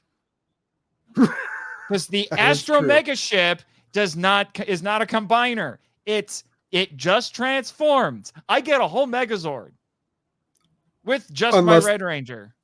Unless the Nasad ship's not there. Nope, it's part of it. Shut up. You need a head. It comes with. It's a package deal. It comes with it. Don't argue with me. Package deal. Excuse me, Zordon? Yeah, it's Nasad. Why did you want us to put these attachments on the back of the ship? It's Nasada. Nasada. Oh, Nasada. Which, funny enough, yeah, it's Nasada. Funny enough, Nasada is actually from the Sentai. I'm not kidding. Nasada is in Mega Ranger. When I was watching, I was like, they stole that?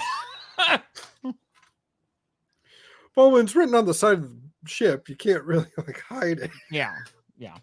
Okay, so got all that brings us to blue, and then we get to 6th Ranger. Who's your blue? I'm not gonna do the joke pick that I just thought. Okay. What's okay? the joke pick, not my official pick. I was gonna pick what's his name? Damn it, from RPM. I'm Scottish. Oh, I wish he has a really Scottish sounding name. Give me a second. I'm gonna Google it live. We'll do it live. All right. Come on. What is it? It is RPM. No, you tell me. I'm researching that. What's your real pick? Oh, my actual pick. We're gonna go with Flynn. There he is. Flynn McAllister. I'm Scottish. I'm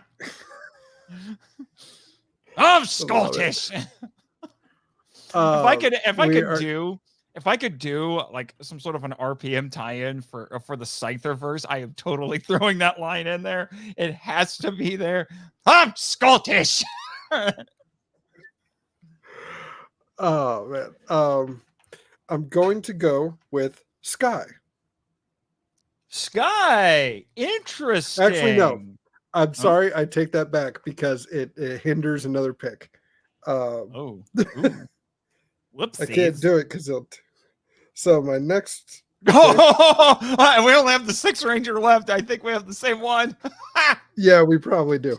I'm gonna go a little off because I loved the arc and it brought me back to the show after like a year gap. Blake from Ninja Storm. Interesting. Okay. The Navy Thunder Ranger. Huh. Tell me more. Just that it was, I believe, the first time we had a 3 Ranger team to start with. It was pretty quick to get our evil bad rangers to go against them, and just the arc of we were raised not to, we weren't brainwashed, we weren't mind controlled, we were lied to, but everything we do is our decision until we find out the truth. And him and Tori having kind of this little thing going on, you know, blue and navy getting together, that was pretty cool. And just the design of the suits, like I love the Thunder Ranger suits. Yeah, the Thunder Rangers are kind of in an interesting position, but it's kind of similar with, you know, with Tommy. You know, because Tommy is arguable, well, because you could put Tommy as either just a green, just in the, you know, general green category, or you could put him as a sixth ranger. It's kind of weird, but a Zhu Ranger, which is what became Mighty Morphin season 1, that was the first time that they had done, as we understand it anyway, the whole sixth ranger trope. But before that and going forward, six rangers were typically just part of the normal team. So it's kind of weird. Same thing with him becoming the White Ranger, and because in Die Ranger he was a sixth ranger, but White Rangers usually after that would just get swapped out with Pink on occasion. You know, like Wild Force had a White Ranger instead of a Pink. You know. Now, there is one weird exception to that, because Ninja Steel had a white and a pink? The white replaced yellow in that one. It's kind of odd, if I remember correctly, because they had a white and a pink on the team at the same time, and it wasn't a Six Ranger situation. Ninja Steel was just a weird season. It would have been a tolerably average if not for two characters. Not going to make you defend your tag team podcast championship solo. We all know who you're talking about. I was very proud of that bit. It was so good. Oh, man. One more thing I'll add about the Thunder Ranger suits. It was the first time seeing secondary Ranger suits on a show that made the original suits look less than. Because the Ninja Storm suits were fine, and I was like, okay, yeah, I like this. But then you add the shoulder pads and the more armor to it, and I'm like, that's what was missing from it all along. Yeah. I knew it all along. Yeah, it's not like Kaku Ranger. Is it Kaku? Yes, Kaku Ranger. It's not like Kaku Ranger where the whole design premise was to make them look simple. Because they're supposed to be ninjas, so there's not supposed to be a bunch of accoutrement on it. Now the colors make no sense, because if you're a ninja, why would you wear bright colors? But whatever on that. You know, but the whole idea is that, you know, it's meant to look simple. And I think that's why the Kaku Ranger suits work in that regard. Actually, to be honest, I wish they had used the Kaku Ranger suits for the Rangers as their ninja, you know, as their ninja modes. I'm like, why didn't you? As opposed to the kind of awkward ones that they went with. Yeah. It's amazing what one little tweak from the movie, how it will completely change how it looks. Absolutely. Especially for poor Tommy. Tommy. A little too close for comfort there, Tommy. Just a little too close. All right, Sixth Ranger. Oh, wait. Blue. My blue. My blue, I will admit, was a little bit out of the box. I surprised Michael a little bit kind of with it, because Blue Rangers tend to be the brains of their teams. They're the smart guys. Goes all the way back to Billy. You know, like I said, we talk about this, like these Ranger colors, even in Sentai, you can see this. They tend to fit certain archetypes. Reds are leaders, you know, and they're either kind of hot-headed or very passionate, or they're calm and collected. You know, yes. Pinks are the girls. Usually they bring the feminine energy, the compassion. They're kind of the heart of the team a lot of the time. Yellows are, the kind of the counter to, they're usually the more collected members of the team. But like you look at Trini in the original show, Trini compared to Kimberly, she was much more balanced and disciplined, and she could decipher things, like she could explain what Billy actually means and things like that, which fits with the color. When I learned color, a particular color theory in literature in school, yellow was representative of either blindness or enlightenment. And I do think that you can see that with a lot of Yellow Rangers, and then, green and black, they're usually your warrior types, the tough guys, the muscle, you can see that throughout a lot of Ranger shows. I mean, like if you look, was it Wild Force? Wild Force is literally, I think what was that guy's animal? He was like a big, it was a bison. It was a bison, but he was a big, bit of a big dude too. And he was kind of, he was well-meaning, but he was kind of a doofus, that kind of a thing. Danny. Yeah. Which is what made Danny appealing. Well, and then, like I said, Blue Rangers tend to be the smart guys. They're the brains of the outfit, usually. Either they're very wise or they're very tech savvy. They're smart. And I was like, I want to have somebody like that on my team, but obviously I have Green Tommy, so I can't have Billy, who would have been the obvious choice. In fact, I wanted to have Billy on my team for the longest time, but I'm like, no, I want to get Tommy on here somewhere. So I ended up going with Green Tommy. So like, I need a backup. I need another brain. So I went with Ethan James. Okay. Dino Thunder. Who, when you watch that show, he is very much a worthy successor to Billy in that regard. He's really smart. Great with technology, able to figure a lot of things out that go over the heads of his teammates. And I'm sure, older, wizened Tommy at that point was probably thinking, it's like, yeah, you remind me of an old friend. Well, really remind me of an old friend. And you find out in the SPD crossover that in the future, much like Billy, he started his own tech company. So we know he goes places. He's just a humble high school kid now, but give him a couple of decades and he's Elon Musk, apparently. Well, I would argue Billy's closer to Elon Musk now, but which is funny. I joked about that in the first season of Power Trip, and then we get to Once and Always. We're like, holy crap, he is Elon Musk. Yeah, but if let's see, SPD takes place in 2025. How freaky is that? Next year we've caught up with SPD. If Billy's Elon Musk, you could make the argument that who's a rival of Musk? Human Decency. No, I would say if he was still alive, you could probably make the argument for was it Steve Jobs? Yeah, so you got a more fitting matchup. Billy is Bill Gates. Bill Gates, then you have Bill Ethan Gates as Steve Jobs. There you go. So Cranston Tech is up there with Ethan's tech company, and they're just there you go. I like it. I like this headcanon. All right. Now it's time for the Six Rangers. Six Rangers tend to be wild cards, but I have a feeling I'm predicting we've got the same one. With the truest sword in the galaxy, he will right all wrongs.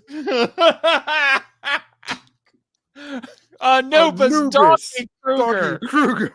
The Shadow Ranger. I don't care what anyone says, quite possibly the biggest badass in the entire franchise. I thought I was not going to like Doggy. When I first started SPD, I'm like, really? A big alien dog that talks? Okay, you're starting at a bit of a deficit here, show. You're going to have to work here. Now, I will admit he looks better than he does than his counterpart from Deca Ranger that looks like a Muppet, a stiff Muppet. But so I give him credit. They improved on that. But I'm like, really? And then I was like, I knew he would become a ranger, so that wasn't a surprise. But then you get to his first morph and his first fight, and I'm like, mother trucker.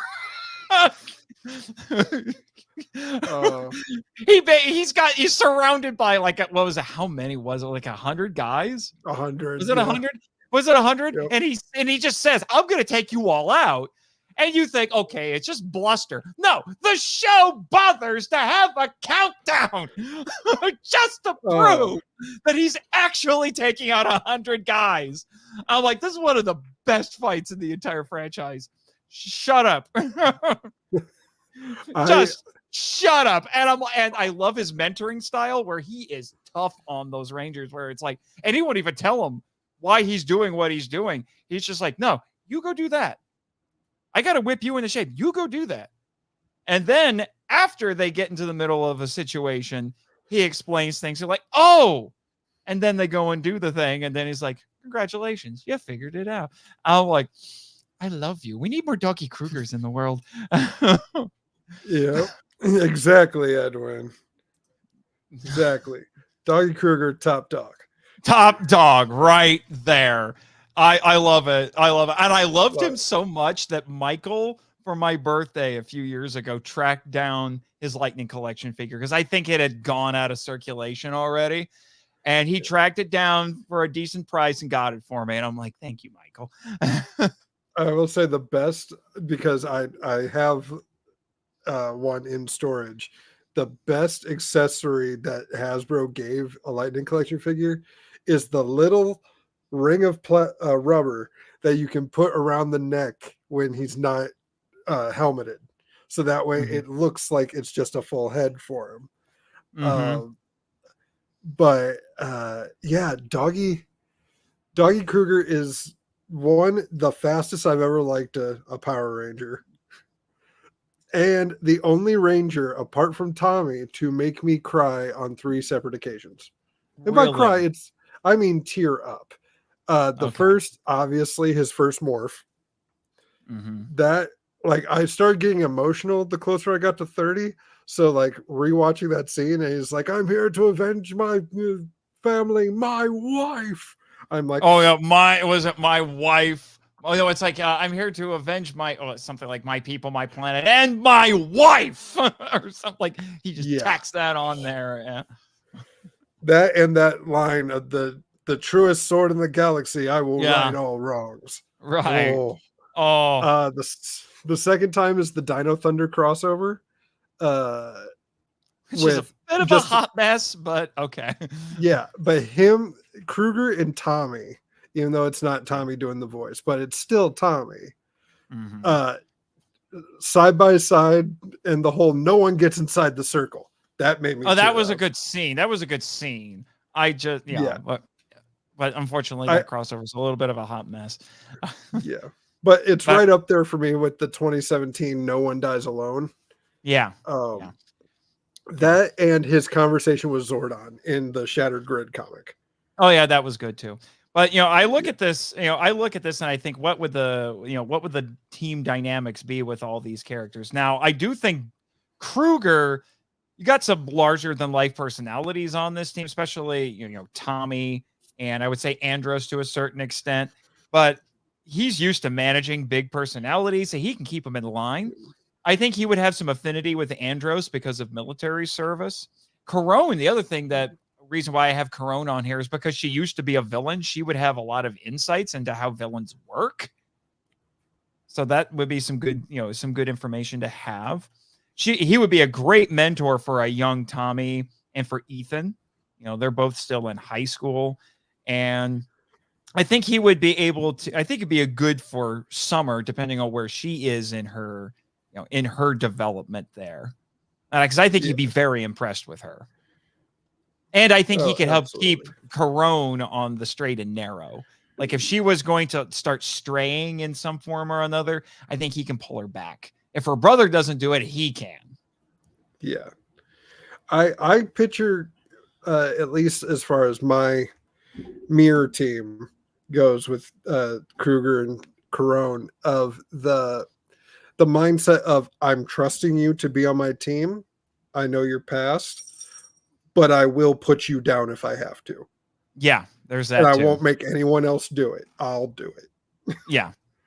Yeah. Given your team's setup, I think Kruger would, if Kruger, I think is probably the only one who would. Yeah. I could also see kind of Adam being this perfect soldier against or with Kruger, just following orders and being able to execute perfectly. Wes, I can see him deferring to Kruger. Kruger's the leader. Like Wes is Red Ranger, Kruger's leading this team. And really, I just want to see him butt heads with Min. Yeah, that would be interesting because I think he would eventually earn her respect, but before he does that, I have a feeling they're going to butt heads. Yeah. Yeah. Now, I think on mine, I think Kruger would let Andros be leader. He would simply be kind of like he was on SPD, where he's not really the leader. He's their commanding officer. He's their CO, Right. but he's not in charge of the team. Yeah, because he needs the team to do what they need to do. He can't jump in and save them all the time. There's a whole episode dedicated to that. It's like, I can't save you all the time. You got to learn to do stuff on your own. You got to learn to handle situations yourselves. So I think he would do the same thing here because he doesn't want to undermine Andros. Andros is used to being in charge. Yeah. Let's see who else. Blake might just be there. Just he might be the Rocky of my team, where he's just there. There might be an episode about him, maybe, where he just wants to have fun. But he's there. He's the heart. He's kind of the heart of the team. He's the lighthearted one. You got to have somebody there to, to lighten the mood. I mean, even SPD had Bridge. It's like if you look at Thunderstruck. If you look at the Fast and the Furious series, it's a bit of a stretch. Go with me on this one. Ludacris's character Tej was just like a mechanic and a race organizer in the second movie when he's first introduced. But by the time you get to the fifth movie, when they're bringing everyone together, he's elevated to a tech guy and kind of their man in the van. So I could see Blake being kind of like not so much the studious, like, I know how to get the power working and give you guys an extra power up for this Megazord, but more like, what are you doing to my, like, what? That's my baby. And he just works on the Zords constantly. That would be interesting. Because I'm trying to think. Did Kruger have a specific Zord? I don't remember if he did. You had the SPD headquarters it was just a walking fortress. So I'm trying to remember if that was specific to Kruger or not. I don't remember. If it is, good Lord, you got a Megazord and a mobile HQ right there. He had that can't be right. No, the Time Shadows Time Force. Yeah, no, he had a transforming Zord figure. Yeah. Yeah. But yeah, those are our Ranger teams. Yeah, okay. Now let's see who we're throwing against them. So how is this working again? I heard you're going to have main villain and foot soldiers. Is there anything else? Nope. We're just gonna have the main person and who their foot soldiers are. I thought about doing generals, but my stream is lagging just a little bit, just having the wheel up as it is. So gotta love AT&T. You want me to try? See if it works better for me? Well, I got the wheel up right now. Okay. So we'll do this one real quick. If it wants to work. Okay, there you go. What website is this? Please work. This is wheelofnames.com. Wheelofnames.com. With your randomizers. Yeah. So we're going to.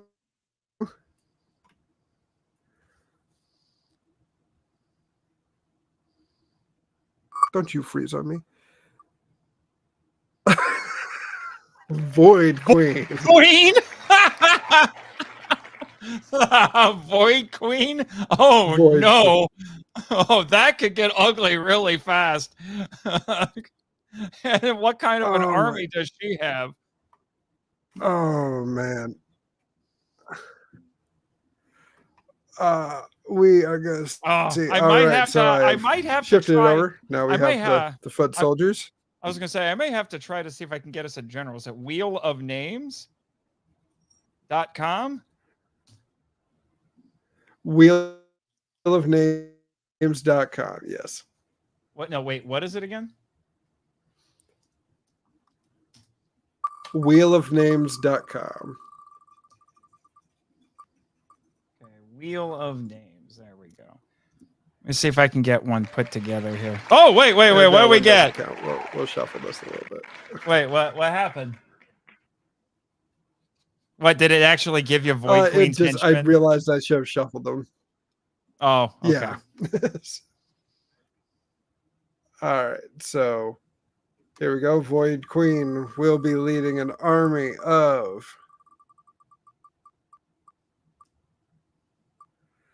cogs. Void Queen and cogs, huh? Huh. Okay. I like it, honestly.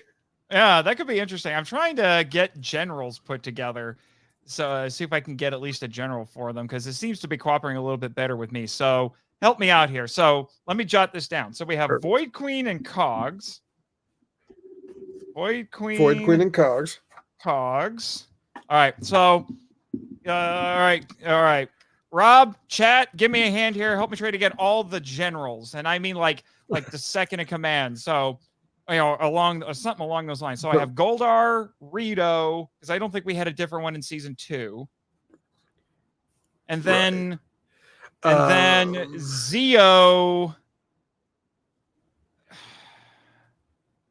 I'd say actually. What's his name? Is it Sprocket? Is it Sprocket and Gasket? Yeah, I'd say Gasket. I got him confused with Sprocket. But okay, Gasket, and then Sprocket. And then Elgar. Well, there was more than just Elgar. It wasn't just Elgar. We had Elgar was the most prominent one. Oh gosh. The Rygog? Rygog. Yeah, Rygog, Ecliptor. And I'm gonna stick to Ecliptor from In Space. I don't think Darkonda counts. He wasn't in the whole show, and he was a wild card anyway. And then oh crap, Lost Galaxy, there were several of them. That's the problem. I would go Deviant. We had Deviant, and you had dang it, what was his name? I loved him. The one who trains Trakina.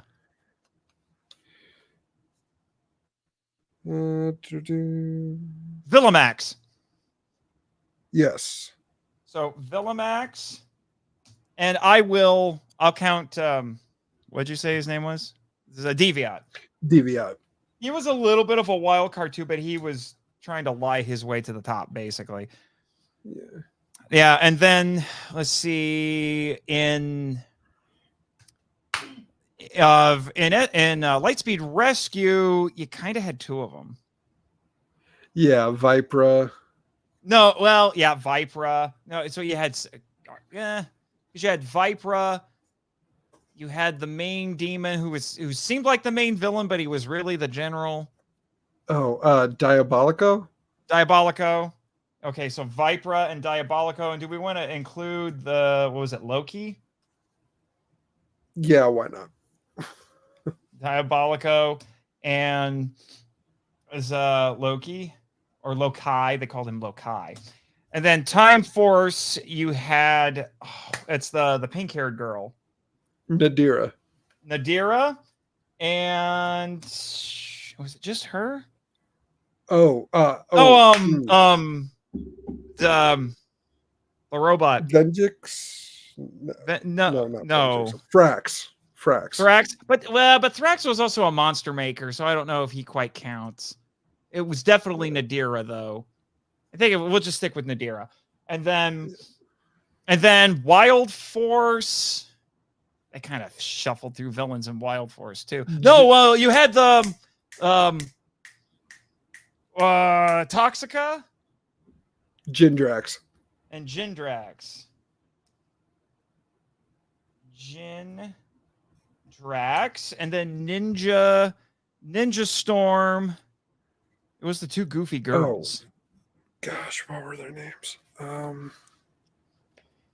You look them up. Look them up. And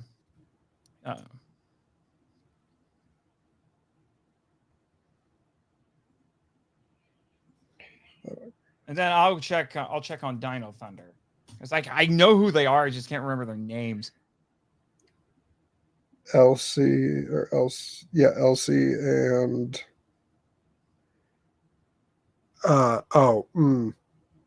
gosh. Elsie, and who was the one that was Tommy's friend that got like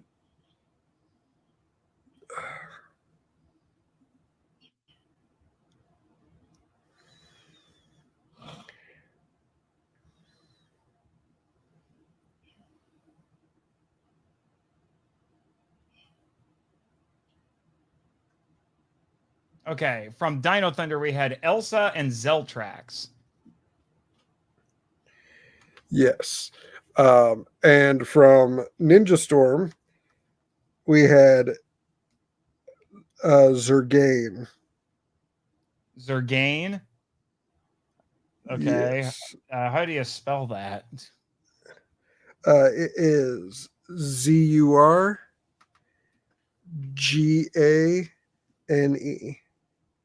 Okay, Zergain. And then we had SPD, which with the creepy girl. Oh God. Morgana or it was something Morgan? like that. Yeah, it was something like that.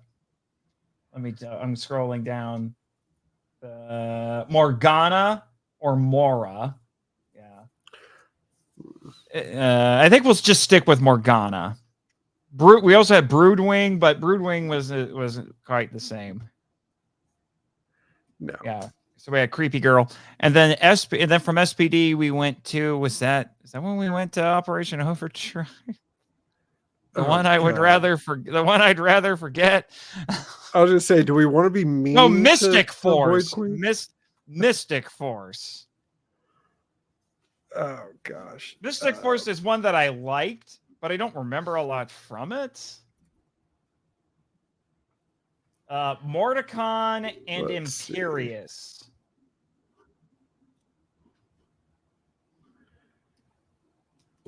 Imperious. And Imperious, and then we get Operation Overdrive. I for complete that was they had like a laundry list of villains in that one. I don't even remember. Really? Nord counts as a general? Okay.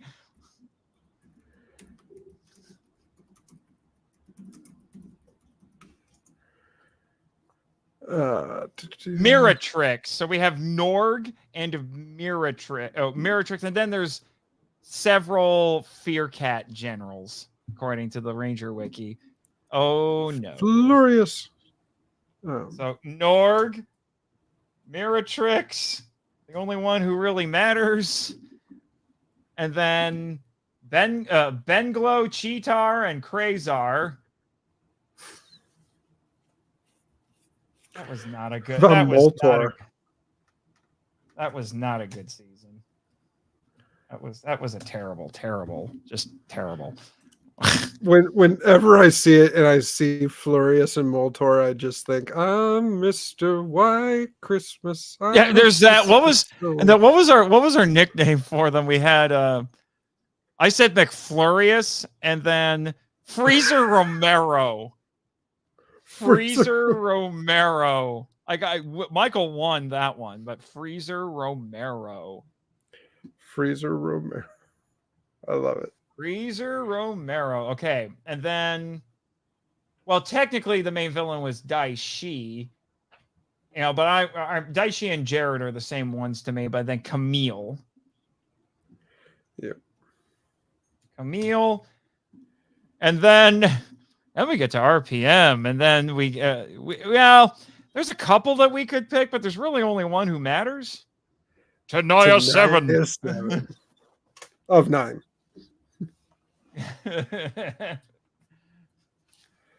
Because there were a couple of other ones, but they're inconsequential. Shifter, Crunch, and Kilobyte, but yeah, they're inconsequential. I'm just gonna put Tanaya. Yeah. It's really the only one you want out of that one for generals. Yeah, and oh, good freaking Lord, Samurai. Dayu and Decker, the only good characters in that show. And the only reason that it got a D from me when it got an F from Michael, and for some odd reason, we had more arguments about whether or not what was slightly worse, Megaforce or Samurai. That was one of the most contentious things on that podcast. I still to this day don't really understand why. But okay. Dayu, and here's the thing. Dayu and Decker are actually improvements from their Sentai counterpart. Was the one thing that the creative team got over from the producer, because he just wanted to adapt the Sentai exactly. And their counterparts are not that interesting from what I understand. Imagine a world where Decker is Cole, whose entire premise was that every living being has a heart, and then he was mortified that the orgs didn't have a heart. Imagine if there was some magic that took Cole's heart and he became Decker. That would at least be interesting. And then, mother fucking Megaforce, Creepox and Vrak. Oh.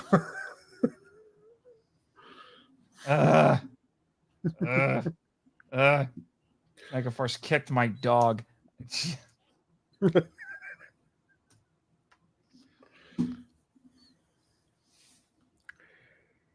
And then, man. Blue Fur. I guess I gotta include Blue Fur. I don't even remember that character. Right. Metal Alice. I barely remember that one.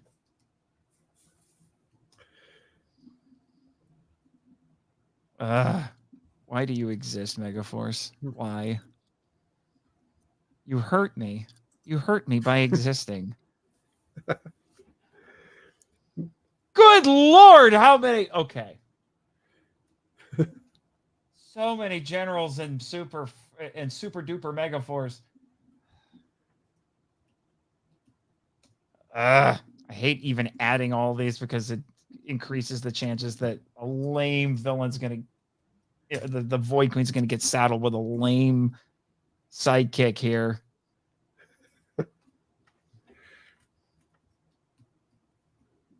And including it might be a character I don't even know who it is.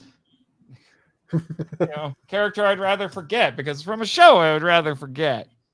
Madakor? I don't even remember who most of these characters are. So I would rather not remember. He doesn't count because he's a ranger under a curse, but Zenaku was a great secondary villain. He was. All right, Dino Charge, the one good show to come out of Neo Saban. Well, there's a lot. This gives a lot of generals on here. I guess the question becomes: do we want to include all of them, or just Poisandra? Poisandra, Fury, Wrench, and Curio. Do we want to make an executive decision and disagree with the wiki? kind of want to disagree with the wiki. I Yeah. kind of want to throw Heckle. That's super Dino Supercharge. This was the first season. I'm just going to put Poisandra. You know what? Before we finalize this, I'm going to go through the list and just eliminate ones that I don't think quite count. Yeah. Let me see. Wait, did I pass the character list? No, it just adds Doomwing in the second season. Yeah, because Heckle just inherited all the bad guys. Okay, and then we freaking Ninja Steel. Freaking Ninja Steel, man. All right, this has a lot of generals too. Madame Odious. Second season she was the main villain. So I'm not going to count her because she became the main villain. Yeah. So Ripcon, Cosmo Royale. He wasn't really a general. He was just a showman. Robot Aiden Romero. I'm not going to count. I'm just going to go Rip. Wow. Really, Madame Odious was really the general that season. So I don't know. Let me go to remind myself for Super Ninja Steel. Let me see here. Madame Odious, Cosmo Royale, Badana. Okay, I think that's what we'll do. We'll do Badana and Ripcon, even though I don't quite remember Ripcon.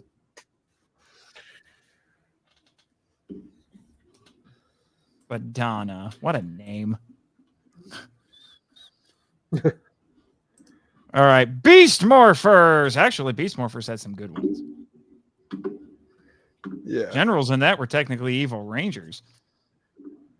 Yeah, Blaze and Roxy. Scrazzle. Yeah, Scrazzle. My Scrazzle was actually pretty good, actually. Oh, yeah. Scrazzle, although he's more of a monster maker than he is a general. Doesn't he come back in Dino? He comes back in everything. I think it's because what's his name, the showrunner, just loves Scrazzle because he's original to Power Rangers. Well, speaking of original Power Rangers, he used the word razzmatazz, and I'm like, oh. We're going to give him the old Power Chamber razzmatazz. Razzmatazz. Ladies and gentlemen, the creative mind behind the Power Rangers audio drama, Nathan's boss most of the time, Carl Dutton. Oh, hello. No. Hey, Carl. I don't know how much you. Sorry, I'm very late. I was doing another show, but I promised I would make it on here. How are we doing on the stream here? Well, right now we just put together our Dream Ranger teams, and now we're trying to assemble some villains for them to fight, and then debate which of our teams is going to have a better chance. Okay. He did foot soldiers and main villains. I'm trying to make a randomizer for the generals. So far, we have Void Queen and Cogs. Oh, okay. Yeah. Which season is the Void Queen from? Dino or Cosmic Fury. Dino Fury. Okay. More like. Yeah. No, it's Dino Fury Season 2. Okay. Yeah, actually, the Dino Fury doesn't even really list real. Oh, okay, generals. Okay, we have the Mucus, Boom Tower, and Slither, and Wreckmate. Got a lot of them in that one. Okay. Can we change Mucus for Nucus? No.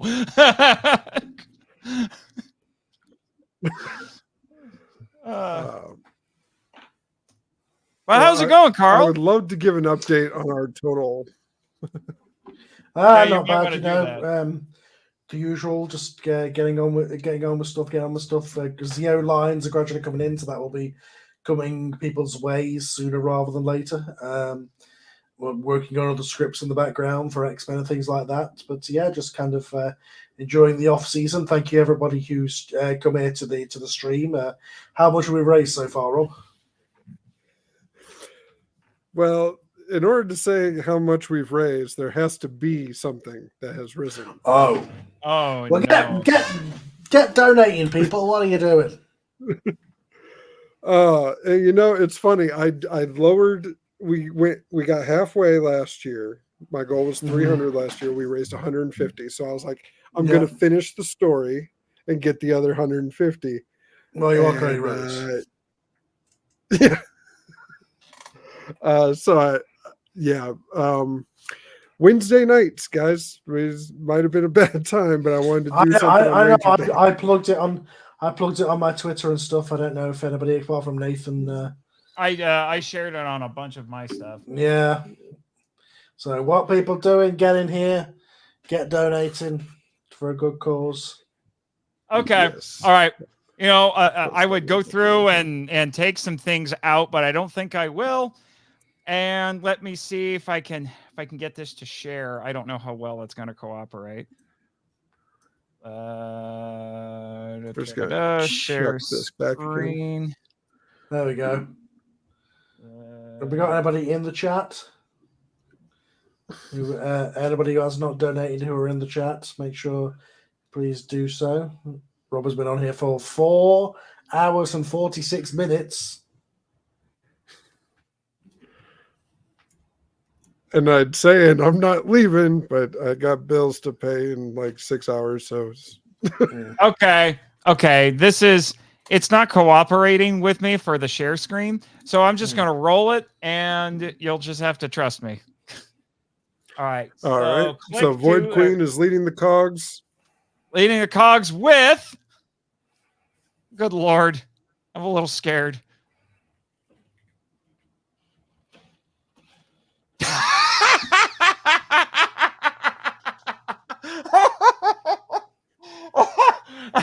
By the way, it was perilously close to being Rito. Oh. It was perilously close to being Rito. So we have Void Queen, Cogs, and Elgar.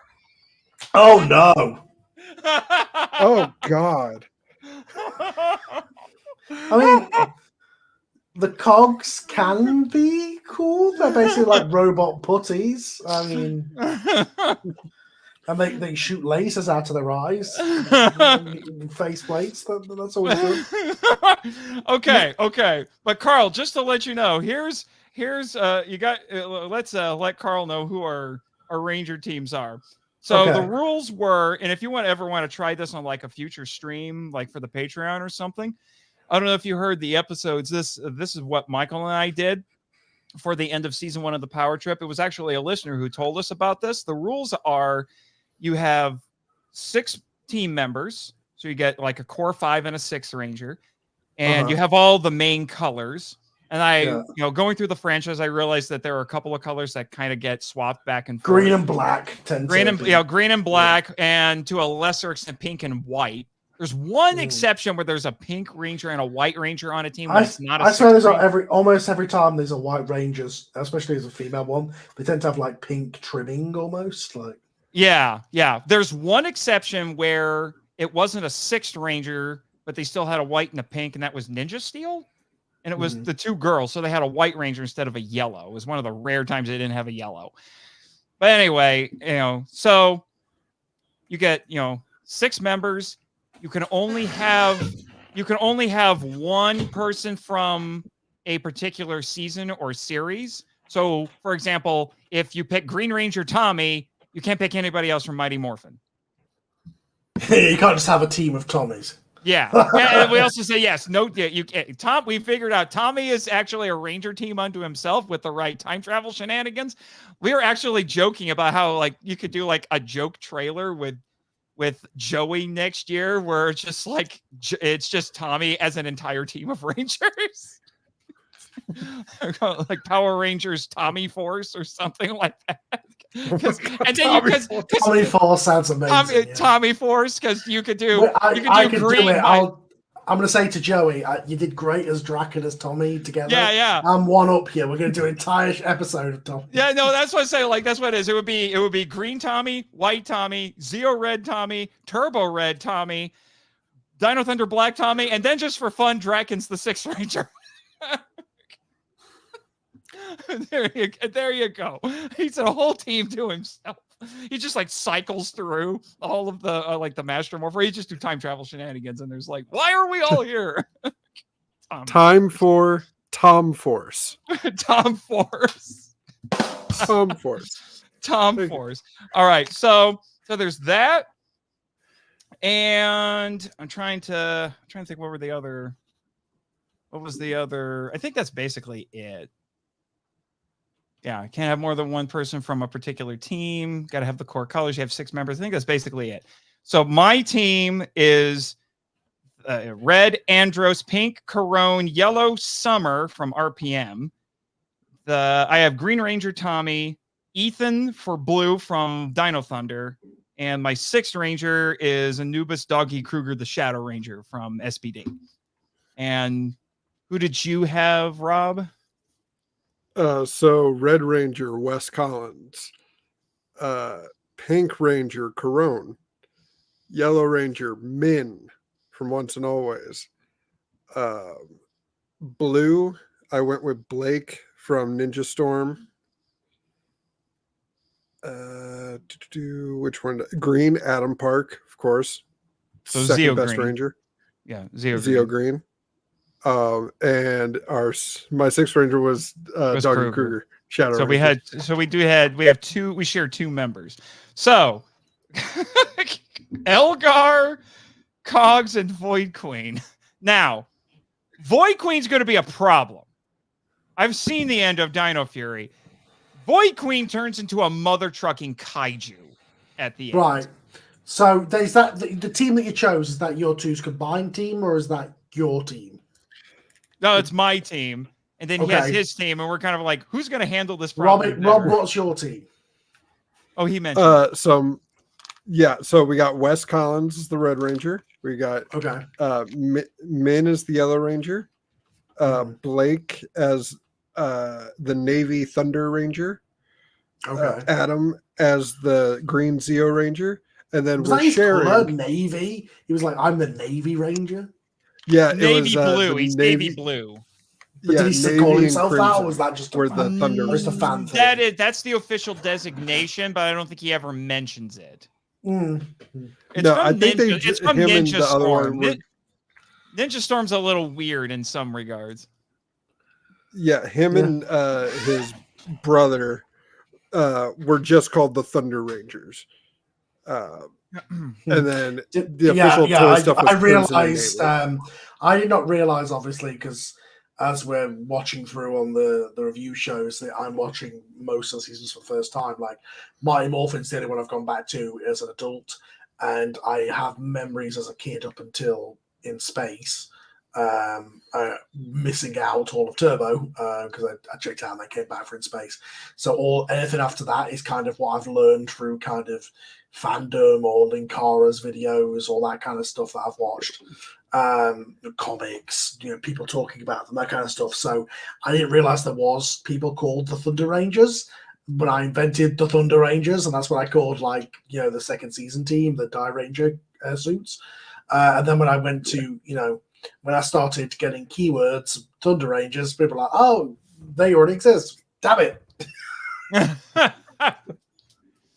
If it helps you feel any better, I don't think I realized that the first time I watched, and then it didn't dawn on me even after I watched Ninja Storm. Well, look, here's my thing is there's how many Dino teams? So yeah. 4? 5 Dino if Super you want. Mega Charge. Yeah, 5 if you want to include Cosmic Fury, because it's MMPR, Dino Thunder, Dino Charge, Dino Fury, kind of sort of Cosmic Fury. Like you could almost make a parody scene of like, oh, let's bring in the Dino Rangers. Which ones? Dino. I like the one that had Tommy as the Black Ranger. Dino Charge. Yeah, That's Dino Thunder. Yeah, yeah. Okay. Yeah. It's funny that you say that because there is a crossover episode in Beast Morphers where they bring back all the Dino teams. Yeah. Yeah, I know. And Austin St. John's the only actor, and the rest are all bad dubs. Yeah, I saw that one. basically. Yep. That was Yeah. funny.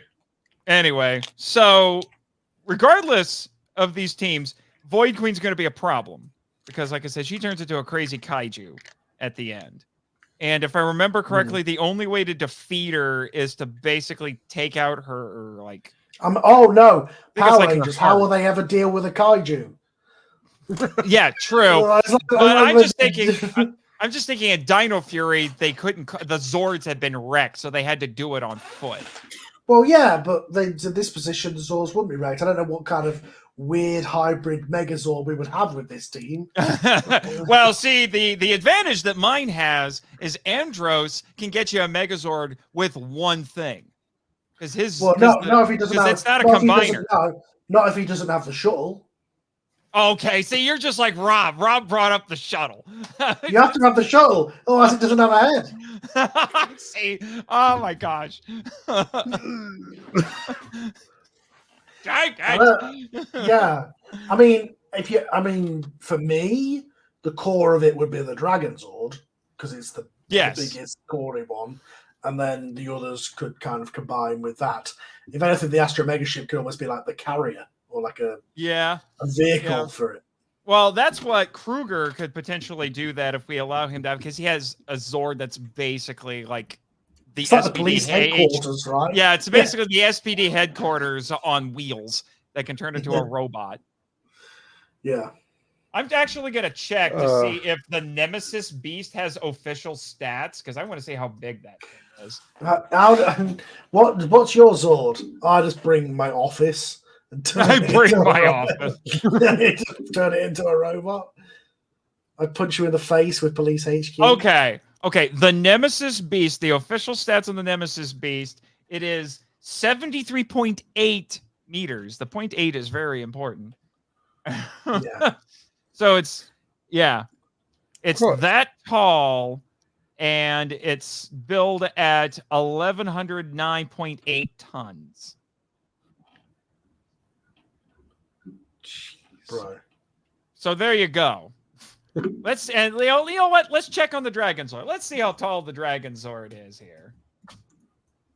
Because there's official stats for these things. It's crazy. Now I need to know: is it headcanon, or is it just in the text that at some point Titanus robbed the Dragon Zord's chest plate so he doesn't have it anymore? I don't think anyone knows, actually. Okay, the Dragon Zord's at a major... The Dragon Zord's outclassed here. It is way outclassed. It is only 38 meters tall and 170 tons. So the Nemesis Beast is twice as tall and 10 times about five times heavier. Doggy is bringing the house. The house. Police headquarters. Yeah. But that thing That's can't fine. move. Oh my god. But that thing can't move. So whatever weird Dragon Zord Megazord we're making can stand on top. Yeah, there you go. You read my mind, Mr. Dutton, because I was busy pulling this up. Look how they massacred my boy. Yeah, at some point, Titanus cannibalized the Dragon Zord, or went below the ground and said, or went into the ocean and said, "Hey, I need your breastplate." Why? Because I'm forming the Ultra Zord. But the other Zords got blown up. No, not with them ones. Now give me your chest. He held him at gunpoint, I guess. Yeah, here it is. Is it Delta Base? Is that what it is? Delta Base? Yeah. Makes sense. Yeah, Delta Base. They recently did that behind the scenes thing. You know, the guy that's doing the YouTube videos on how the special effects are done, which, spoiler alert, most of them were the toys just painted. And, he or at least the special effects that were made for the American show, which were considerably less good as the Sentai footage. But yeah, and he obviously got it pointed out to him that like, yeah, why does Titanus have the Dragon's chest plate on him? Like, huh? Yeah. Yeah. And now, as for dealing with the cogs, I don't imagine either one of our teams is going to have much trouble there. You got Adam, who knows how to fight cogs. You've got Summer, who basically fought like zombie cogs in RPM, because the grinders are basically cogs but scarier.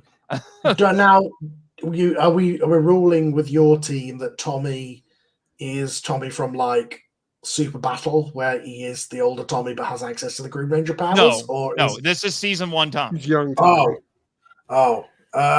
In which case, just steal his backpack and you're kind of screwed. Just take his watch. Season 1 Tommy decided to put his morpher and his communicator in his bag at all times. Yeah, because he had to turn up at the end of the footage. I imagine Kruger's gonna yell at him about this, like, Tommy, I told you not to put it in your backpack. It's not my fault. My guy in the Sentai is dying in a kangaroo when I have to turn up at the end of the footage. I will say, because we just finished watching season 2, we haven't recorded the review for it yet. But listening when they get Storybook Rangers, when they get trapped in the book, Aisha makes a comment of, where are they? I mean, Tommy's always late, but it's not like him to. And I'm like, oh my God, they remembered. Season 2, like, going through, and like this is where we started, because of the first season 1 on the Patreon we reviewed every single episode individual. Then we realized, oh my God, we're going to be doing season 2 and 3 forever if we do that. So we started doing chunks of episodes at a time. But season 2, from the power transfer through to the wedding, is possibly the worst chunk of is the worst chunk of Mighty Morphin by far. It is really bad. They just like, whenever you think of the Power Rangers formula of they fight them on the ground, they kill the monster gets big, they fight the big monster, they kill it with a Megazord, and it's also all like there's no actual Megazord fights. It's like 2 seconds because some of the monsters aren't even in the same footage as the Thunder Zord. So it just is really just bad. And then you go through the whole point where the actors are filming the movie, so they're not even on set, and they just drag the episodes out for no reason. Like, dear Lord, the end of season 2 is a grind. Yeah, it kind of is. Although there's some pretty good bangers early on in season 2 before the until Zed. Yes, and the cast left, because like the good part of the start of season 2 was all the guys had learned their characters, and they were starting to have good. The writers had learned their characters, and were starting to have good interplay between them all, and like you really felt the group dynamic. And then 3 of them all got fired, and everything just we reset back to stage 1 with 3 of them, unfortunately. Yeah. Now, to kind of go back to our debate here, I do think one major advantage my team has is Ethan is really good with tech, so I have a feeling he'd figure out how to sabotage the cogs pretty easy, even if he had a massive number. Show cogs they are morons, like most of the foot soldiers. Oh well, yeah. Well, the what are they called? The Baranoia soldiers, I think is what they're called in the Sentai. They are frightening. Yeah. They are pretty scary. Like if they just hide all their faceplates and just boom, boom, boom, boom, boom, boom, boom, or hell, use those quadra fighters that they've got. Yeah, they just decide not to use most of the time. Actually, that is one major advantage that these foot soldiers have, is they actually have vehicles that could show up. That could be a problem. If they have access to the machine they have the quadra fighters. Now the Quantrons had starfighters too. Yeah, but that's not what we landed on. Are we saying these cogs have access to Machine Empire's arsenal, or are they cogs that have been left behind after Mondo has been defeated? That's a good question. I would like to say that they have at least access to the quadra episode. Like, it's too late to do it now, but like the idea that Z-Wave wiped out all evil, but like the cogs were left behind, and there's just like a colony of cogs that don't know what to do with themselves now. Mondo's gone. Yeah, there's it's like the 2-part episode of TNG. Yeah. Descent, where Lore Yeah, takes with over. Borg a are like, bunch what of we rogue- doing? We're not in the collective Yeah, anymore. like a bunch of Borg that got separated from the collective, and he just comes in as their new leader. That would be interesting. Carl, have you heard of this anime called Go Go Loser Rangers? I've heard it's like a Sentai parody. Yeah. Yeah, It's basically Power Rangers meets the boys. Yeah, where I'm using Ranger logic because they can't use the names, obviously, but it's Rita's defeated, but all the putties are still there. Nice. So the Rangers make them second-class citizens. Oh wow! But where their only job, that their main job is to recreate their downfall in stadium shows that they're forced to put on. Yeah, do they actually die in the shows? No, they can regenerate. It's they can die, but it's really hard to do because they can regenerate. The main character of Go-Go Loser Ranger is actually basically one of the foot soldiers, and he's trying to infiltrate the Rangers, who only appear to be the heroes. They're all. It's like the boys, yeah. Yeah, it's like the boys. They're none of them are all that nice of people. In fact, the Red Ranger is pretty fond of murdering people kind of spontaneously.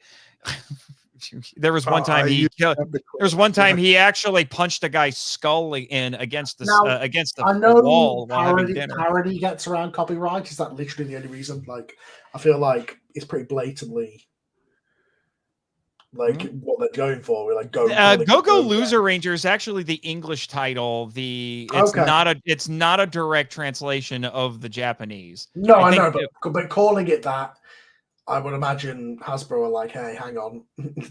So far, no, they haven't said anything. I guess because it's a parody, they can't do anything. But yeah.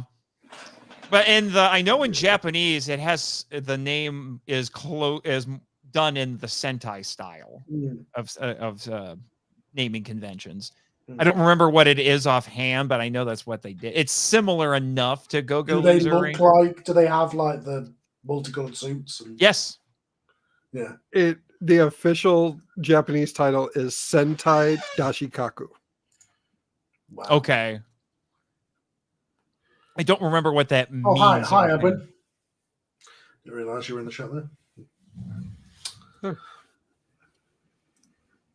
I used to have a clip from it, but I do not have it in the deck just quite today.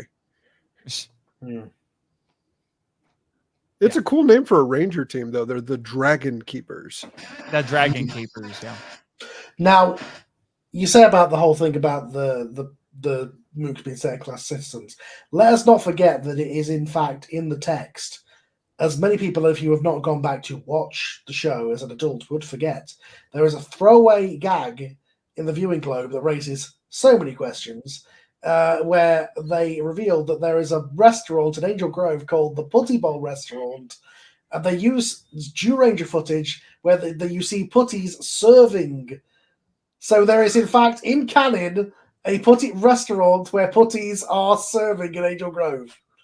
What episode was this? I can't remember. It might have been Calamity Kimberly. It was one of those weird. It was like an offhand one. It was Calamity Kimberly because it was the samurai monster.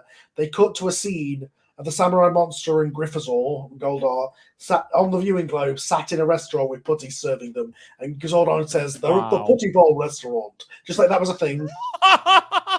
Yeah, that is a Zoo Ranger thing. So, yeah, like, obviously in the Zoo Ranger thing, it was just, like a joke, like, yeah, the mooks have the restaurant, but Power Rangers decided to call it the Putty Bowl Restaurant, which raises so many questions. So apparently at some point, some putties went rogue and opened up a restaurant in Angel Grove, called it the Putty Bowl Restaurant, and it is just a known thing, apparently. I hope that is actually canon and it's still around, because that would be hilarious. It's a throwaway gag in that one episode. It's never mentioned again. But we came up with a whole thing when we spoke about that episode on the review show, because I'll say back then we were doing every episode. We had time to go into all this nitty-gritty arguments, and I started arguing about what would happen later down in the show, where they'd have like signs outside saying no Tengers allowed because they hate them for replacing them replacing their buddies for their jobs. God help them if the Zed putties ever showed up. Yeah. They show up and they're like, "Oh, you're not welcome here," and then they just tap them in the chest. No albinos. God,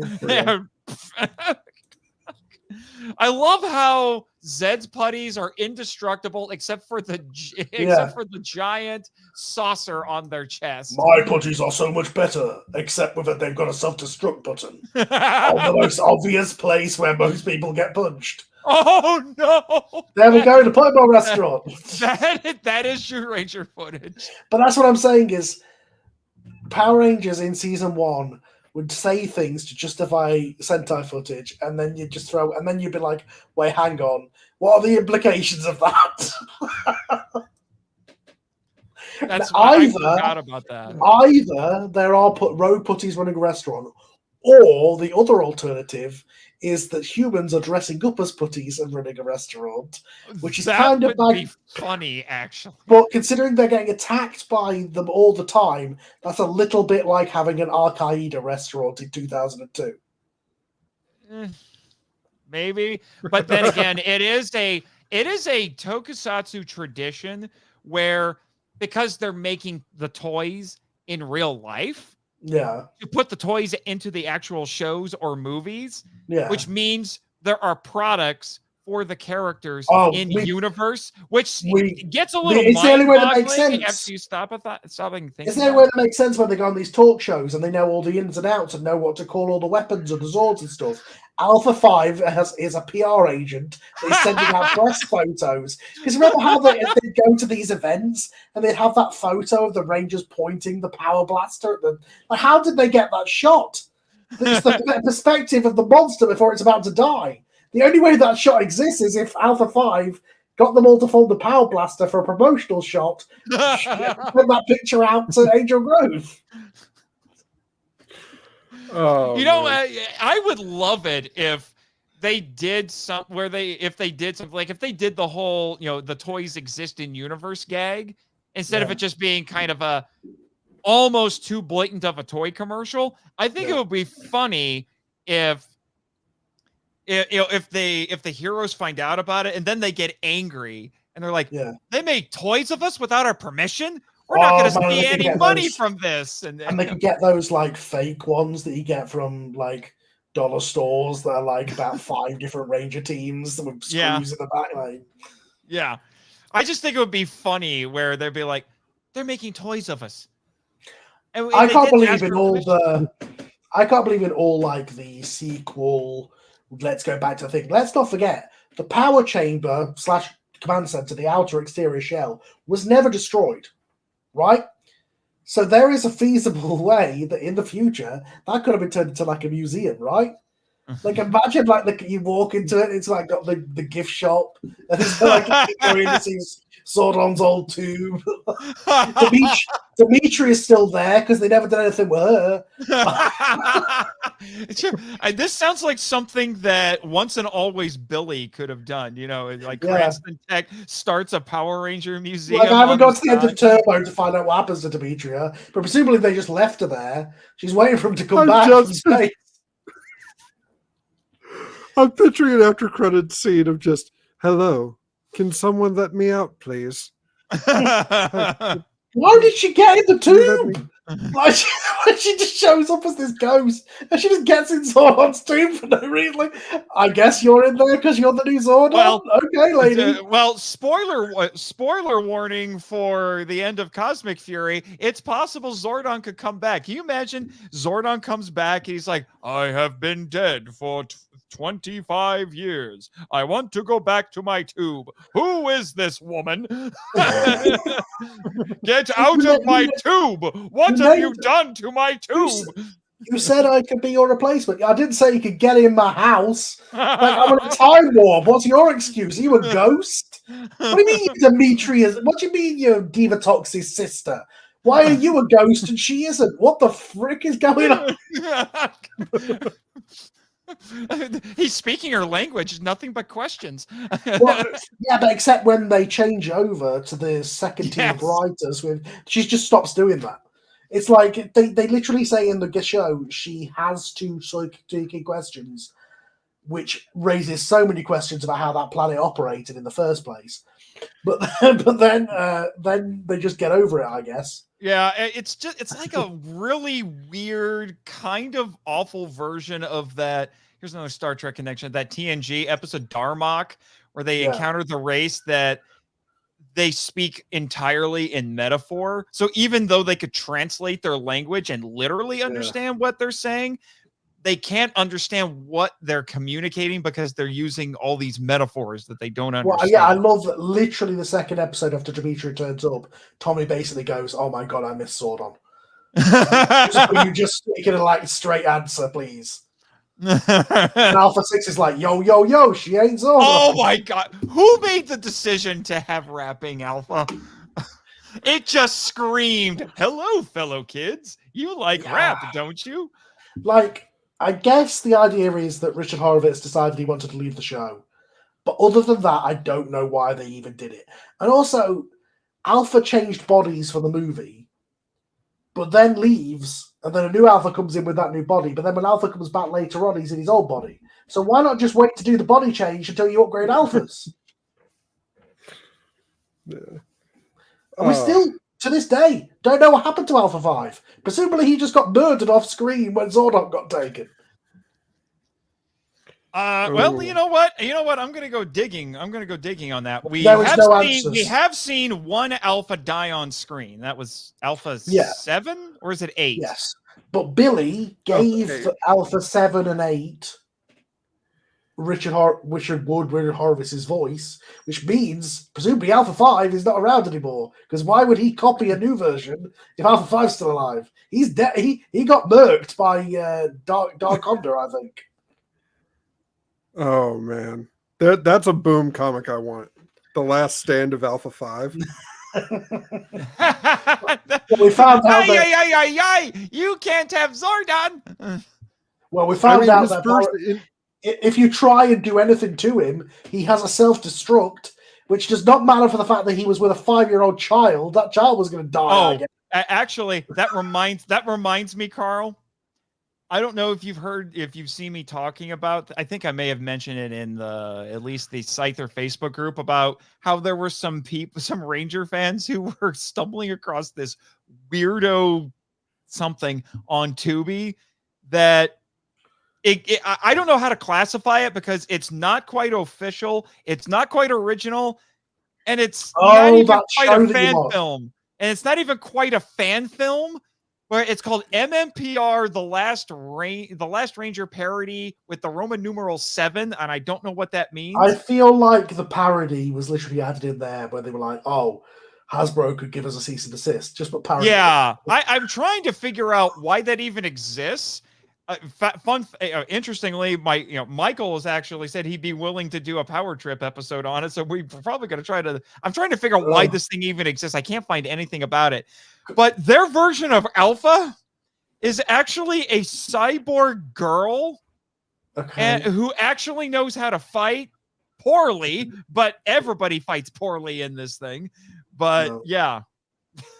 So they made Alpha a girl and she can fight. I mean, the body actor was a female and the other two Alpha voices after 5 were women. In fact, the second Alpha 6 voice, where they basically just turned him into Alpha 5, was Scorpina. Yeah. Although the Soul of the Dragon explains what happens to Scorpina. Yes. Because she just disappears. Weird show. That broke me. They cast a new actor for one episode, brought her back with no explanations where she's been since then. She just turned up working for Zeph for one episode, and then because they couldn't get that actor back, they just dropped the character. Yeah, I just checked the Ranger wiki. No one knows what happened to Alpha 5. He gets referenced a few times after Turbo, but no one knows what actually. It has been so long. I am just down with the fact that I guess he got murdered by Astronomers Forces when they took Zordon. But yeah, Oh, the man. last stand of Alpha 5, I would read that. Yeah. We know he has a self-destruct. He probably took some people Yeah. with him. And think Oh, of yeah. his first reaction when Ivan Ooze comes in the movie. Like, I know Yeah. it's a separate universe, but his first reaction is to karate chop this Mm. dark wizard of Well, evil. I mean, we do know from all you have to do to disable Alpha 5 is put a floppy disk or a CD in the back of him. So, Although, Evil if Alpha you saved season if you 2 for read me. if you read the Justice League Power Rangers crossover comic that Boom and DC made, actually Alpha has some great moments in that. And spoiler Mhm. warning, he's technically a cliffhanger because the villain in that is Brainiac. And and by the end of it, they're like, "Oh yeah, we beat Brainiac." But then the cliffhanger is, "Oh wait, Brainiac is in Alpha." I enjoyed that crossover, but the continuity nerd in me could not compute when Zed was there, but then they had the dinosaurs. I was like, hang on, no. I just let it slide because I'm like, this is a You know what this they is a should have fucking done? universe. It doesn't count. It's Elseworlds. They should have heard the fans' complaints about that, and they should have had Shazam come in. Shazam! And then he like strikes them and they turn into the dinosaurs. That would have been brilliant. There was a Power Ranger RPG show that they did. It was official. Hyperforce. Yeah. And they had Karen Ashley on it. I saw that one, because they time travel back in. And she goes, "Oh, I got a Zord, saber-toothed tiger." And I'm like, "No, you don't." And they went to I remember they went to break. They came back. They saw the fans were going, "That doesn't make sense." And they're like, "Oh yeah, it's a griffin. Sorry." Yeah. Well, I mean, to be fair to them, technically they are still in fact the dinosaurs until the lightning strikes them. Yeah. Which makes the whole part of the mutiny where they're like, "Oh, they've been destroyed and we've saved enough of them to make the new ones." And then they say that, but then they also they see them and they're complete and they get transformed to the new ones. Nothing about the footage about that whole thing makes any freaking sense. Why not just say they're just being upgraded? Why go for the trouble of saying they're being destroyed? Like, because then all those times where the footage accidentally goes back to Zoo 2 footage where you can see the old Megazord makes sense, where like electricity like turns it back or whatever. But it's weird. Yeah, there's a moment in the last, I want to say it's the Wild West Rangers towards the end, where they cut to present day and Rocky goes, "Oh, I can take care of this monster with the red dragon." And he kicks the monster one time, makes contact, but just bounces off.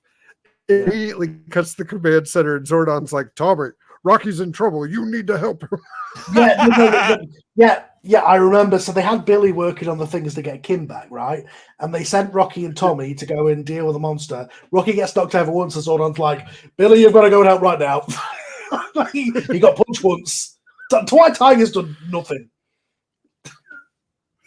Which it barely did. I just have this feeling because the Kiba Ranger was barely in Die Ranger, so they had limited footage to use. So for the majority of those fights, the White Tigers just kind of stood in the background, going, "Yay!" But hey, I give them credit. That was they were trying their hand at making making their own Zord footage at the time. I actually saw a video pop up. Yeah, that's what made me really angry watching season 2. Was in the last like 3 episodes they started doing their own Zord footage. It was like now, just before you blow them up, you've got the okay. Yeah. Oh yeah. Anyway, I don't know. To be honest, to go back to the kind of the original subject, I don't know exactly who's gonna be, who's gonna do better here. Elgar's not going to be a problem for either one of these teams because Elgar's not going to last long. Elgar's going to get punched once and that's it. Yeah, he's got a Gambit saw, but other than that, like. Yeah, although I'm guessing once you start getting closer to the end of ZO, Shane's really going to kick up his campaign for me to voice Elgar. Oh yeah, well it was the same voice actor, right? Huh? Was it the same voice actor or just the same body actor? For Elgar and Yeah. Rito? I don't I think know. it was. I think it was the same voice actor. But it might have been the same body actor. I think I read. It was John Pappenbrook for Rito. Yeah. I don't remember if it's the John Pappenbrook did a bunch of characters. Is it Robert Derek Pattinson? Stephen Price was Elgar. Okay. Okay. That's another Yeah. weird thing about us. We're currently watching Turbo. Is the weird change where they just go back to movie diva talks with no explanation. Like she's just talking about a different woman. Moving on. Well, the advantage they have is that she wears a mask, so it's a little easier to get around it. But I mean, Well, I am. Shepard plays her completely differently than I was Carol. gonna say, her voice is different. Mhm. The whole mannerisms, like, I mean, and obviously she's the one for the movie. Then she got pregnant or whatever, which is better. At least Saban's getting better because, as we know, the previous Diva Talks got fired for being pregnant. Not Diva Talks in the last movie with Dulcia. They fired her for being pregnant. So. Yeah. Well, but then funny enough, better. the actress they used, they almost had to replace her because she got cancer, beat cancer, and then came back and finished the movie. But I will say I've gone on record numerous times. I am no fan of Diva Talks, but I will say Hilary Shepard plays the part better. I like watching it back now. Like, obviously, as a kid, I watched the movie and a couple of episodes, and I didn't like Turbo for the same reason nobody else liked Turbo. But going back now and watching it, I like her a lot more than I thought I did. She's a lot of fun. And also, because I kind of like the thing with the Machine Empire is that every time we cut to the moon, we see a giant armada of thousands of cogs, and you're like, why don't you use those? Like, you always have that problem whenever it's like a galaxy spanning empire. You're like, why are you sending one monster at a time? You have an armada with tanks and aircraft. Like, send those.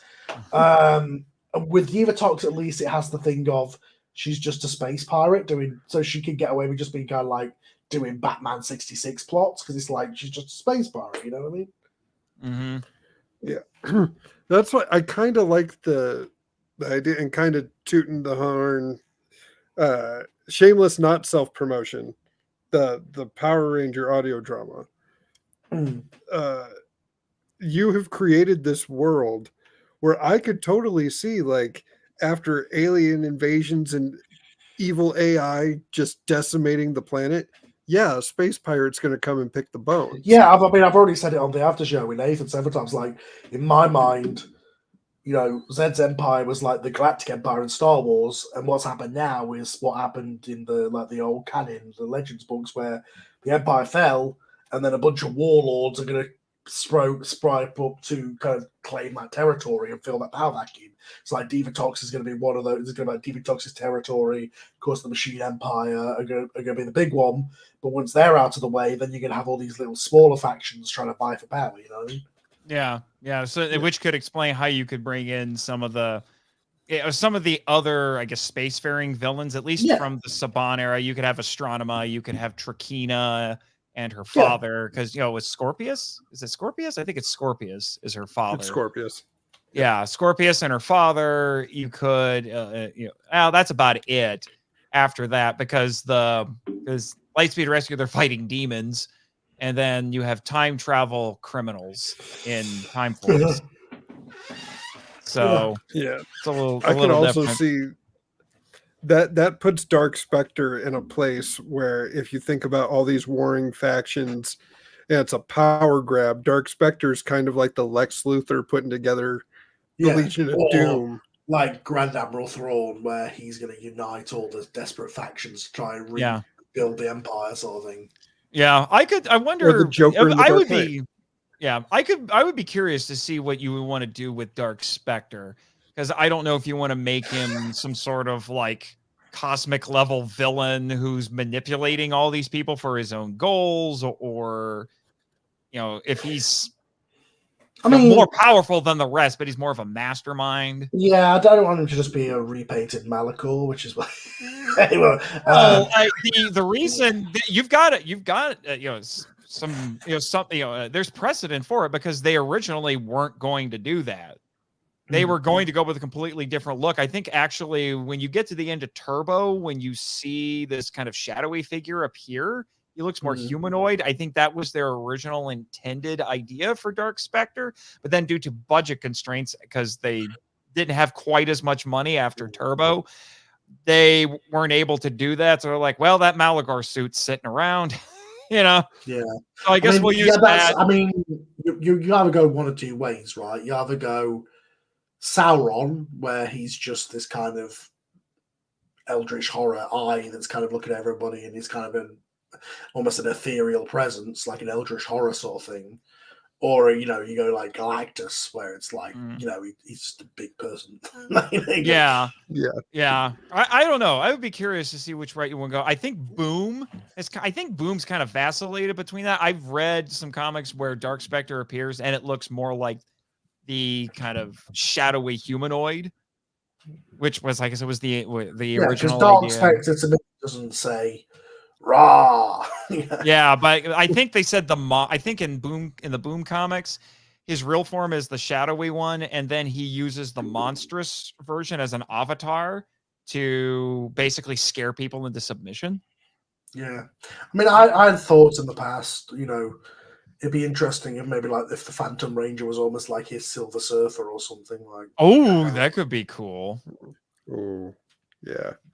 Where it's not so much that, because Dark Spectre's presence was always like, I'm here, but I'm not in the area with you guys. I'm sending a message to you. Yeah, if it could almost be like, if it's almost like, all these changes in the timeline have caused a crack in time, and this being is emerging to kind of devour the universe or something like that. Oh, so he's the anti-monitor. Yeah, that kind of thing. Yeah, where you have the Psycho rather Rangers than just having to be another Lord Zed, a guy with a big booming reverb voice. You know what I mean? Like, and Zach is desperate to voice him. Yeah, where it's not making Dark Spectre weak to have the Psycho Rangers, but it's preventing him from breaking through. Yeah, you're tapping into the power that's being used to release me. I'm just thinking off the top of my head, but if we go with the idea that the Phantom Ranger is kind of, the souls and all that kind of stuff, like he's Ermac basically is the going theory on him. Other than the Billy one, which doesn't really work, but if you don't go with the Billy thing, the idea is he's supposed to be like the souls of past Rangers and all this kind of stuff. If you're going with that and you connect that to Dark Spectre, then almost the Psycho Rangers could be like the Ring Wraiths or something. Like they're basically like dark demons that have been put into these Ranger forms, kind of thing. Like, past evil Rangers or something. I would like to see the Psychos be like dark manifestations of the current team of Rangers, which is why they have to kill their specific color. Psycho Red has to murder Andros because no one else will. They're all obsessed with that because that's ultimately the Psycho Rangers' downfall is their single-minded obsession. I'm on record of how I want the Psycho Rangers to be in the future. Where you explain that the previous team can't help our new team because they are the Psycho Rangers. What, the Zeo Rangers end up being the Psycho Rangers? That's fucking nuts. Instead of just they go off into space and then to help Trey, and then we don't know what happens to them, and they turn up and they're like freaking basically zombies. That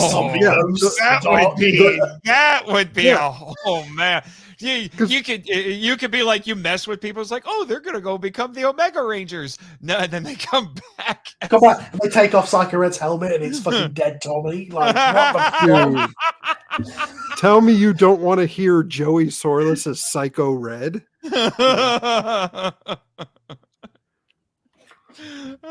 Oh man. And I liked that idea because then you have Divatox picking the bones clean and just some random guy named TJ who's good with cars finding some tech, and you have to make your own Power Ranger team.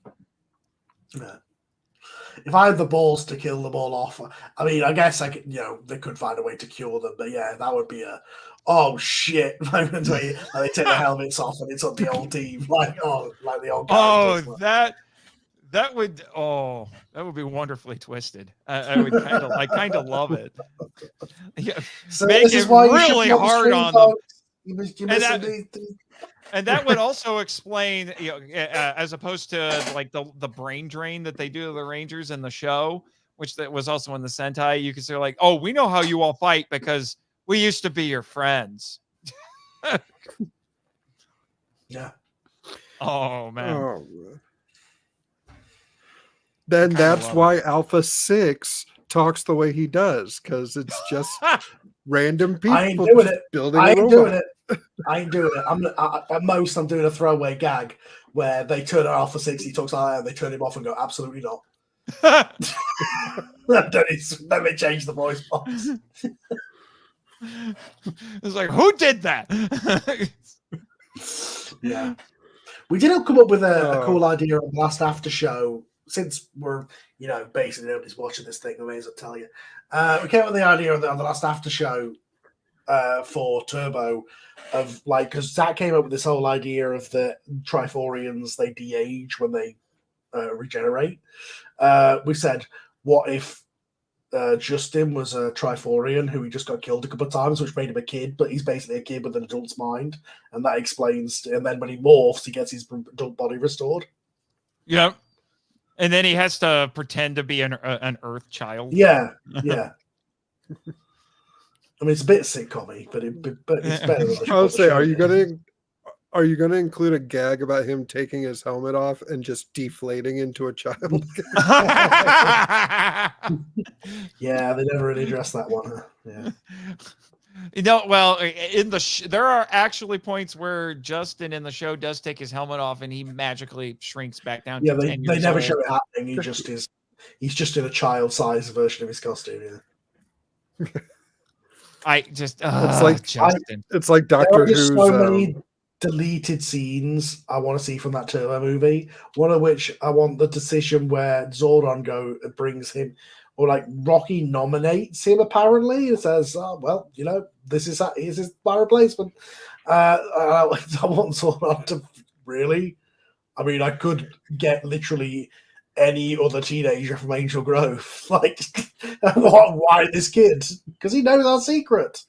Oh, yeah. If it had been something where it was a decision made in desperation, I could understand. Like, I don't know, Divatox attacks the hospital, and Rocky's like, I can't use this morpher, but somebody needs to save these people. Here, kid, you use it. Why? I don't know what I'm doing, or whatever. Yeah, like, because the problem is like, it almost becomes this thing of Zordon. If you find out the Rangers' identities, you are initiated. You don't have a choice to say no. It's like you become a Ranger or you die, basically. Like, pretty much. Yeah. It gets kind of Rocky's just like, I'm sorry. You had to find out this way. This is what happened to me, and now look at what happened to me. This was Rocky's out. It was like, who are you talking to? Oh, it's this communicator. Try it on. Hey, why don't you throw yourself like, over that rope so we?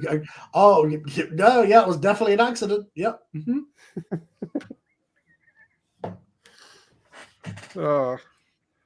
Thank you, Steve Cardenas, again for the cameo for the intro show. Yep.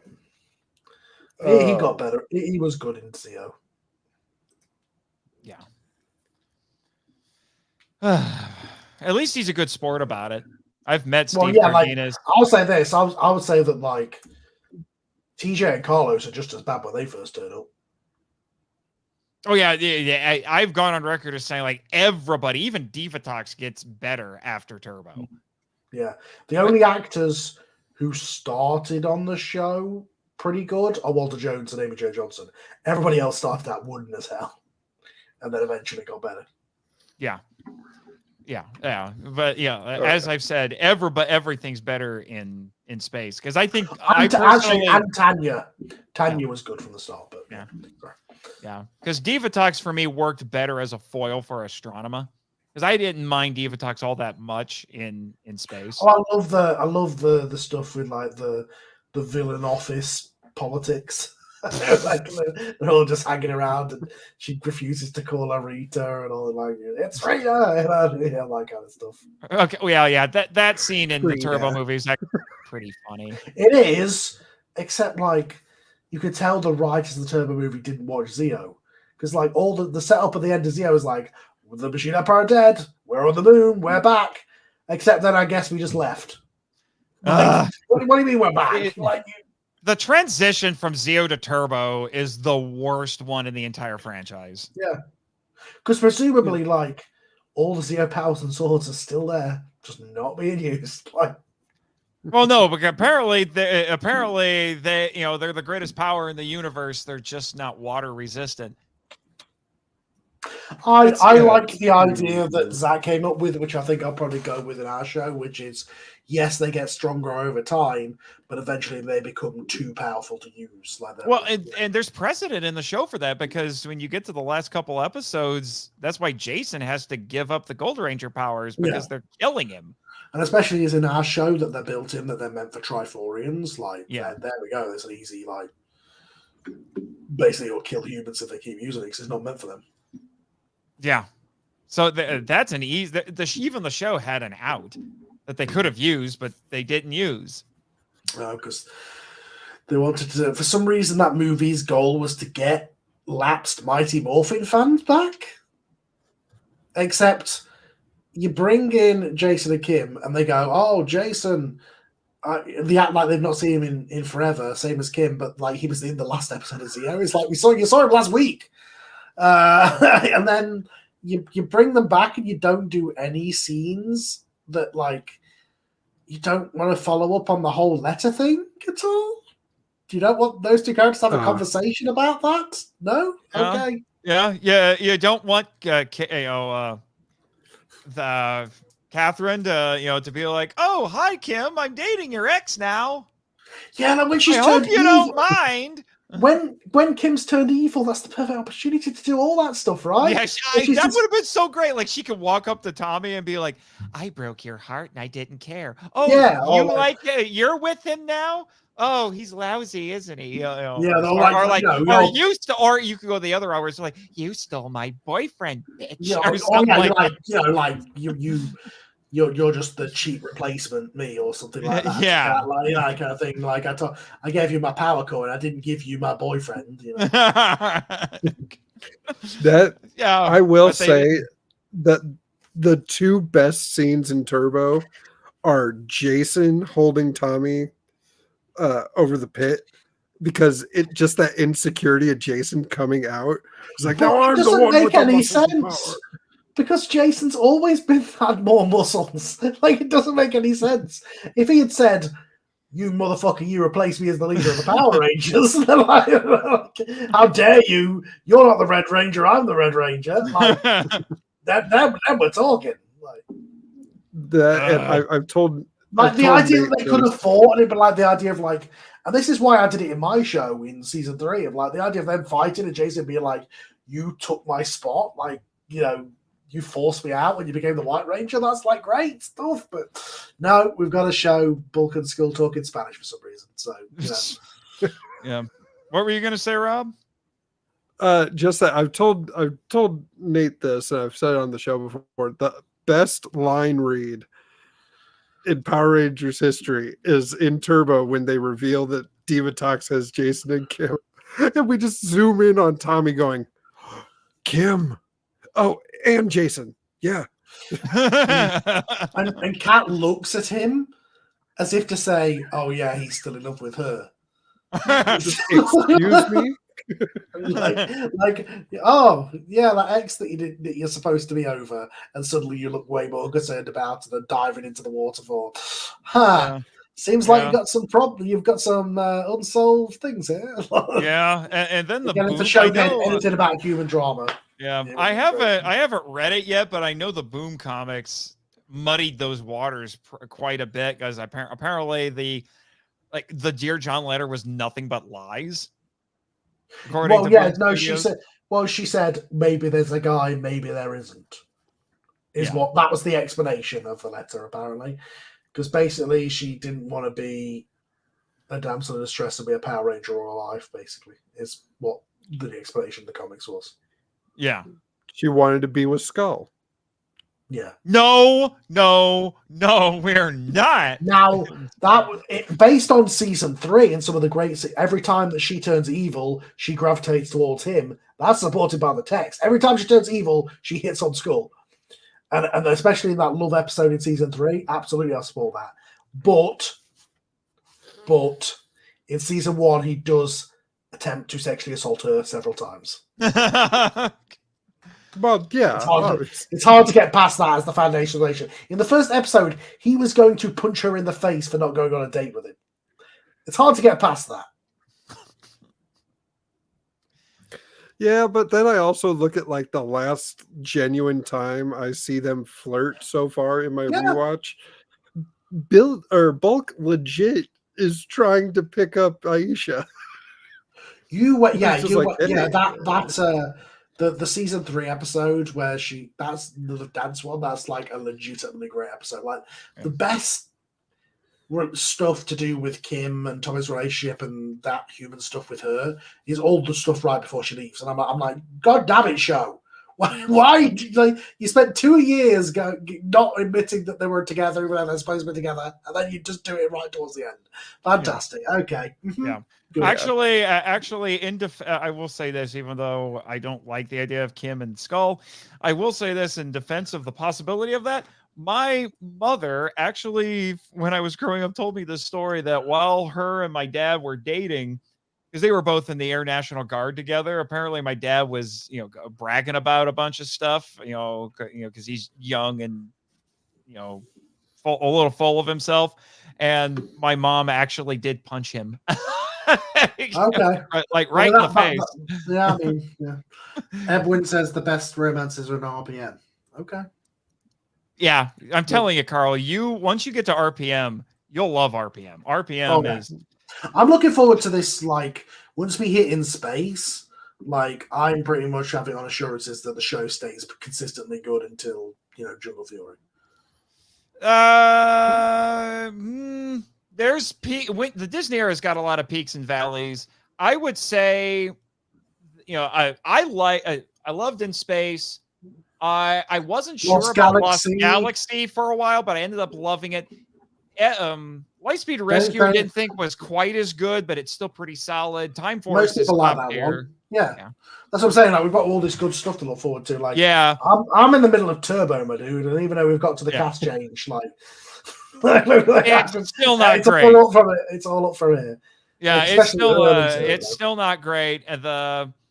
I would say the highlights in the Disney era are SPD, Dino Thunder, and certainly RPM. The thing that I love about RPM, and it's kind of similar within Space, is they were anticipating it was going to be the last season, so they're like, well, let's go nuts. Except it was even crazier with RPM because Jungle Fury was pretty solid, but Disney thought that was going to be the last season. But then they checked their contracts and realized that they still had one more year left with the toy companies. So like, okay, fine, do one more. We don't care what you do. They gave them just carte blanche to do whatever they wanted. And they went insane. So it was so dark and different that they had to retcon it a couple years later as a separate universe because, because technically it would have muddied the timeline a little bit. I've seen all the crossover episodes because I've checked in to see what was good because obviously characters that I knew were coming back and stuff. So I've seen that one. So thank you, RPM for acknowledging that the Falcon Zord still exists. Another set of Zords that they just came upon them. It's like Ninja's gone back to his temple. Anyway, so we'll get some new Zords. Like, you don't think about it. Like the Shogun Zords, they're presumably still on Earth because the Alien Rangers were using them, but nah. And like that's my only thing is because there were so many seasons and that most of them set around Earth. It's like every time that a Zord set gets destroyed, they should be like, Don't worry, there's about 20 others like within Earth's How many backup plans did Zordon have at this? Like, he had so many. He has like Batman levels of contingency plans. But he doesn't. That's what makes him the worst. He just doesn't tell anybody anything. And like, then you find out that he didn't even invent the power coins, and he just found them. He didn't build Alpha. What did you do, Zordon? Because it seems like you stole this stuff and then made a bunch of rules and then named the robots after yourself. Like, he's just a charlatan. And then doesn't do anything to help. Every time that the Zords got destroyed, he could have gone, oh yeah, by the way, I've got an Astro Zord on the moon, but I'm not going to fucking tell you about that. Like, fuck you, Zordon. Oh man. Yeah. The best part about if he Zordon, did come back, if the Hasbro season had continued, if it had been successful, the best part about if Zordon had come back, it would have been like, right, so all evil's been destroyed, right? Well, it did. And then we had to make more seasons. So, and then other bad guys turned up, and there's been a lot more since. And also, some of the bad guys that you got rid of have been resurrected. So, yeah, your death was kind of for nothing. But look at all these Rangers we have now. Yeah. And all the old ones got their powers back off screen conspicuously. Like all the old Ranger teams got their powers back, and they all made friends again and apparently hang out still. We're just never going to get an explanation for that. Huh? That's the boom. Fuck this Power Rangers Prime bullshit. That's the story I want to see. I want to see the story of Once and Always, the prequel. How did all the original team get back together and hang out again and start becoming Rangers again? Like, tell me that fucking story. Yeah, I've gone on record as saying that what they're comparing. What were they comparing? They were comparing this to the Ultimate Marvel universe. Like, this is less the Ultimate Marvel universe and more like the New 52, where Darkest Hour was just Flashpoint. Why? And I'm like, I don't know if this is a model you want to emulate. Just take the good stuff from the early years, which was you redoing season 1 and 2, and just keep going. Forget that you have to tie into the show. Just do your own version. Like, but no, because season 1 and season 2 are the only ones that everybody cares about, right? So that yeah. It makes me so sad, because I feel like, and I feel this way because I play him on the audio drama. I'm like, I feel like Rito is the one part of Mighty Morphin that just people just don't think, or either don't remember it or they just don't think about it. He's like the least of the Moon Crew at this point. And I'm like, like I think people dropped off in season 3. So like in people's mind, they think of Scary Lord Zed and they think of Machika Soga Rita. Like, I mean, like I was talking a little bit in the chat about this earlier. It's like, I think I literally own the only 2 Rito figures ever made. I have the vintage Bandai. Found this at a con and picked it up, and I have the Super 7. Super 7 was nice enough to make one, and now I'm just like, I would have loved for them to eventually. I would have loved eventually to have a Lightning Collection Rito. Yeah, exactly. Like we got all the Mighty Morphin team, and then all of them again in glitter, and then them all again in ninja suits, and then them all again in remasters. But we never got a freaking Rito, because he's from season 3. We got the fucking Tangas. We got the Cogs, but no Rito. No Rito. I'm a little upset, Hasbro. I'm a little upset. But thank you, Super 7. At least you were nice enough. Yeah, but even that's not in like the proper Super 7 like $50 super duper. Like they're making a Draken one, but they haven't made Rito. Yeah, I'll tell you right now though, if they do make the big a big $50 figure, I will pick it up, because I am weirdly attached. Those are really good. Yeah, they're kind of in Lightning Collection scale, but they're just a way more detailed with loads more accessories and stuff. Yeah. Well, here's the funny thing. I had the impression, because this is how Michael remembered it when we were doing the power trip, that Rito had a gun, and obviously he has the chain gun in the show. Then I watched it and I was like, okay, he had the flamethrower and the sword, and that was about it. And I figured out why. It's because the toy has a gun, as an assault rifle. Because somebody in the toy thing went like, yeah, he's an army man. Why wouldn't he have a gun? But the show was like, well, and the show was like, we can't have guns except for that. Except for the, I watched this because somebody. Oh, there's a channel I watched. They're rewatching My Morphin, and they just watched the last episode of season 2. Except when they just gun down that imposter Billy, they just don't pull out their blade blasters to shoot him like a 209. Yeah. Like, you can't do that to the putties or the monsters, but you can do it to David Yost. That's a bit okay. Yeah, well, and the reason why I'm pretty sure the toy does, because when I was watching the Sentai, I was expecting his Sentai counterpart to whip out the gun at some point. That's what Michael told me, because he had seen it first. Never happened, but the concept art for Junior, Gasha Dakura, whichever name you want to use, had a gun, which I think is why the toys all have guns. But it never gets used on screen. If he had just pulled out a gun. I would have kind of I think that would have been kind of funny, where he's just like, screw this. Well, that's the best part about we're watching the show now. Is like whenever they use the blade blasters, unless it's in Japanese footage or that Billy might want to mention, they always like shoot around people, or they shoot at their feet. Like they can never shoot people. Violence. Those mom groups, man. Even Lord Zed couldn't defeat the moms. Well, I will argue. I mean, we've spoken about this before. Like, Lord Zed was already kind of ruined because the problem was he was like, "Oh, I'm the more powerful," and then he gets defeated 50 times, and it's like, "Well, you're not, though, are you?" And he keeps sending fucking Goldar, and he keeps being an idiot. Like some people don't like the gamification of Zed into like the sitcom husband thing, but it's kind of the best thing that happened to him because evil Lord Zed, unless you're going to have him win, like he showed up and the reason everybody was because he was winning, but then the show had to happen so he couldn't win anymore. So there was no way to keep that. That's why I had Lord Zed kept going and coming and going and being taken out and gone and coming back in our show is because like if you defeat him so many times, his threats aren't threats anymore. It's like, what are you going to do? You send Goldar again? Oh no. Isn't that kind of the supervillain problem? Mm-hmm. You know, it can happen in comics still, or a lot of other just like cartoons, really in general. Like I'm picked up where I left off watching classic G.I. Joe, and it's kind of the same problem. How many times is Cobra Commander going to lose? Now, the funny thing is, when you get to the movie, when you get to the second season of G.I. Joe, everybody else on Cobra is like, you're incompetent. We're making a new leader. And then they make a new leader, and then that becomes an issue for a while because there's these competing leaders throughout the second season. So sometimes they had the wherewithal to play with it.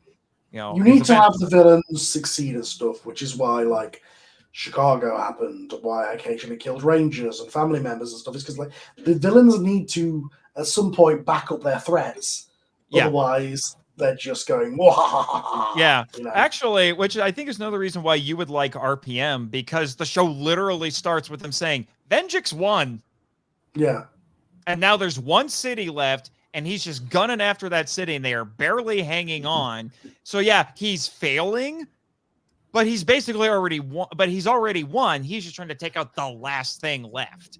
Mm-hmm. So there's a level of desperation for our characters at that point. Even though they're winning battles, that doesn't necessarily mean they're going to win the war necessarily. Yeah, it reminds me a bit of, I just started listening to the novelization of Revenge of the Sith, and I wasn't expecting how dark it got compared to the movie. Like, I grew up with the movie. I know that movie backwards and forwards. I mean, the movie, for the time, for Star Wars, it was pretty dark. Yeah. Yeah. He stabbed kids.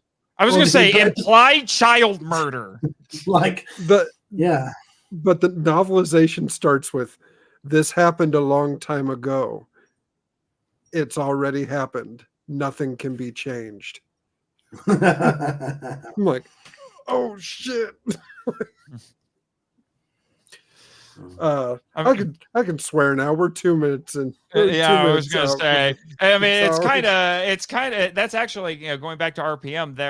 The first scene in RPM, where you have a big battle going on and they're trying to keep a gateway open just long enough for some people who are outside to get into the city, and we find out later that it's actually our characters who are going to be the Rangers later. They're trying to get in while all these killer robots are coming after them and all of that, and then they're barely able to get them through and close off the gate. And somebody asks the commanding officer for the city's military. He's like, "Wait, there's more people out there. Shouldn't we do something about that?" And the commander's response is, "No, it was a." Heaven help them because we can't. And then it just smash cuts to the title and goes to the next scene. I'm like, wow, talk about setting a tone. Yeah. It's very out of left field for Power Rangers, but it's also like that scene in Spy Kids 2 where out of nowhere you're on this goofy little adventure on an island of lost dreams. And then out of nowhere, Steve Buscemi goes, "Do you think that's why God stays in heaven? Because he fears what he created?" What? Just out of nowhere. And then he's like, "No, I'm afraid of my monsters that I've made." That's random. Right. But we have approached hour 6. I blame myself for being steadfast on doing it on Ranger Day. Well, but that was the whole point, right? Yeah. Yeah. I mean, threw that link out. Yeah, I've been plugging it all night. But yeah, folks, if you're watching this after the fact, go ahead and donate to the link, so we can at least give something. Yeah, it'll still be good for the rest of the year. So just copy and paste. Watching this after the fact. We apologize that me and Nate were so late to the party, and well, I had to do some job training today. I was doing another podcast. Yeah. Well, I appreciate you guys taking the time out to help me with this. I really do. And also shout out to my voice acting coach, Chris Carr, and her podcast, Two Filthy Casuals. I know they put the word out too. I actually gave you guys a shout out for the audio drama, and we had a nice little laugh about Chicago. Hey, wait till the first episode of Zeo. Chicago, Chimargo after that. Yeah. Well, and I'll just say I'm a plot twist, but Yeah. I'm a. You know what I said about how the bad guys have got to win? How about we start with the bad guys winning? There you go. Also, someone actually corrected me when we were talking about Johnny Young Bosch. I was right, and yet I wasn't. It wasn't Kamen Rider Ryuki. It was Kamen Rider Dragon Knight, the Americanized version, and Johnny Young Bosch voiced Dragon Knight and Onyx in that game. So I was incorrect, but he has still done the trifecta: Rider, Power Ranger, Slice Sentai, and Ultraman. He got them all. Nice. So I would shout also out like to Matthew for telling me that. I would like to plug Scyther Media's Patreon real quick, guys. Zeo is really good. It will be great, but I will say, if you have the choice between donating to that and donating to this, donate to this because it's for a good cause. Yes, I appreciate that. With that being said, I have to applaud the newest sounds added to my arsenal. Straight from the show. Let's start with my favorite. We've got to get those balls. Okay, I'll do it. No, Adam, wait.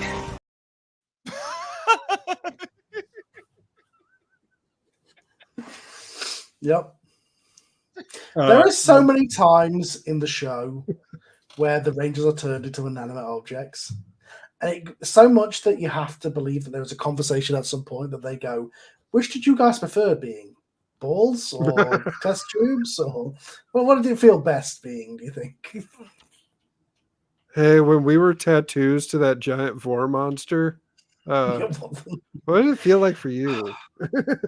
The terror toad. My bad. The terror toad. Fun fact, the Terror Toad episode was the first one I ever saw, and I wasn't entirely prepared for it. Because it was weird watching a live-action superhero show where the monster is eating the Rangers. Because you don't know as a silly. kid. Yeah. You don't know as a kid that they're just going to come back. Like. Yeah, it was. I mean, I look at it now and it's silly, but there's still that kid part of my brain when I rewatch that episode where it's like, oh, frick. Like somebody watched the Pudgy Pig episode and was like, how come we one up it? Yeah. And then, of course, every time Lord Zed was like, I'm going to create an evil Power Ranger team, I had to play this sound. Oh, man. We're doing this story again? How many times have we done this, Matt? 100,000? Yeah. And when he actually succeeded that one time, they looked like bad putty suits. No, Lucha Satsu. That's what that was. Oh that's God. what we called it. Evil can do a lot of things, but apparently can't cut eye holes to be symmetrical. Yeah. Yeah. I that was one of those times where the script writer saw the costumes and like, you know what? We'll change the ending. Yeah. We can't have them fight. The suits will fall apart. Like you later on with the metallic suits, that means they have multiple costumes. Just put them in the fucking Ranger suits and put a Z on their chest, for God's sakes. It's not hard. Oh man. Or you could have been really crazy and made them wear the, just have Toei send you the Die Ranger suits. Oh, no. The story behind that was that they had about 2 days to do it, so there's no way. If Saban was not paying for them to ship over the Die Ranger models and they had to go buy the toys, there was absolutely no way they were getting the Die Ranger costumes. Or better yet, just don't have them morph. Just have them line up and be like, we're here for the glory of Lord Zed, and then you prevent them from morphing before they can get to it. I don't. Just make them look like the Mutant Rangers, just the Power Ranger suits with black gloves and a Z on their chest. Just all you need is just some black gloves and some Zs. That's it.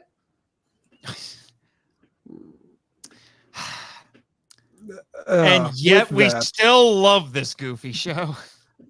It's still so good. My first tattoo is still a D20 with the dragon Zord symbol on it. We love it because we loved it as kids.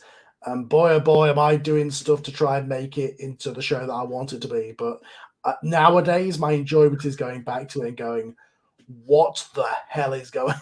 Like, the fun of the show at this point is going back and watching it like you watch a Tommy Wiseau movie or something. Oh, it's not that bad. It is. In some places, it is. Maybe Turbo. It's a badly dubbed thing where the romance makes no sense. Point taken. The editing is out of order and makes the story incoherent sometimes. Okay, point taken. I do want to leave on this note just because I just recently came across it. There is a RPG called Teenagers with Attitudes, where you take the form of the stereotypes of the Rangers and you decide what your power set is, not to be confused with the Power Ranger role-playing game. Mm-hmm. And I wanted to point that out just because, like, that's blatant copyright. Like, the front cover is Jason just sitting there with like fire in his hand, and I'm like, huh. Yep. Yep. Yeah, I but- kind of want to see. I'd love to see a Ranger reboot where they actually get teenagers with attitude, like they actually get like bad kids. Like that would be a whole different show. That's the 2017 movie. Yeah, but they're kind of good though. They're still Just- good at heart. I want to see. I want to Each see of you- a ranger. I want to see a ranger that like puts out a cigarette on Alpha's head, like I'm- leaves gum on Zordon's tube, and like. Each of you has been chosen to save the world. No, Go fuck I don't yourself. want to. Double birds, just walking backwards. But that's all the time we have, unfortunately. I might try to do this again on Saturday. You know what? If I do, I'm probably gonna do a watch along to that the last Ranger parody. Oh yeah, Just- I don't know. I don't know if you can stomach it. I'm telling you right now, Carl. As bad as you think the regular show is, try watching that on Tubi. You will. Oh, I know. Like at least the regular show is produced by like I do say this loosely sometimes, but a professional production company. Yeah. Yeah, Every- I'm not even, like I said, I don't know how to classify it because it exists in this nebulous middle ground where it's. Well, the thing is, like, there's things about my show that I obviously regret, and like I feel like I maybe went too far in places. But every time I compare it to its contemporaries, I'm like, oh, yeah, no, mine's just popular because it's the only one that doesn't suck. Yeah. So, yeah, but the thing is I don't know if I can classify The Last Ranger because it's not official, but it's not really a fan. I don't know how to classify it. So I don't know if I could say like, well, this is actually the worst Ranger thing out there because I don't know. Power / Rangers was pretty something. I don't know. Operation but Overdrive at is least, really, but really at bad. least I know that's a fan film and I can treat it as such. But I think that thing is a fan film. I just think they put parody in it to avoid getting cease and desisted. Which is so bizarre because I don't know if I should just treat it as a fan film or if I should treat it Yeah. as I think it's a fan film. It absolutely is a fan film. They just were able to upload it onto Apple TV or whatever. It's very different. But I will tell you though, if Spirit of Halloween Rito had showed up at some point during the thing, I would have forgiven it.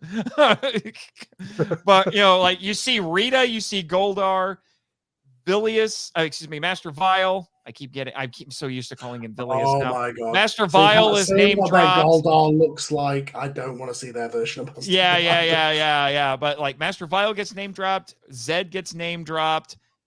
You actually see Finster, but you know it's in like a little like thing that said like, oh yeah, remember these people? And Squat and Babu are nowhere to be found. I'm pretty sure that Rita mentioned something about a brother, and I'm like, please have Spirit of Halloween Rito, because that would be so funny. Like some dude, like they just went and bought a skeleton costume from a Halloween shop and just painted camouflage on half of it. I'm like, this would actually be funny, please. Yeah, oh yeah. There's a reason I did audio dramas, folks.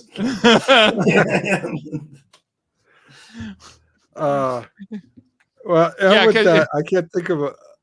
I'm sorry. Go ahead. No, just end your stream. I was saying I can't think of a better segment or a better segue to end this. Thank you, Carl. Thank you, Nathan. Always a pleasure talking to you guys.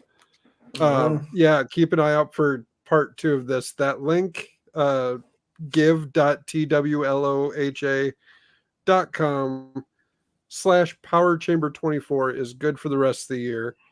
And give if you don't to a good donate, cause, help some Shortfall people Power out. Rangers is cancelled.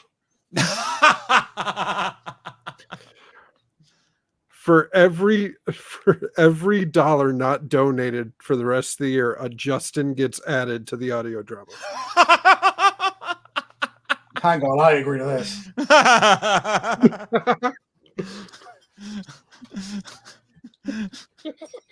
If we hit $300, we make Power Rangers Tommy Force.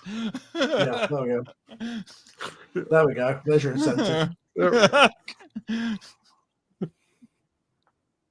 For the children. For the children. Well, for Nathan and Carl, I'm the Hey Buddy Black Ranger Rob Buck saying thank you for joining me and us and everybody in the Ranger Nation on this Ranger Day. Go now, and may the power protect you. The Power Chamber is a proud member of the Hey Buddy Podcast Network. Please visit HeyBuddy.com to find links to all of our social media, as well as our official merchandise store, HeyBuddy.myspreadshop.com. Remember, that's Hey with a YYY. The Power Chamber has no affiliation with Hasbro or Saban Entertainment. All clips belong to their respective owners.